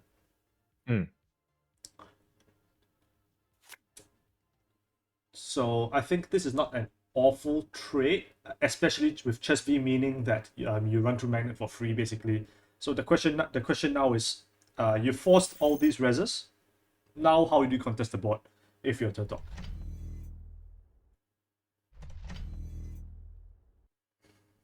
Yeah, I just don't see how you. Because at this point, seriously, any trash with the hostile hit plus needing to build up econ to actually trash any of these remotes is starting to seriously pressure the clicks in a way that is really scary. I mean, while that is true, in theory, because of this full rig setup plus a Chess V, Turtok has like a clickless 2 credits per turn from this info bounty. So that is probably I would imagine that I mean how you will play this game going forward. Like of course you need to deal with this urban renewal, but the upside is that by playing that doof earlier, you force Dragons to reveal all these assets, and now you give yourself time to build back up this econ and make the decision on whether you want to contest the board. And okay, a spin, Sure. a spin being fire. used Okay, to grab back Bladder and Urban. okay. Yeah. That's probably indicative that a bunch of agendas still in R&D, as you would expect from a deck of this kind. Hmm. Okay, Marilyn is the rest. Dragons momentarily down to 0 credits. We'll be back at 1 by the end of this, I expect. Yeah.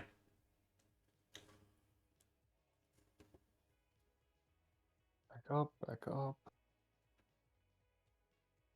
3 credits from the wall to wall, of course, I forgot about that.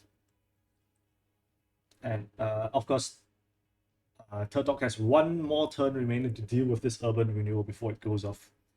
Mm. Definitely can. With Yep. Yeah. with this econ setup, but this almost certainly is an Angelique, this remote, Yeah. which is extremely problematic. Going to be taking 4 if that server 10 is cleared out. Yeah. Plus the threat with Rikoko gaining 2 counters. Possibly that's what you want to go after first. Otherwise that is also threatening a bunch.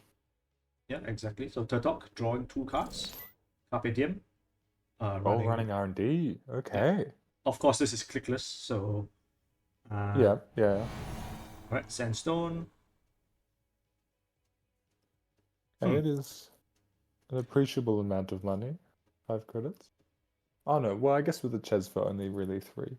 Yeah, 3 credits. I mean, you get It's your alright. info bounty and your clickback. So definitely you take this. You take this run. And okay. What is the access? Nothing. All right, 11 credits and 2 clicks on the wall to talk. Do you go and kill this urban Angelique? Looks like the answer is yes. Interesting.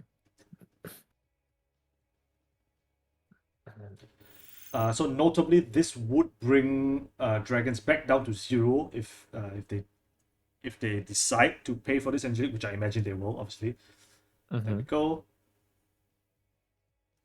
Okay. Coco on 2 counters. Yes. I mean, and this now, has to be the next hit, right? Or do you go for the hostile? Oh, and just a No. draw. Okay. Very dangerous if Dragons has Yes. a Clearinghouse. Or clearinghouse as well. That was a Yeah. no, there might not be an advanceable target. Exactly. So Archives has to so be we see Horton or over here something. that the other installed card in server 13 was a Spin Doctor, so that can't be advanced, obviously. Which means that we can deduce from that fact that due to the no change in game state rule, the ice on archives is not a Horton.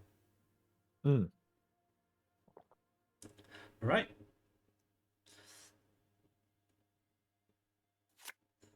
But okay, so Spin Doctor Walter as Talk. well to draw.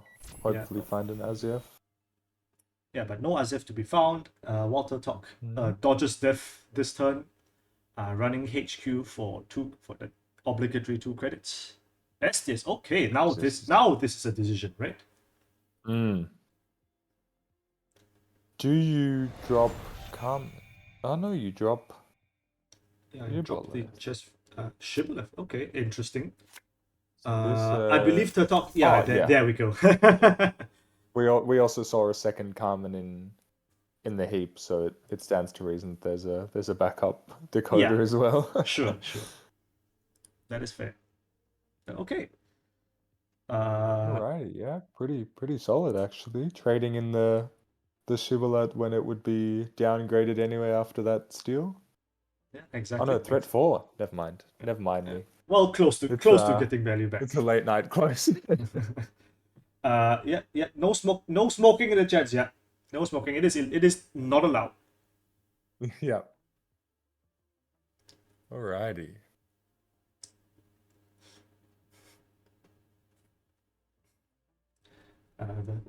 TBU says, yeah, dang, that's a lot of breakers. Yeah, I mean, it's quite rare these days. Oh, excuse me, what is this? Wow. A double advance and ice. Oh, that smells like a clearinghouse to me. Yeah. Looks like we're just on that push. Very interesting. Oh, undo. Maybe? Question mark.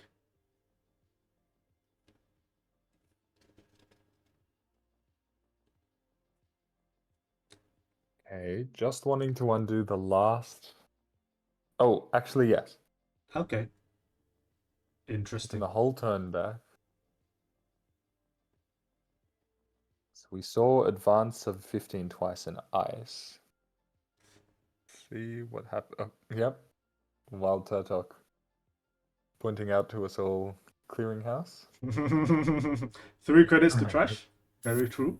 We have at Advance least once. confirmed that server 15 does provide a Rococo target. That is correct. Oh, and another install. Okay. Oh, okay. So, I mean, it's entirely possible that 16 is another Rikoko. Yeah. I think that could be the case. HQ is the mark for Turtok. You still get in for 0 credits with this Chesville Unity for your 2 credits from Info Bounty. So I imagine if Turtok isn't going to be click one drawing, you start with that.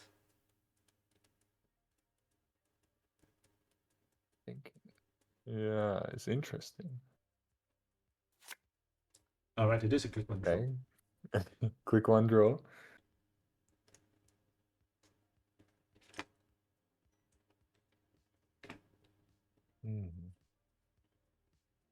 And thinking. So the potential damage is 3 damage off of any clearinghouse. And we will be taking this free HQ run.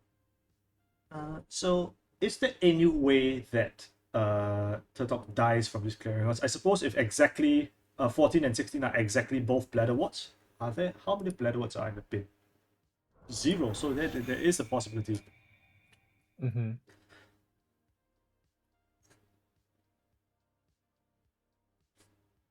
Would be, yeah.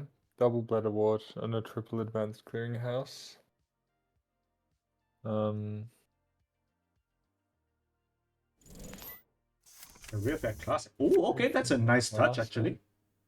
Okay, so not this turn. And Okay, going this is over the this is challenge. A pretty border control. exciting. You break both, I suppose. Yeah, there we go, and there's the fire. Dragons forces the ETR. Getting a 3 cost sandstone. All right, and Turtok going back up to 7 cards. No chance of dying this turn, I don't think. Dragons No, back down to 0. Oh, starts the turn. Didn't mean to. Forgot to res. Okay, something going on for 0 credits probably. Yeah, it does seem so.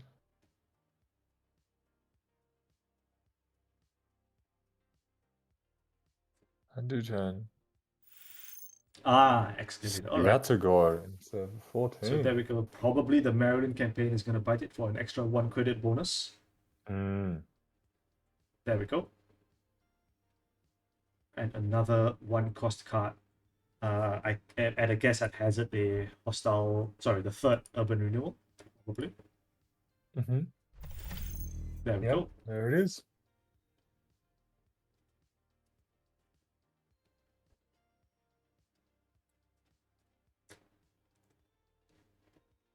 Oh no, yeah, it is actually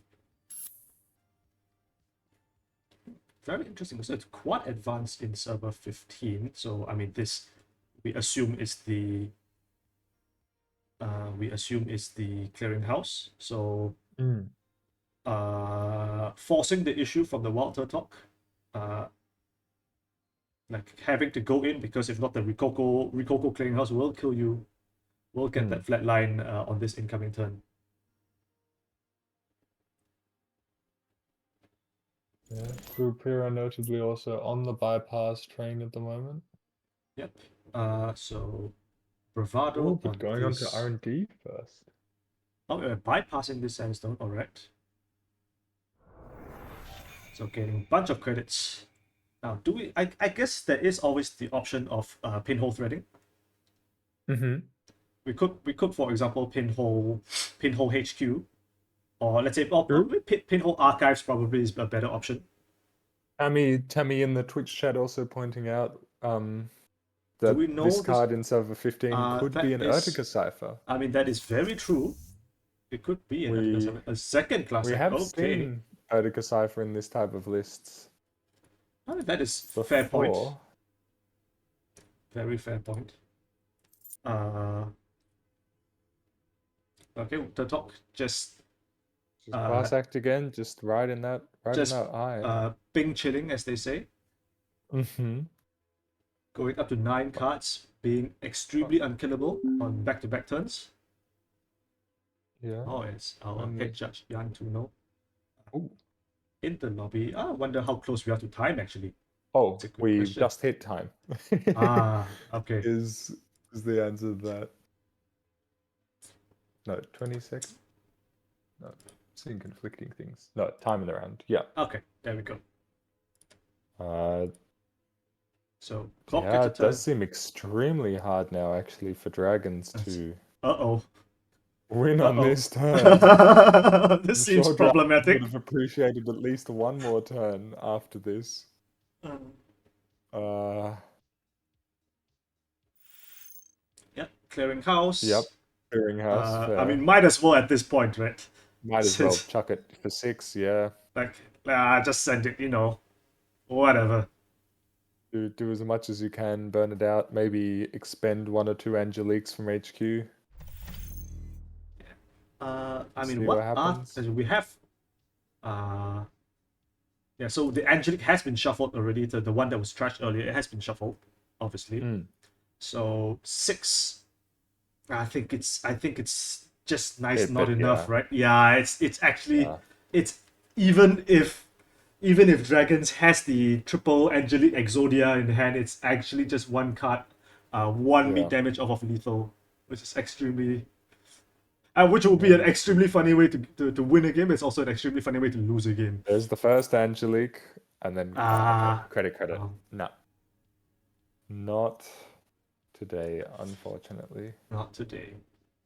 And Scarus, rightly, 10 damage is hard. Yeah. How do you do 10 damage like from this board? I mean, it was a pretty stacked clearinghouse, sure, yes, but even so. Yeah. But yeah, GG. GG. Very rough. That is the last game for the round. I think we still have yet to see the official concession from Dragons. Well, not even a concession. I guess Dragons has to end their turn, and then Turtok takes his last turn, which can be honestly just click for 4 credits. It doesn't even matter that much. Yeah. Yeah, he got boomed and lived, Boomed and lived, for sure. Yeah, the Blastoise who lived. Book 7, no matter at all. Yeah. Sable pulling a real Geist impression there.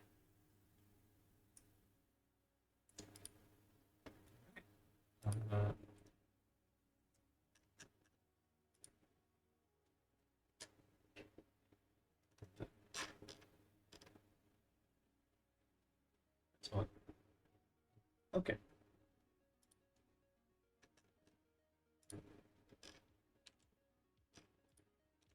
Okay. I mean, Alrighty. That should be all. Yeah, I believe so. Yeah, everyone else is wrapped up already. We're just about to be able to see the final standings. Top 4 making it into a single elim cut, I believe. Yes, top 4 single elimination. So we'll be seeing just the semifinals into the finals. And I believe what that means is only one side will be played, and the higher seed gets to choose the side. Is my understanding. But yeah. So let's see. All right, here we go. We're seeing an announcement that the standings are out. And we can take a look at them in just a moment. There we go. Here we go. Top 4 confirmed. All right. Oh, It looks awesome to see. Okay, so it does look like both our protagonists from the last game we Yeah. played. Yeah, both Dragons One Rule and a Water Talk on 15 points. Congratulations to both. And of course, commiserations to the big unit 3000. Just missing out, bubbling out of the 15-point bracket on strength of schedule. And then, of course, Very the nice. last two, or I should say, the first two players in our top cut, being Jacques and Amaru, who both took an ID in the last round. Of course, not wanting to risk anything. Although, looking from this strength of schedule, I suspect that if either of them got swept, they might have been able to get into the top cut just based on their SOS anyway. So probably it wouldn't have made that big of a difference. Okay, so I guess we can check out the what the time. Yeah, it looks like we don't have an official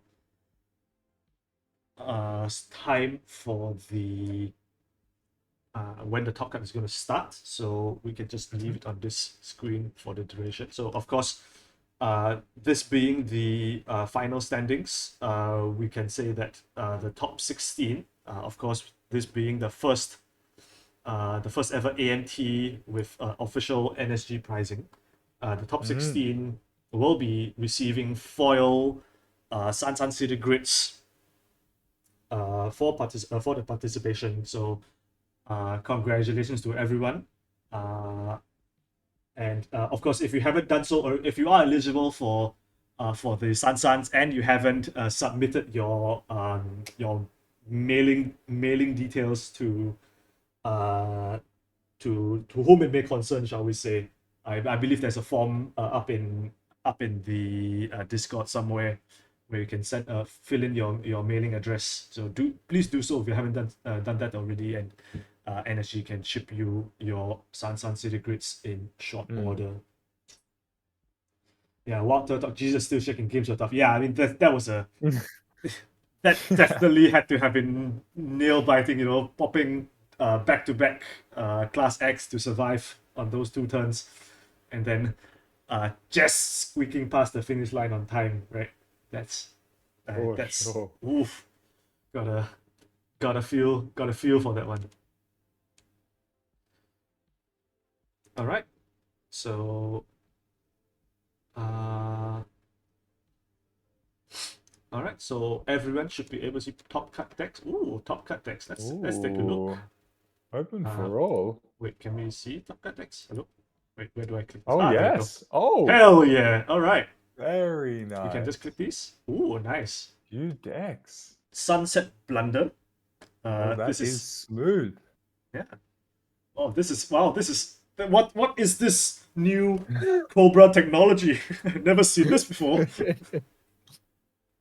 Oh, All right. So Jacques with Op looks like this. Yeah, this looks very similar to Grudge Work, except okay, we have Bladderwort, we have Warwick Tracker, which is very interesting. That's just a minor adaptation from the stock Grudge Work list, I suppose.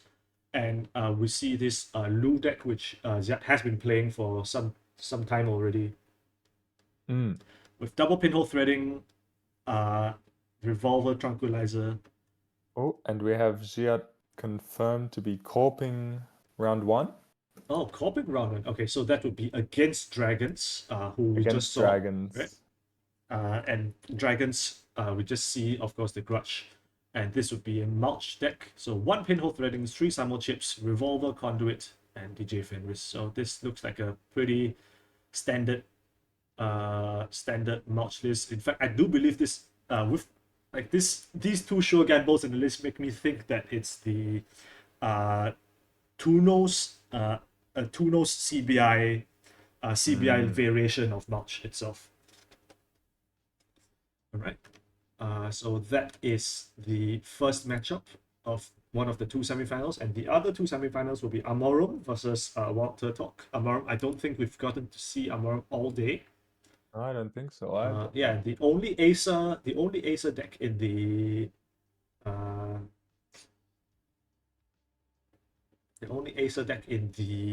tournament, I do believe. Yeah, it looks like the two border controls, Skunk Void, but only one Skunk and one Void actually, which is a little surprising. But other than that, it looks like quite a standard PD list, or the usual suspects.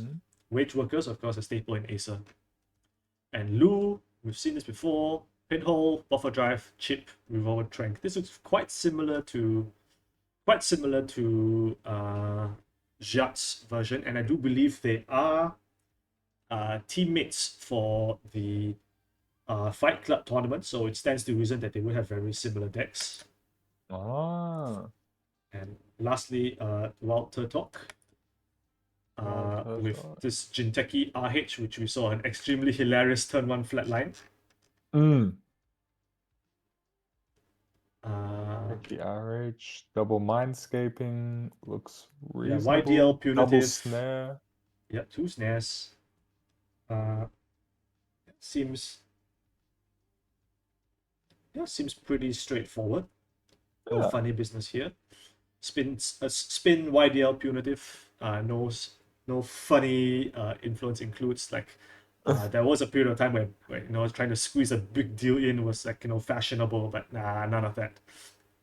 Yeah, and you can only really get away with that in Ag, to be honest. With the extra 2 influence for sure. But okay, Sable, Bands, Mining Accident, Unity, one limited account. This is the one limited that we saw, right? And the twinning.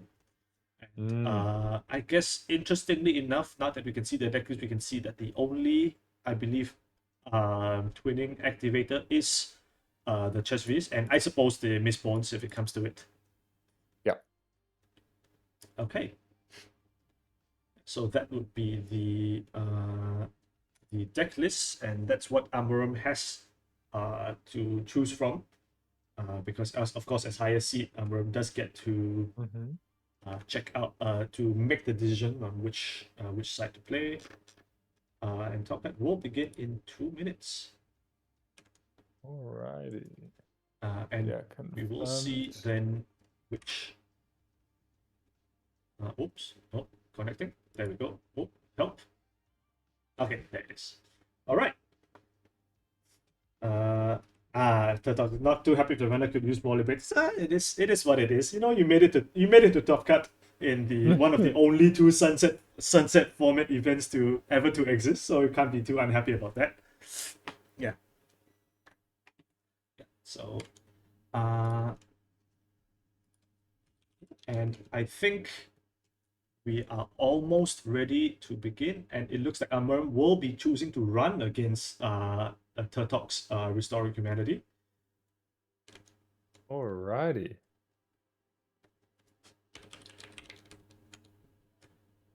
And right, I guess we want to be seeing the you want to be taking a look at the, oh no, we won't get to play the we won't get to see the art history. I guess we want to take a look at that.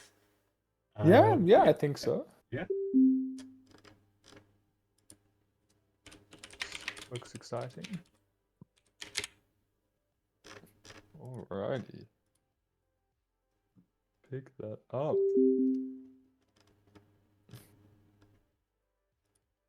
Very nice. Very nice. We'll be starting momentarily. Of course, all the best to our Top Cut players. Yeah, for sure. I mean, yeah, especially with this format being such an unknown, it feels like. Just in terms of like not really being able to test. The Jinteki lobbies weren't as active with the sunset filter. Oh yeah. I mean, Um, but it is fixed now, I believe. Is this time? That is an excellent question. I'm not Yeah, sure myself. first one is 40 minutes. Only the full final is untimed. Ooh, hello. Okay. And who is this? Who do we have here? Could It's it me. be our head judge, Jan Tuno? Hello, hello, hello, welcome. Hello. I don't Very know if I exciting. qualify as a judge. I'm the TO. Okay. Okay, so we have Lou versus RH. I haven't looked at the list yet. Yes. Yeah, so this Jinteki RH is like I think the very box standard RH list that we've come to expect with the punitives and the YDLs and so forth. And I do believe the Rashidas, which you patch expected to see the Rashidas you expected to see from the standard list have been converted in Sunset to Mindscapings, which I think is, I mean, Oh, that's reasonable. reasonable. Yes. Yeah. Yeah. Uh, And then we have Lou. and it looks Lou like looks pretty standard. Double pinhole. Obviously no boomerangs because that's banned. Tranquilizer I feel is pretty Tranquilizer wicked is if you very can start. important. Yeah. I think Hippo is very important. It's very important to pick exactly the right time and way to use it. Mm. I'm excited. Yeah. Looks like it's gonna be nice. and Alright. I do believe pretty strong econ start from Walter Top with subliminal into hedge. No imp Yeah. first click. That's No imp first click. No imp second click. Oh. It was a keep for the record. Both players kept their Yeah. hands. okay. What kind of hand do you keep without imp? That's an Oh, interesting question, and That is the of question. note that this is a perfectly serviceable opener.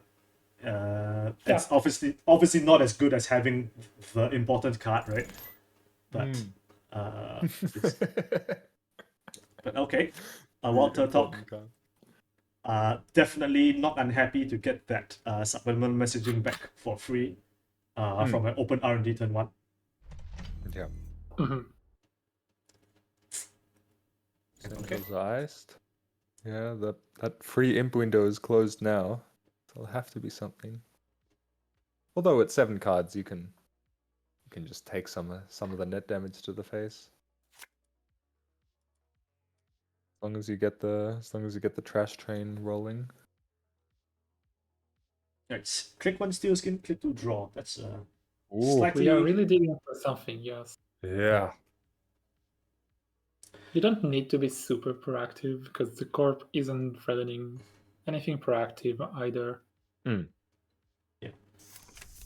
okay, here we go. Solidarity Skull badge, strike badge. fun, dropping a card. Ooh, just Second a batch, solid of course. strike. Yeah. That's okay. Subliminal messaging making 3 credits already. Solid value. That's a pretty solid value from a one-off in a deck. I do say so myself. Absolutely. It was a keep from both. Yes. You know, that subliminal is just too tempting. And a double ice on the new remote. Oh, Okay. Walter that definitely is a sitting up setup. for something.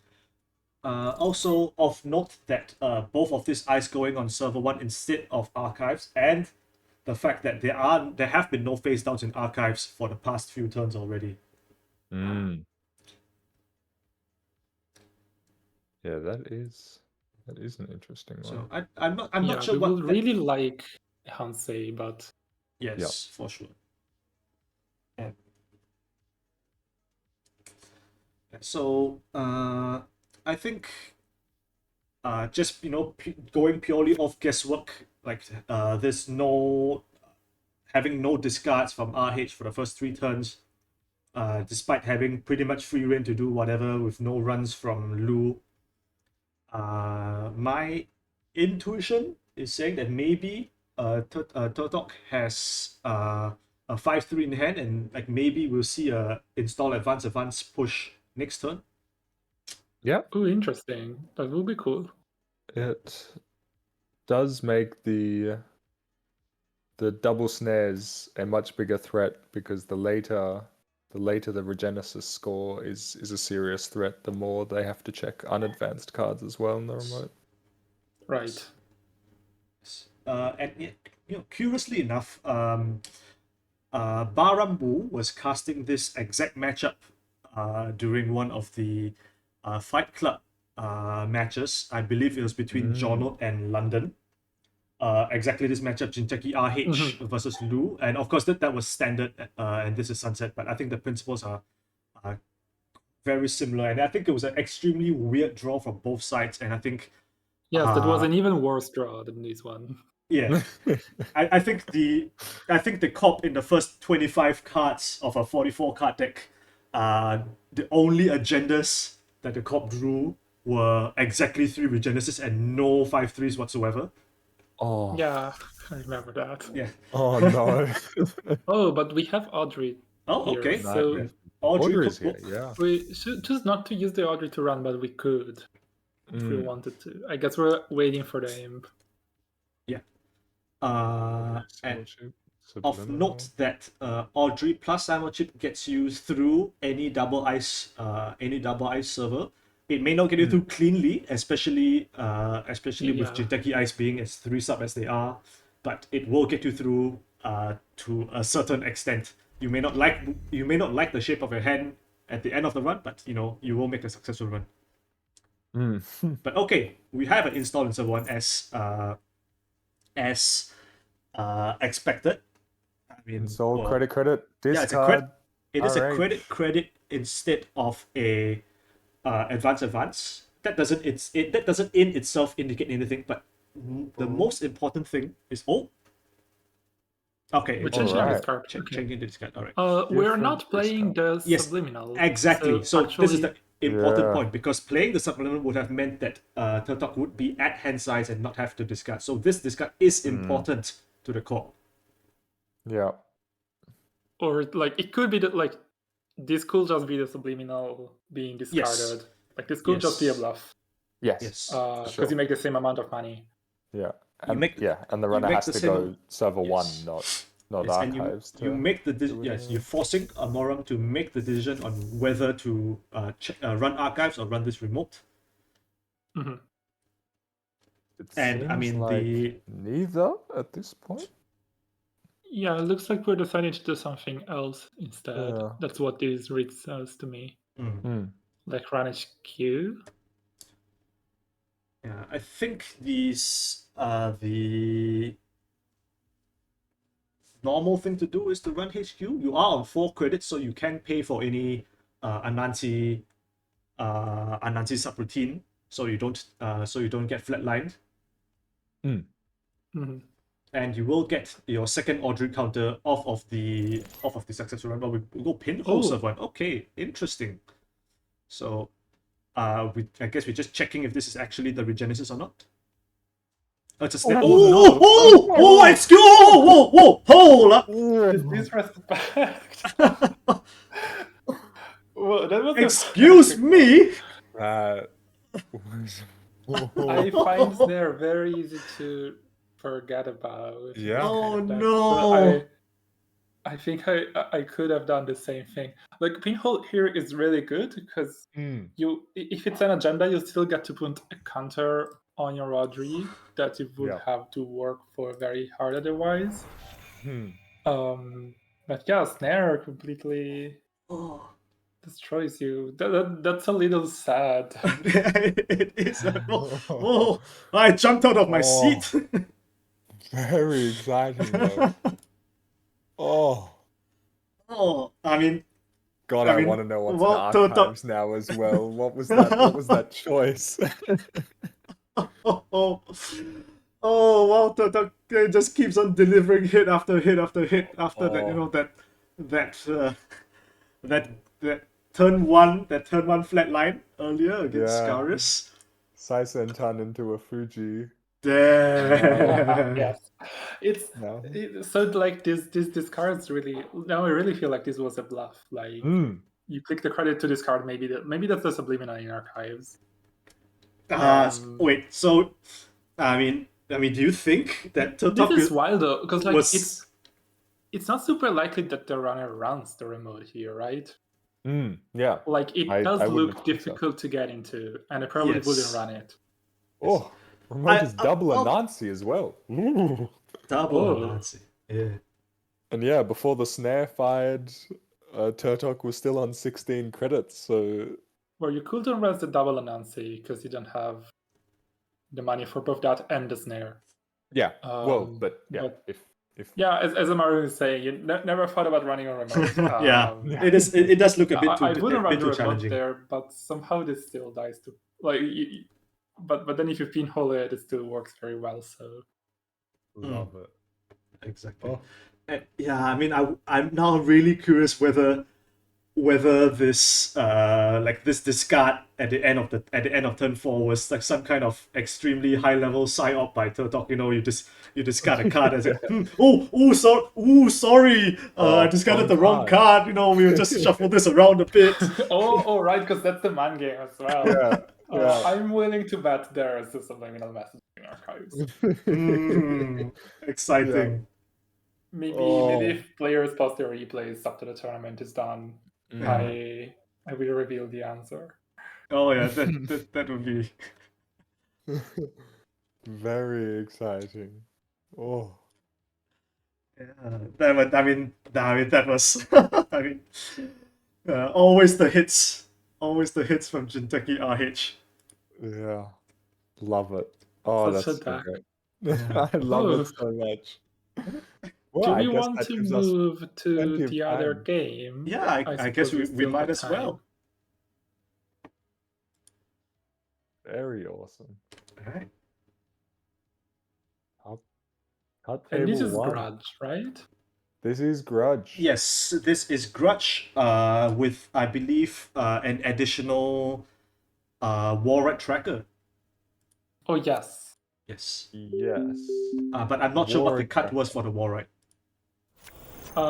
You was- cut the Magnet and one Mavericks. Yes. Yeah. Oh, and was Enigma always in Grudge? No, it's the thing you put in to make up for the Magnet cut. Ah, right. Yeah, of course. All right, let's do it. Okay, and already, the moment I enter the game, we find ourselves back in the very familiar position of having to zoom out not once, not twice, but 3 times in order to accommodate the number of servers.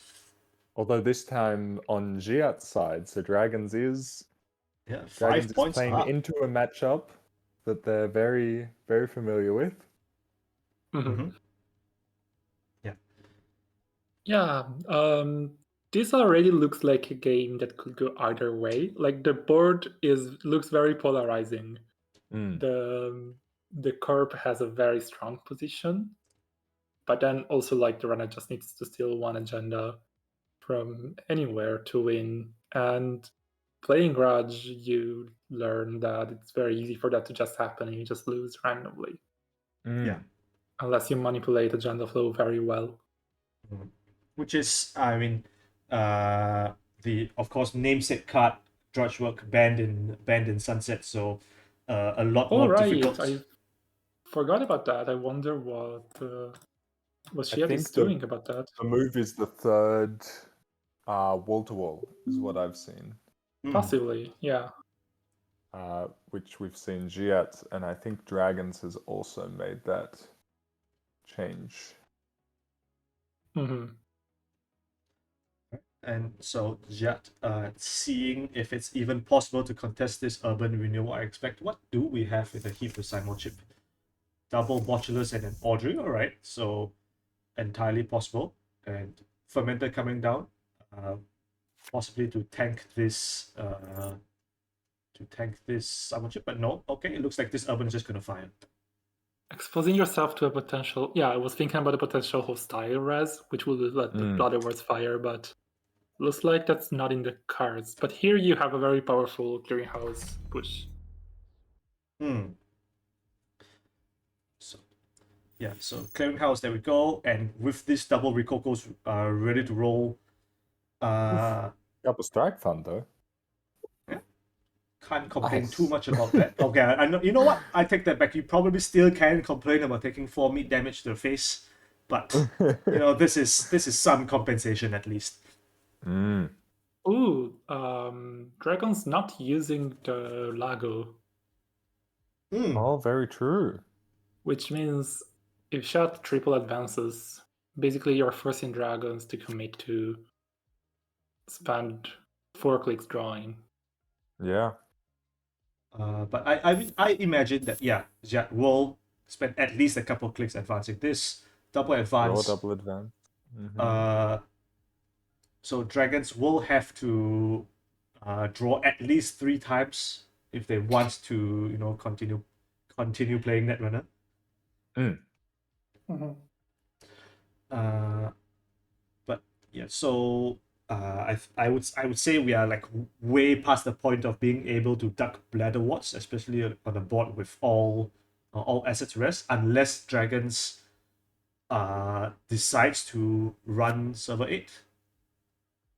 Which Yes. seems of course which of course you can't even run server 8 without clicking to draw at least once, just because of this hostile architecture. Yeah. Mhm.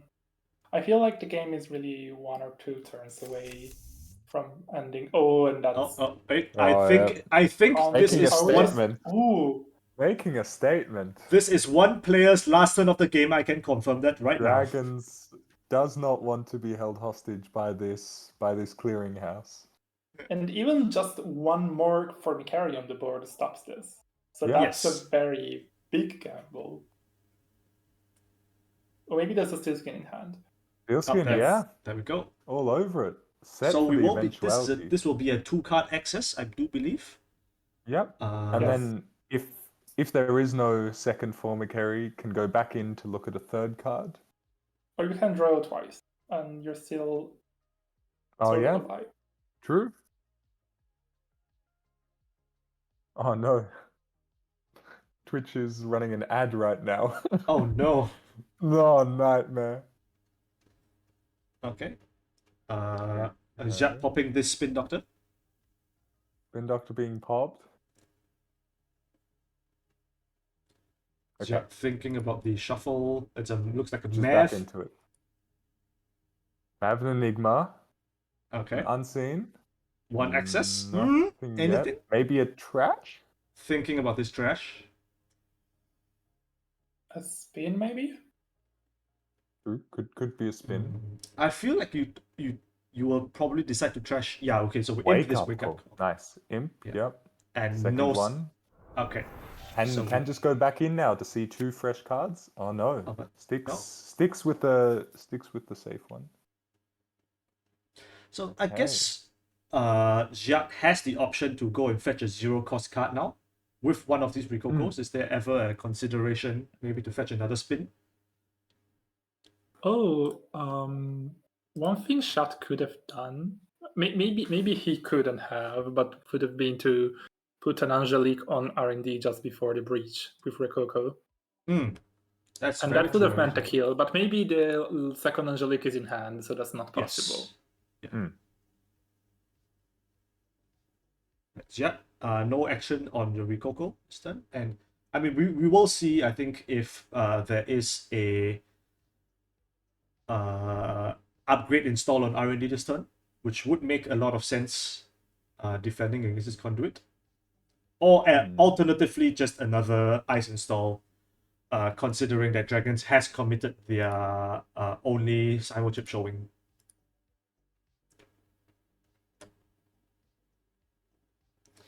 But okay. Start of turn draw. So now top is unknown. Alright, icing R&D very sensibly.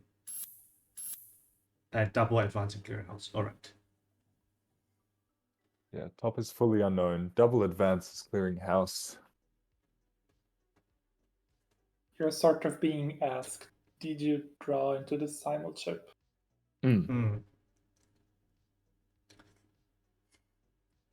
So Simul chip will Simul chip Botulus or just Botulus from hand. This is fine as well. Oh, okay. You need this Okay. to not be a border control. Yes, if it is a border control, it might just cook dragons, and it's a sandstone. Okay, Sandstone, very nice. things looking good for dragons so far. Looking good. Can do 2 runs. Yeah, you can go Can 2 go runs at here. least twice, yes. Yeah. And for Micro Hey, Fire for looking- 2. Looking fairly solid, I more. think. Well, as solid as it can get in this situation. Okay, These are all So- new cards. 3 fresh accesses. Do we get there? Trash wall to wall. Crashes a Okay, wall. nothing. And You'll get- oh, there we go. And an There it yes, is. It is, there yes, it yes. is. Very nice. Oh, well done. Very nice indeed. All right. I Congratulations would to like to Dragons, say of course. the villains lost this time, but both players are grudge players actually. Yeah, yeah, exactly. So we got a runner win here and the corp win in the other game. So that Yeah. should tell us what sides are being played in the Yes, last. yes, correct. So Dragons probably will be copying against Turtok. Yeah, Turtok's mining accident Sable actually. yeah. I In believe the that grand we've actually final. seen this matchup already. Yes, haven't we? that's correct. As Turtok won on time in the last round of Swiss. Yes. 3-0 against 3-0 against the Grudge. Very nice. Okay.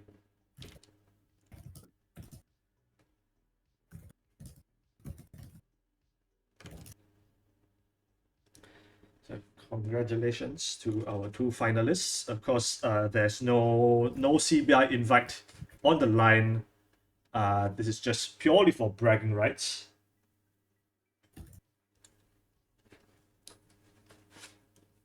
But of course, both players will be receiving the foil Sansan City Grids. Mm.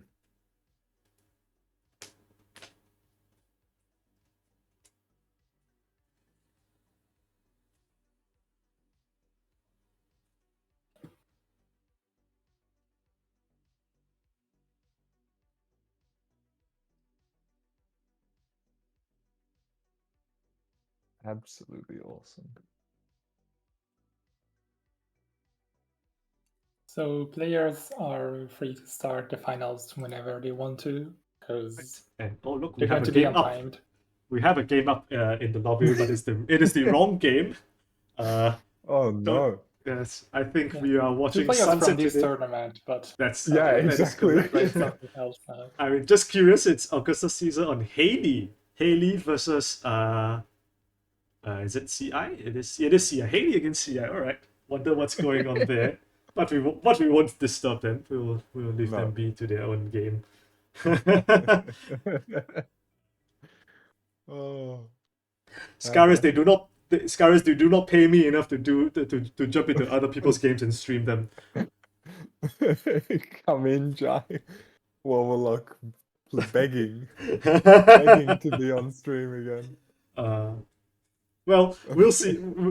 We'll see how long. We'll see how long this this game is.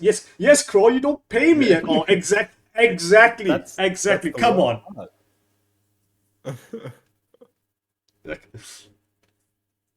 All right. So Alrighty, looks like players are good to go though. We Yes. should see the lobby up soon. that's right. So spare me from being guilt tripped into having to click the watch button on this Eternal League game. Exactly, Don't make me do it. exactly.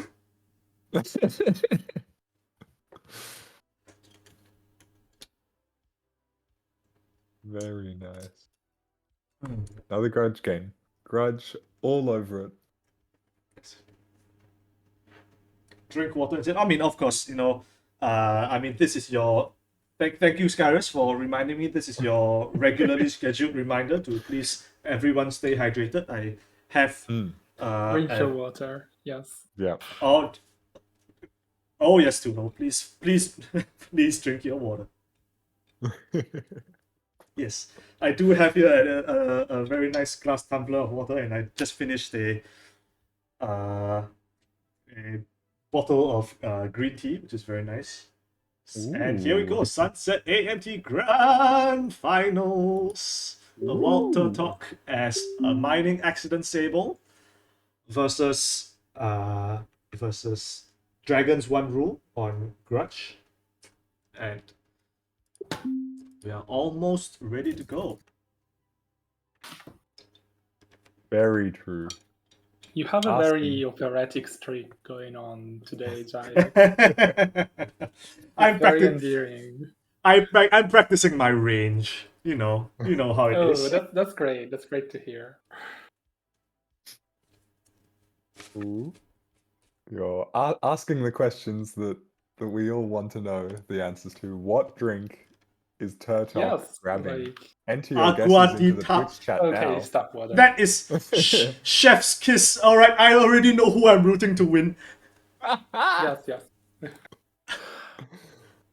Unbelievable. This is time zone discrimination. It is currently a very uncasual 2 a.m. in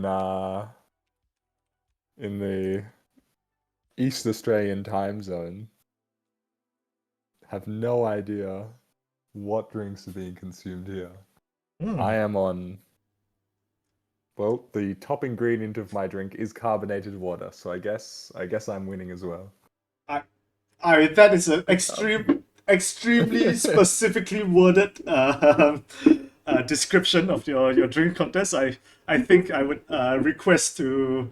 Can I get a deck check on your beverage? It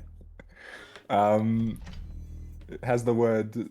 Oh, it has the word 0 sugar as a descriptor, which is very watery, isn't it? That's extremely suspicious. We have a 46 card Sable here. Oh yeah. What is the 46 card? That's good I don't question. Should there what be the- one concerto? Normal 45 are. No concerto. Really don't know. Oh, this is it's mining used- accidents. Yeah, Sable. it Yeah, is yeah, my this accent. is- We saw it a couple of times in Swiss already, and now Dragons has to think about this. Yeah, paying 5 credits. It's actually super painful for Grudge to have to face mining accidents. Like, I think that's one of the things that could really make things difficult for you. And of course, this was a pseudo clickless mining accident because Sable did run the mark of the turn, and Maryland campaign. And what's the rule that we have? The rule that is, if you see an unrest Maryland campaign, it dies. It every time. Really, I think I'm more partial to Thrashing the Wall to Wall myself. Oh, is that right? I mean, The draw is very important. okay, wow, Turtok firing on all cylinders here, actually. Yeah. Do you go back and trash this wall to wall? Yeah, looks like that's the play. Mhm. The idea being that you still have an influx of money here. Yes. It's only true if Wake Up Call doesn't get played here, which Sure. is possible. It's an interesting question. I mean, it depends on the hand, obviously. But if Dragons does Wake Up Call, do you pay the 4 cards here? I think I might be inclined to do so, actually, if I was Turtok. I think this info bounty is representative of enough credits. I mean, a pseudo infinite credit source, right, so to speak, that I would be inclined to pay 4 meat damage for it. That's possible.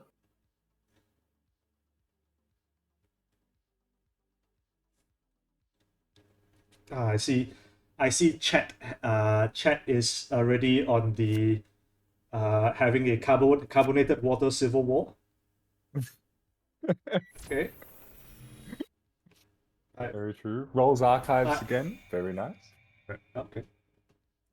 So already, I mean, I think I do feel, protecting this info bounty has to be like a pretty high priority for Turtok as a math. All right. So no res and pop on this on pre-breach. Just going to trash that one for free. Yeah, Resin Pop would have been very painful. Because like then you also lose your Marilyn and you're down to 0 credits. Oh, that's a Blood Ward. That's neat. Bloodwort hits a class act. Very nice. The class acts came in clutch last game for sure. Yep. Or I feel last like here- time these two matched. If you manage to land the second mining accident before the corp recovers, that's really what can nail this game shot.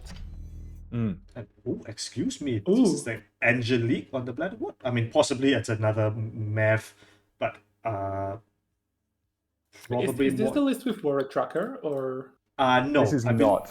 yes, Warrior Tracker is Okay, just that this. would have been so good. Yes, I think Warwick would have been extremely nasty.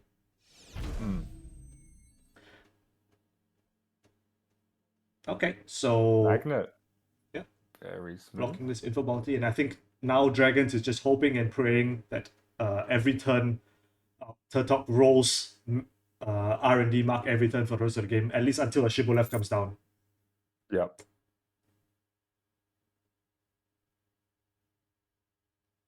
But Turtok will be taking at least one more net damage from this Bladder Ward, almost certainly. And it looks like a run HQ. Alright. Yeah, just an access.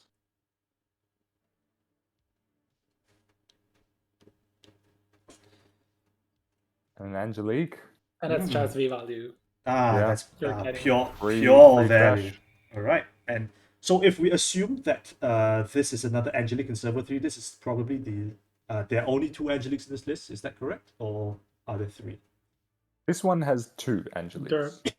Okay, Yeah. yeah, the canonical list has 2. Yeah. Although I think there was discussion whether That was a Mining big accident hit. was trashed.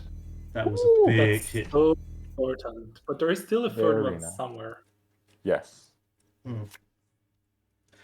So Marcus notably, Archives. So this is the turn to fire it off. notably, Dragons does not have the credits to fire Angelique or Math this turn, so this is Turtok's prime moment to go and run this server 3 and clear it out. Yep. For sure. And that's it. And we will see if this so not being able to trash either both cards, I should say, and it is the second Angelique. Good to know. And credit and discarding a card, discarding a doof. Alright. Second Bladder Ward goes down. Second bladder. And trashing another classic. Wow, these are some Love hits it. from Bladder Wards, huh? These are 2 class serious X and a value. mining accident already. Very exciting. We go install. We have a game now. Sad face. Yeah. We started off by not having a game.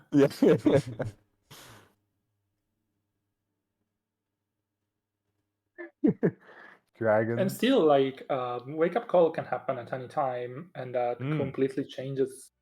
Like, the runner still isn't set up, so trashing this info bounty essentially removes all sources of income.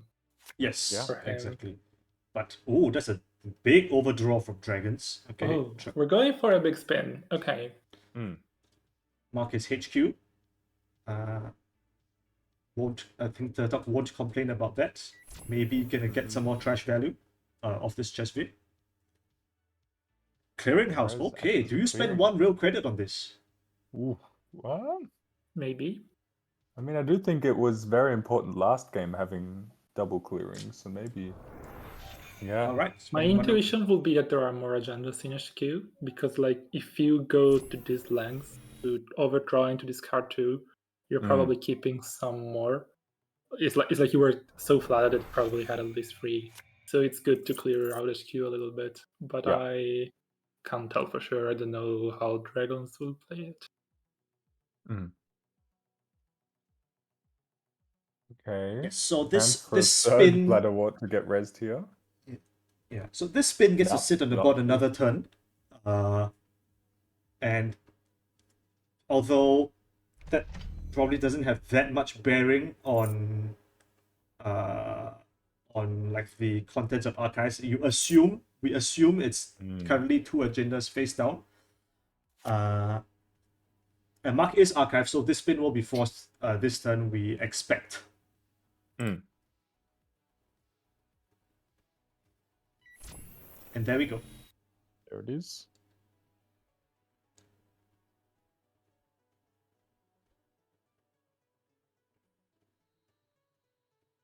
Yeah, I think if Yeah. if we see the third mining accident come down now, it could be quite a big swing in the game. And Droof coming down. Ooh, a Okay. Droof. That's That's a aggressive. very aspirational too. Yes. Ooh. But Very it fair. does mean you can go and chuck server free Yeah. without Yes, being afraid exactly. of Angelique. Exactly. And I think Turtok will elect to. Okay, this is a third battle. All right. Mm, So Okay, you're slowly removing all sources of income from the corp deck. yeah. but I think This is- on balance, the Dragons being able to rest a second ice on another central is quite important and forces Turtok to consider like actually slowing down and finding his icebreakers. But now that the immediate bladder pressure has ceased, Turtok can pump the brakes a bit. And of course, bladder wardened. Yeah, exactly. Wake up call. Okay. We are obviously clicking this info bounty. Now, what does Turtok want to do here? Okay, The info bounty call. has gotten worse Yes, exactly. Yeah. now So that the yeah, sunset's rest, so makes more sense.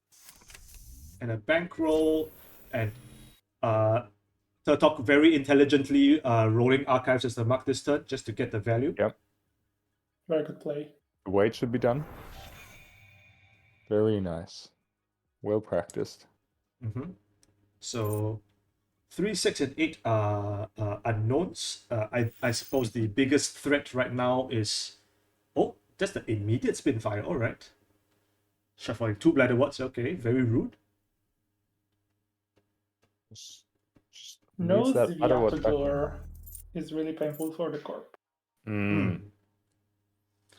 Yeah, I was gonna say before the spin got rest, yes, the biggest threat to Turtok right now is if one of these servers is Sphicator Excavator. Turtok going credit, run server 9. There may be not- dragons waiting for Strategor plus Marilyn. Entirely possible. Wall to wall is the access. Looks like a trash. Okay. Turtok has this bankroll, so not too concerned about losing value on random checks on new remotes. And we have some kind of read that server 3 and 6 are not Excavator or any kind of econ asset for the matter. Yeah, I'm starting to wonder what they could be. Like, there aren't many cards that will just sit there. Server 3 is Angelique still, right? So yeah, server 3 is Angelique and server 6 is a Rikoko. Yeah. I mean, I feel it might be a Rikoko. It could be hostile. Yeah, Yep, maybe just a yes. hostile architecture that's chilling. But okay, so Dragons has found what we assume is Mavirus. Yes, the second Angelique is gone, so this has to be a Mavirus. And with the 3 credits to fire it, has some kind of econ going, getting a Marilyn. That is, of course, if Turtok doesn't go and trash it immediately. And it's, whoa! Excuse me. Is a Strategor. It's been there all the time. Okay. No Interesting. trash. I mean, no credits to trash, of course, because. And okay, Hermes is the discard. Of course, Very you don't expect that to be getting much value this game. Okay, but Mav. Ooh, you fetch a Marilyn and you excavate it. and Marilyn, then you really have a Excavator. game. Yeah.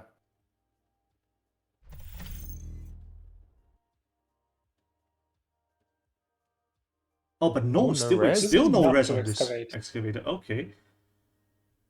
Choosing to let the Marilyn just cook a bit longer, I guess. Yeah, we're going Mhm. install. There's also there's always the ability to exchange any of your rest eyes for Mikari, which is a downgrade, but also you're getting free credits out of it. Yeah. And I think that should be the case. I think once Turtok presents an icebreaker. I think Urban. just urban. Oh yeah, sure. You play your Kurapira now. You're playing your Shibboleth now. I could turn a magnet into a Formicary. Okay, Bladderwort. Where's We found a Bladderwort? fourth Bladderwort. Do we see that Sviatogor as well now? To maybe change the magnet into a Formicary? And yep, there we go. Of course, the downside is that that is a hit. Nothing but the hits on this Bladderwort radio station.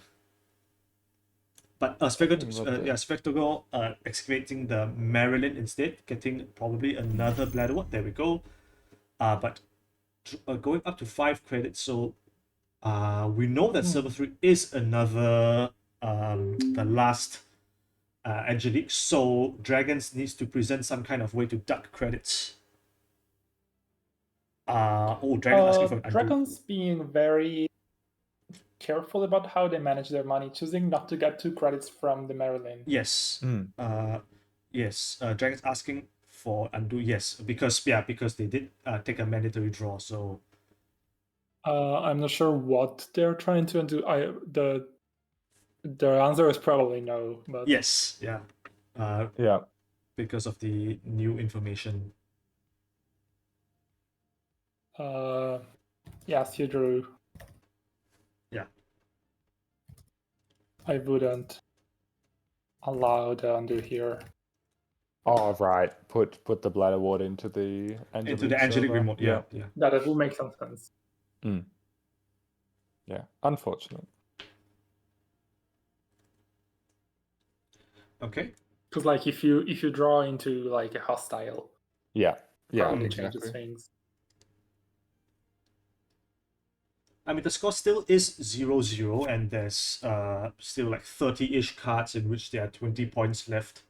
So Turtok has, Turtok showing this Shibboleth already installed. Okay, another install into Server 3. And I do believe these are the only 2 Bladderworts left, right? 2 were shuffled back. Yes, 1 is still in the bin. Yeah. So that, of course, losing this Kurupira is pretty rough. But Yeah, I don't You always recall. have Turtle. And well, Turtok is also on multiples of breakers. 2 okay. Kurupiras, 2 Calm, and Okay. a Shibboleth It's and a not Unity. really an issue then. So it's it's not big. It just slows now getting into HQ, I guess. And I think Turtok knows how to play the game. We rolling R&D mark after installing Shibboleth. Yeah, it's the one you want to hit. One from Chesver. And an Okay, STS. and we do lose the chance with it. Okay. All Angeliques are accounted for, so there is really no downside to sealing the SDS. Yeah. And of course, Shibboleth still Like, staying you in don't have strength to be 3 because worried it's of being threat shot 4. back. Yeah. And discarding an Yeah, inside Shibboleth job. works fine. It's a Rikoko. There's double Rikoko. All right. Rikoko on the Angelique, which is quite interesting. Oh, The no. third mining accident. How does this keep gone. happening? These Bladderworts. And the magnet does get exchanged. Okay. Magnet gets traded. I feel like Dragons was not using the Scavedo for a while because they were trying to keep the Bladderwort up as a serious threat. But now apparently they changed this a little bit. Yes. So I mean, now at 8 credits, in theory, if one of these is a hostile infrastructure, you still can duck Bladderwort at least once. But here we go, Bravado. All right. Do we take the damage? Do you go through? All right. So no, just That's fair. I mean, it was for a click, but yeah, click and an access, I guess. But yeah, And a bankroll. and a bankroll. True. So, okay, But so what- no rest on anything in 15-16, which is probably indicative that neither of these cards are hostile infrastructure. Yes. There's Strategor, but icing, server 17. So, unlikely that this is a code gate, obviously. And probably Dragons feels safe to make this play after the inside job discard on the previous turn. Oh, sequencing. Oh, sequence. Draw. Yeah, you normally with closed list I will say you don't know, I don't play Malia, but this is fine. Okay, so this is the play. Ooh, Instead, interesting. getting that Earthrise Hotel down and the automation. All right. So Okay, these Urban- are renewals, so actually we're not presenting super tough threats. Yes. Like not super with time pressing threats. yeah, like Blood. It seems difficult to think of a situation where dragons can actually go down into Bladderworld range now. So this Urban does not kill unless there's like an Azaf to pair with it. But that's not a reliable thing in Ooh, general. a triple ice on server 17. This urban renewal. Is Turtok on any pinhole threadings? I wonder. Two of them. Two pinhole Two threadings. So, yeah. pinholes. Yeah. So of course, either of these could be Formicary, but it kind of begs the question as to why dragons would be installing Formicary in a straight line, as opposed to, for For example, the mind games. Yeah, the mind game. Oh, yeah. Can't let them know your next action. Very exciting. Buyer bets. Buyer bets. Pick a server. Heading Any server. into choice. Okay. Then Right. Get Strategor. rid of this excavator. We assume, of course. I mean, there's every chance it's just for the draw. Do we install here or do we place 4? Is the question. I think we see a trash. He's considerate. No, he is Oh, taking an install. Okay. Carmen. For a All Carmen. right. There. And the pinhole comes out. There we Now go. we see whether Dragons has been holding any Formicaries in that server 17. Yes. No. So no Formicaries. I think it's interesting actually because the Formicaries, even a single Formicary there would have forced a 2-net damage because Turtok was credit perfect to trash. Well, it forces a bankroll pop, I think. Sure. Yeah. Sure. Well, yeah. And then stealing it, yes, becomes more difficult.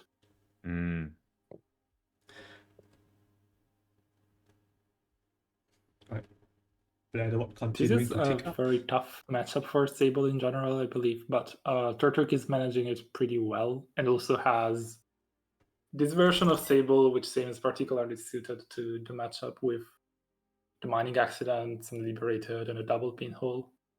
Ooh, wake up. Wake up! You gotta wake up! Wake up for the lib. Okay. That's pretty okay. Yeah. Is this the next renewal, or is this a clearinghouse and we're just trying to win? I mean, I can respect a clearinghouse line here, considering that we've seen 2 Class X hit the bin already from previous Bladderworld snipes. And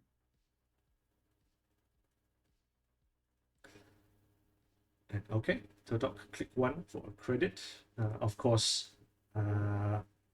not wanting to commit too much to popping this bankroll as of yet.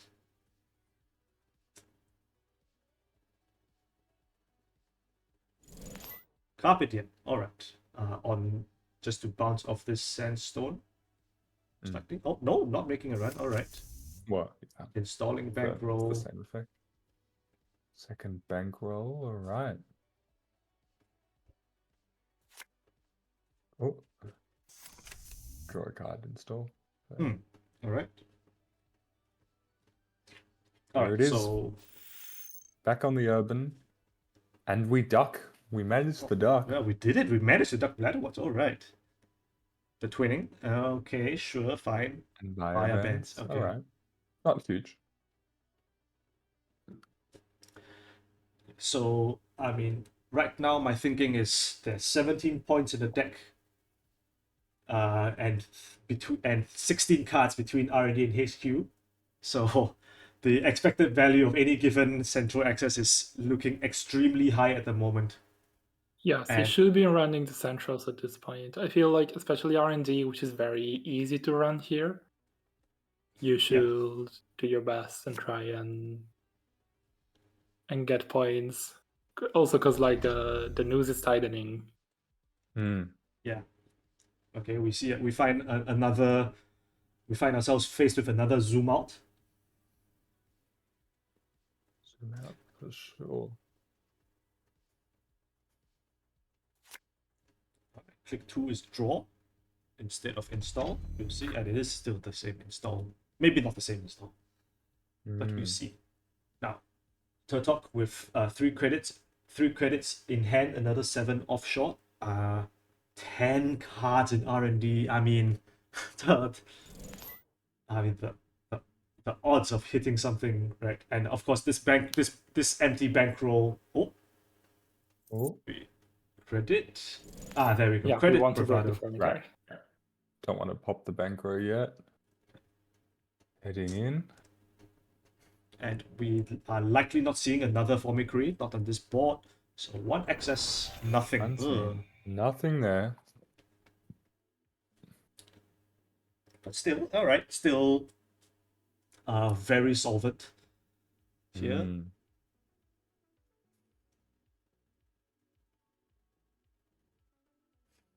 So There's that Armies. second Kurupira. Can start to challenge soon. Although on 2 cards. 2 Yeah. cards is very low. it's extremely Um, dangerous. Chance of a duck. It's a little to less find- dangerous because you know there's no Angelique around, Yep. but still feels scary. Yeah. Although, in theory, if the third Spin Doctor shuffles an Angelique back, Yeah, we could Okay, see no duck, we could though. see a pretty interesting kickflip going on. No Okay, duck, wall to crash wall. wall to wall. Wall to wall draws a card. We are accelerating this game, huh? Okay, clearinghouse is the Clearing oh, grace. just putting a clearinghouse down. Yeah. Just a naked clearinghouse. Okay. Are we playing to advance? And that's 6 damage on the board. Is there one more class act?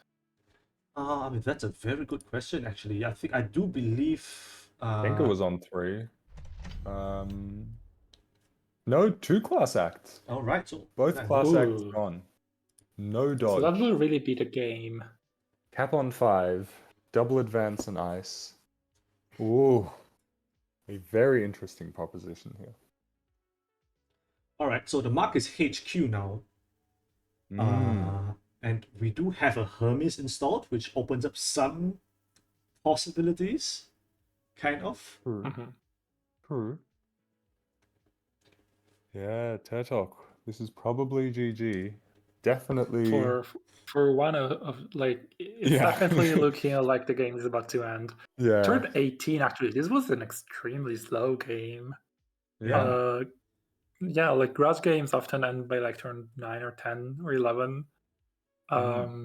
But this was a really grindy one, probably because of the mining accident and how much it slowed everything down. Yeah, Oh, and yeah, you know and the, all the of battle. the bladder warts got removed and then reshuffled back and reinstalled. So it was the early game was incredibly slow and controlling. Yeah, and you know there's still a bunch of agendas somewhere, right?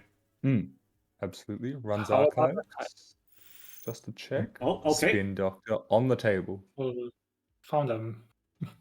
There they are. Confirmed. Yeah, 2 but now- unseen cards. Yeah, but now Okay. the agenda density of R&D has got to be nuts here. Well, you don't know that those are agendas. Yeah. Well, we don't. Could have been agendas that were just drawn or whatever. But going in to check the top. All right. This could be Just one it to one way or break. another. Access. A city was City okay. works. City works. Okay, okay. Alrighty. Now you have to reduce the density of HQ as a punishment. Yeah. Top ice on server 17. Yeah, I guess just ignoring all of the kill, going for the win. Yeah. Does seem fairly solid if there's not a substantial amount in HQ. Nothing. Not Alright, so now on we have R&D. two tries on HQ. Here we go. Yes. Alright, lock and load. No, Oh. challenging the remote Oh, excuse me. into a border control. Oh, That's no. that's it. That's it. That's game. That has to it's be GG, over. yes. Yeah. You know, Oh no. Oh. Sure. Oh no. Oh, that what is was rough. that? Oh, surely you run HQ there. No. Oh dear. Yeah. Could have gotten an access on HQ before this. Yeah. Although to be fair, with fewer credits, but probably not enough to make a huge difference. I mean, it would be what, 5 credits to break through the HQ one? Maybe. Yeah, there we go. Congratulations, Dragons. Well Huge. done.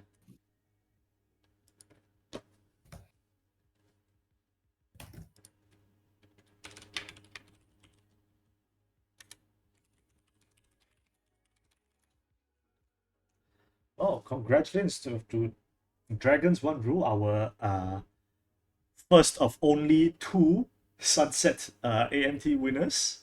yes. Yes, the next Sunset AMT will be in 2 weeks, if Yes. I'm not mistaken. the And it Right. will be on US morning, which I know the US is very large, but somewhere in that area. somewhere in the US it's morning. Well, the morning is also a very large thing, so Yeah. So we can't be wrong. Excellent. mhm. Anyway, yeah, so this was our first Sunset tournament. It's not the first Sunset tournament to ever happen because a few nice people held a bunch of very small tournaments. There was one in East Anglia, I believe, and maybe there was one today organized by Vectors, but I don't remember where. But this is the first like NSG branded Sunset tournament. And the meta is just as disgusting as the standard one. So I don't know whether to count that as a success. Although that's- But without congratulations the to Asmara. Dragons One Rule. Congratulations Yeah. to all the people who played today, and especially those who got into the top cut. And also, like, there are a bunch of very cool people who didn't make it to the cut, but had some very interesting deck lists. I had the privilege of looking at some that didn't make it on stream, and I can say there is definitely more to explore in this format. Yeah, and I'm for very sure. curious to see whether a second tournament lets the meta evolve a little bit, or like what happens to it. Yeah. I think not far away. I mean, to all our spectators who did play in the event, we do urge you, of course, to submit your replays for review by the. Oh by yes, the- by I'll the make a Sunset. thread in the AMT channel now. Yes, just so you know, the more data we can collect, the better we can calibrate the Sunset experience, and by extension, the post-rotation experience. Yes, there are a lot of things we are trying to keep an eye on in the general meta, but also specifically with Sunset. And this is very important testing data. And it's nice to have this kind of testing experience that's open to everyone every once in a while. But if you want to test more, you can always join playtesting for NSG. It's a pretty open thing, and you don't need any particular qualifications to join. And you can go somewhere on the NSG website to find out about that. Yeah, of course. The only qualification you need to be a playtester is that you know how to play Netrunner. To some extent, yes. Right, all right. So yeah, that brings us to the end of our inaugural Sunset AMT. Thanks everyone for coming and of course sitting in stream, whether you're a player or not, etc. etc. Thanks to our our TO and our judge team, Yan Tuno and Craw. Thanks for all your hard work. And of course, my stream team, Alex over here, with me since I don't want to say from the very start, since to 15-20 minutes late, but we'll overlook that. And of course, Thranta, who had to leave midway, but thanks for all his help as well. And yeah. And thank you, Jai, for thank you, Jai, another for very running all- successful stream. Yeah. I mean, it's of course always a pleasure. And do you have any more shout outs, last minute shout outs before we close this thing down? Thanks to SBT for developing this format. It's been very fun to sit in a voice call together and say, yeah, let's ban SMC or stuff like that. That's just what a thing to say. Let's just ban SMC, right? Yeah. SBT meetings are really, really wild. I can only imagine. We talk about very different and outlandish and strange things every time, but the only constant is that every time there's someone who wants to unban crowdfunding. Oh, that would be me. Yeah, just unban it. What's the worst that can happen? Come on, just for 1 week, please. But yeah, anyway, Alex, any shoutouts from you? Nah, not really. I mean, shout outs again to Dragons. I know it is obscenely early where Dragons is playing right now, so yeah, awesome stuff working throughout the night. Yeah, awesome. Yeah, grudge work has to be played late into the night. You have to let the grudge. Undoubtedly, of course. Yeah. Yes, that should be about it from all of us here on the stream. Thanks once again for staying up and listening to us natter on and on about Netrunner. So wherever you are in the world, thanks for watching, and of course stay hydrated and always be running.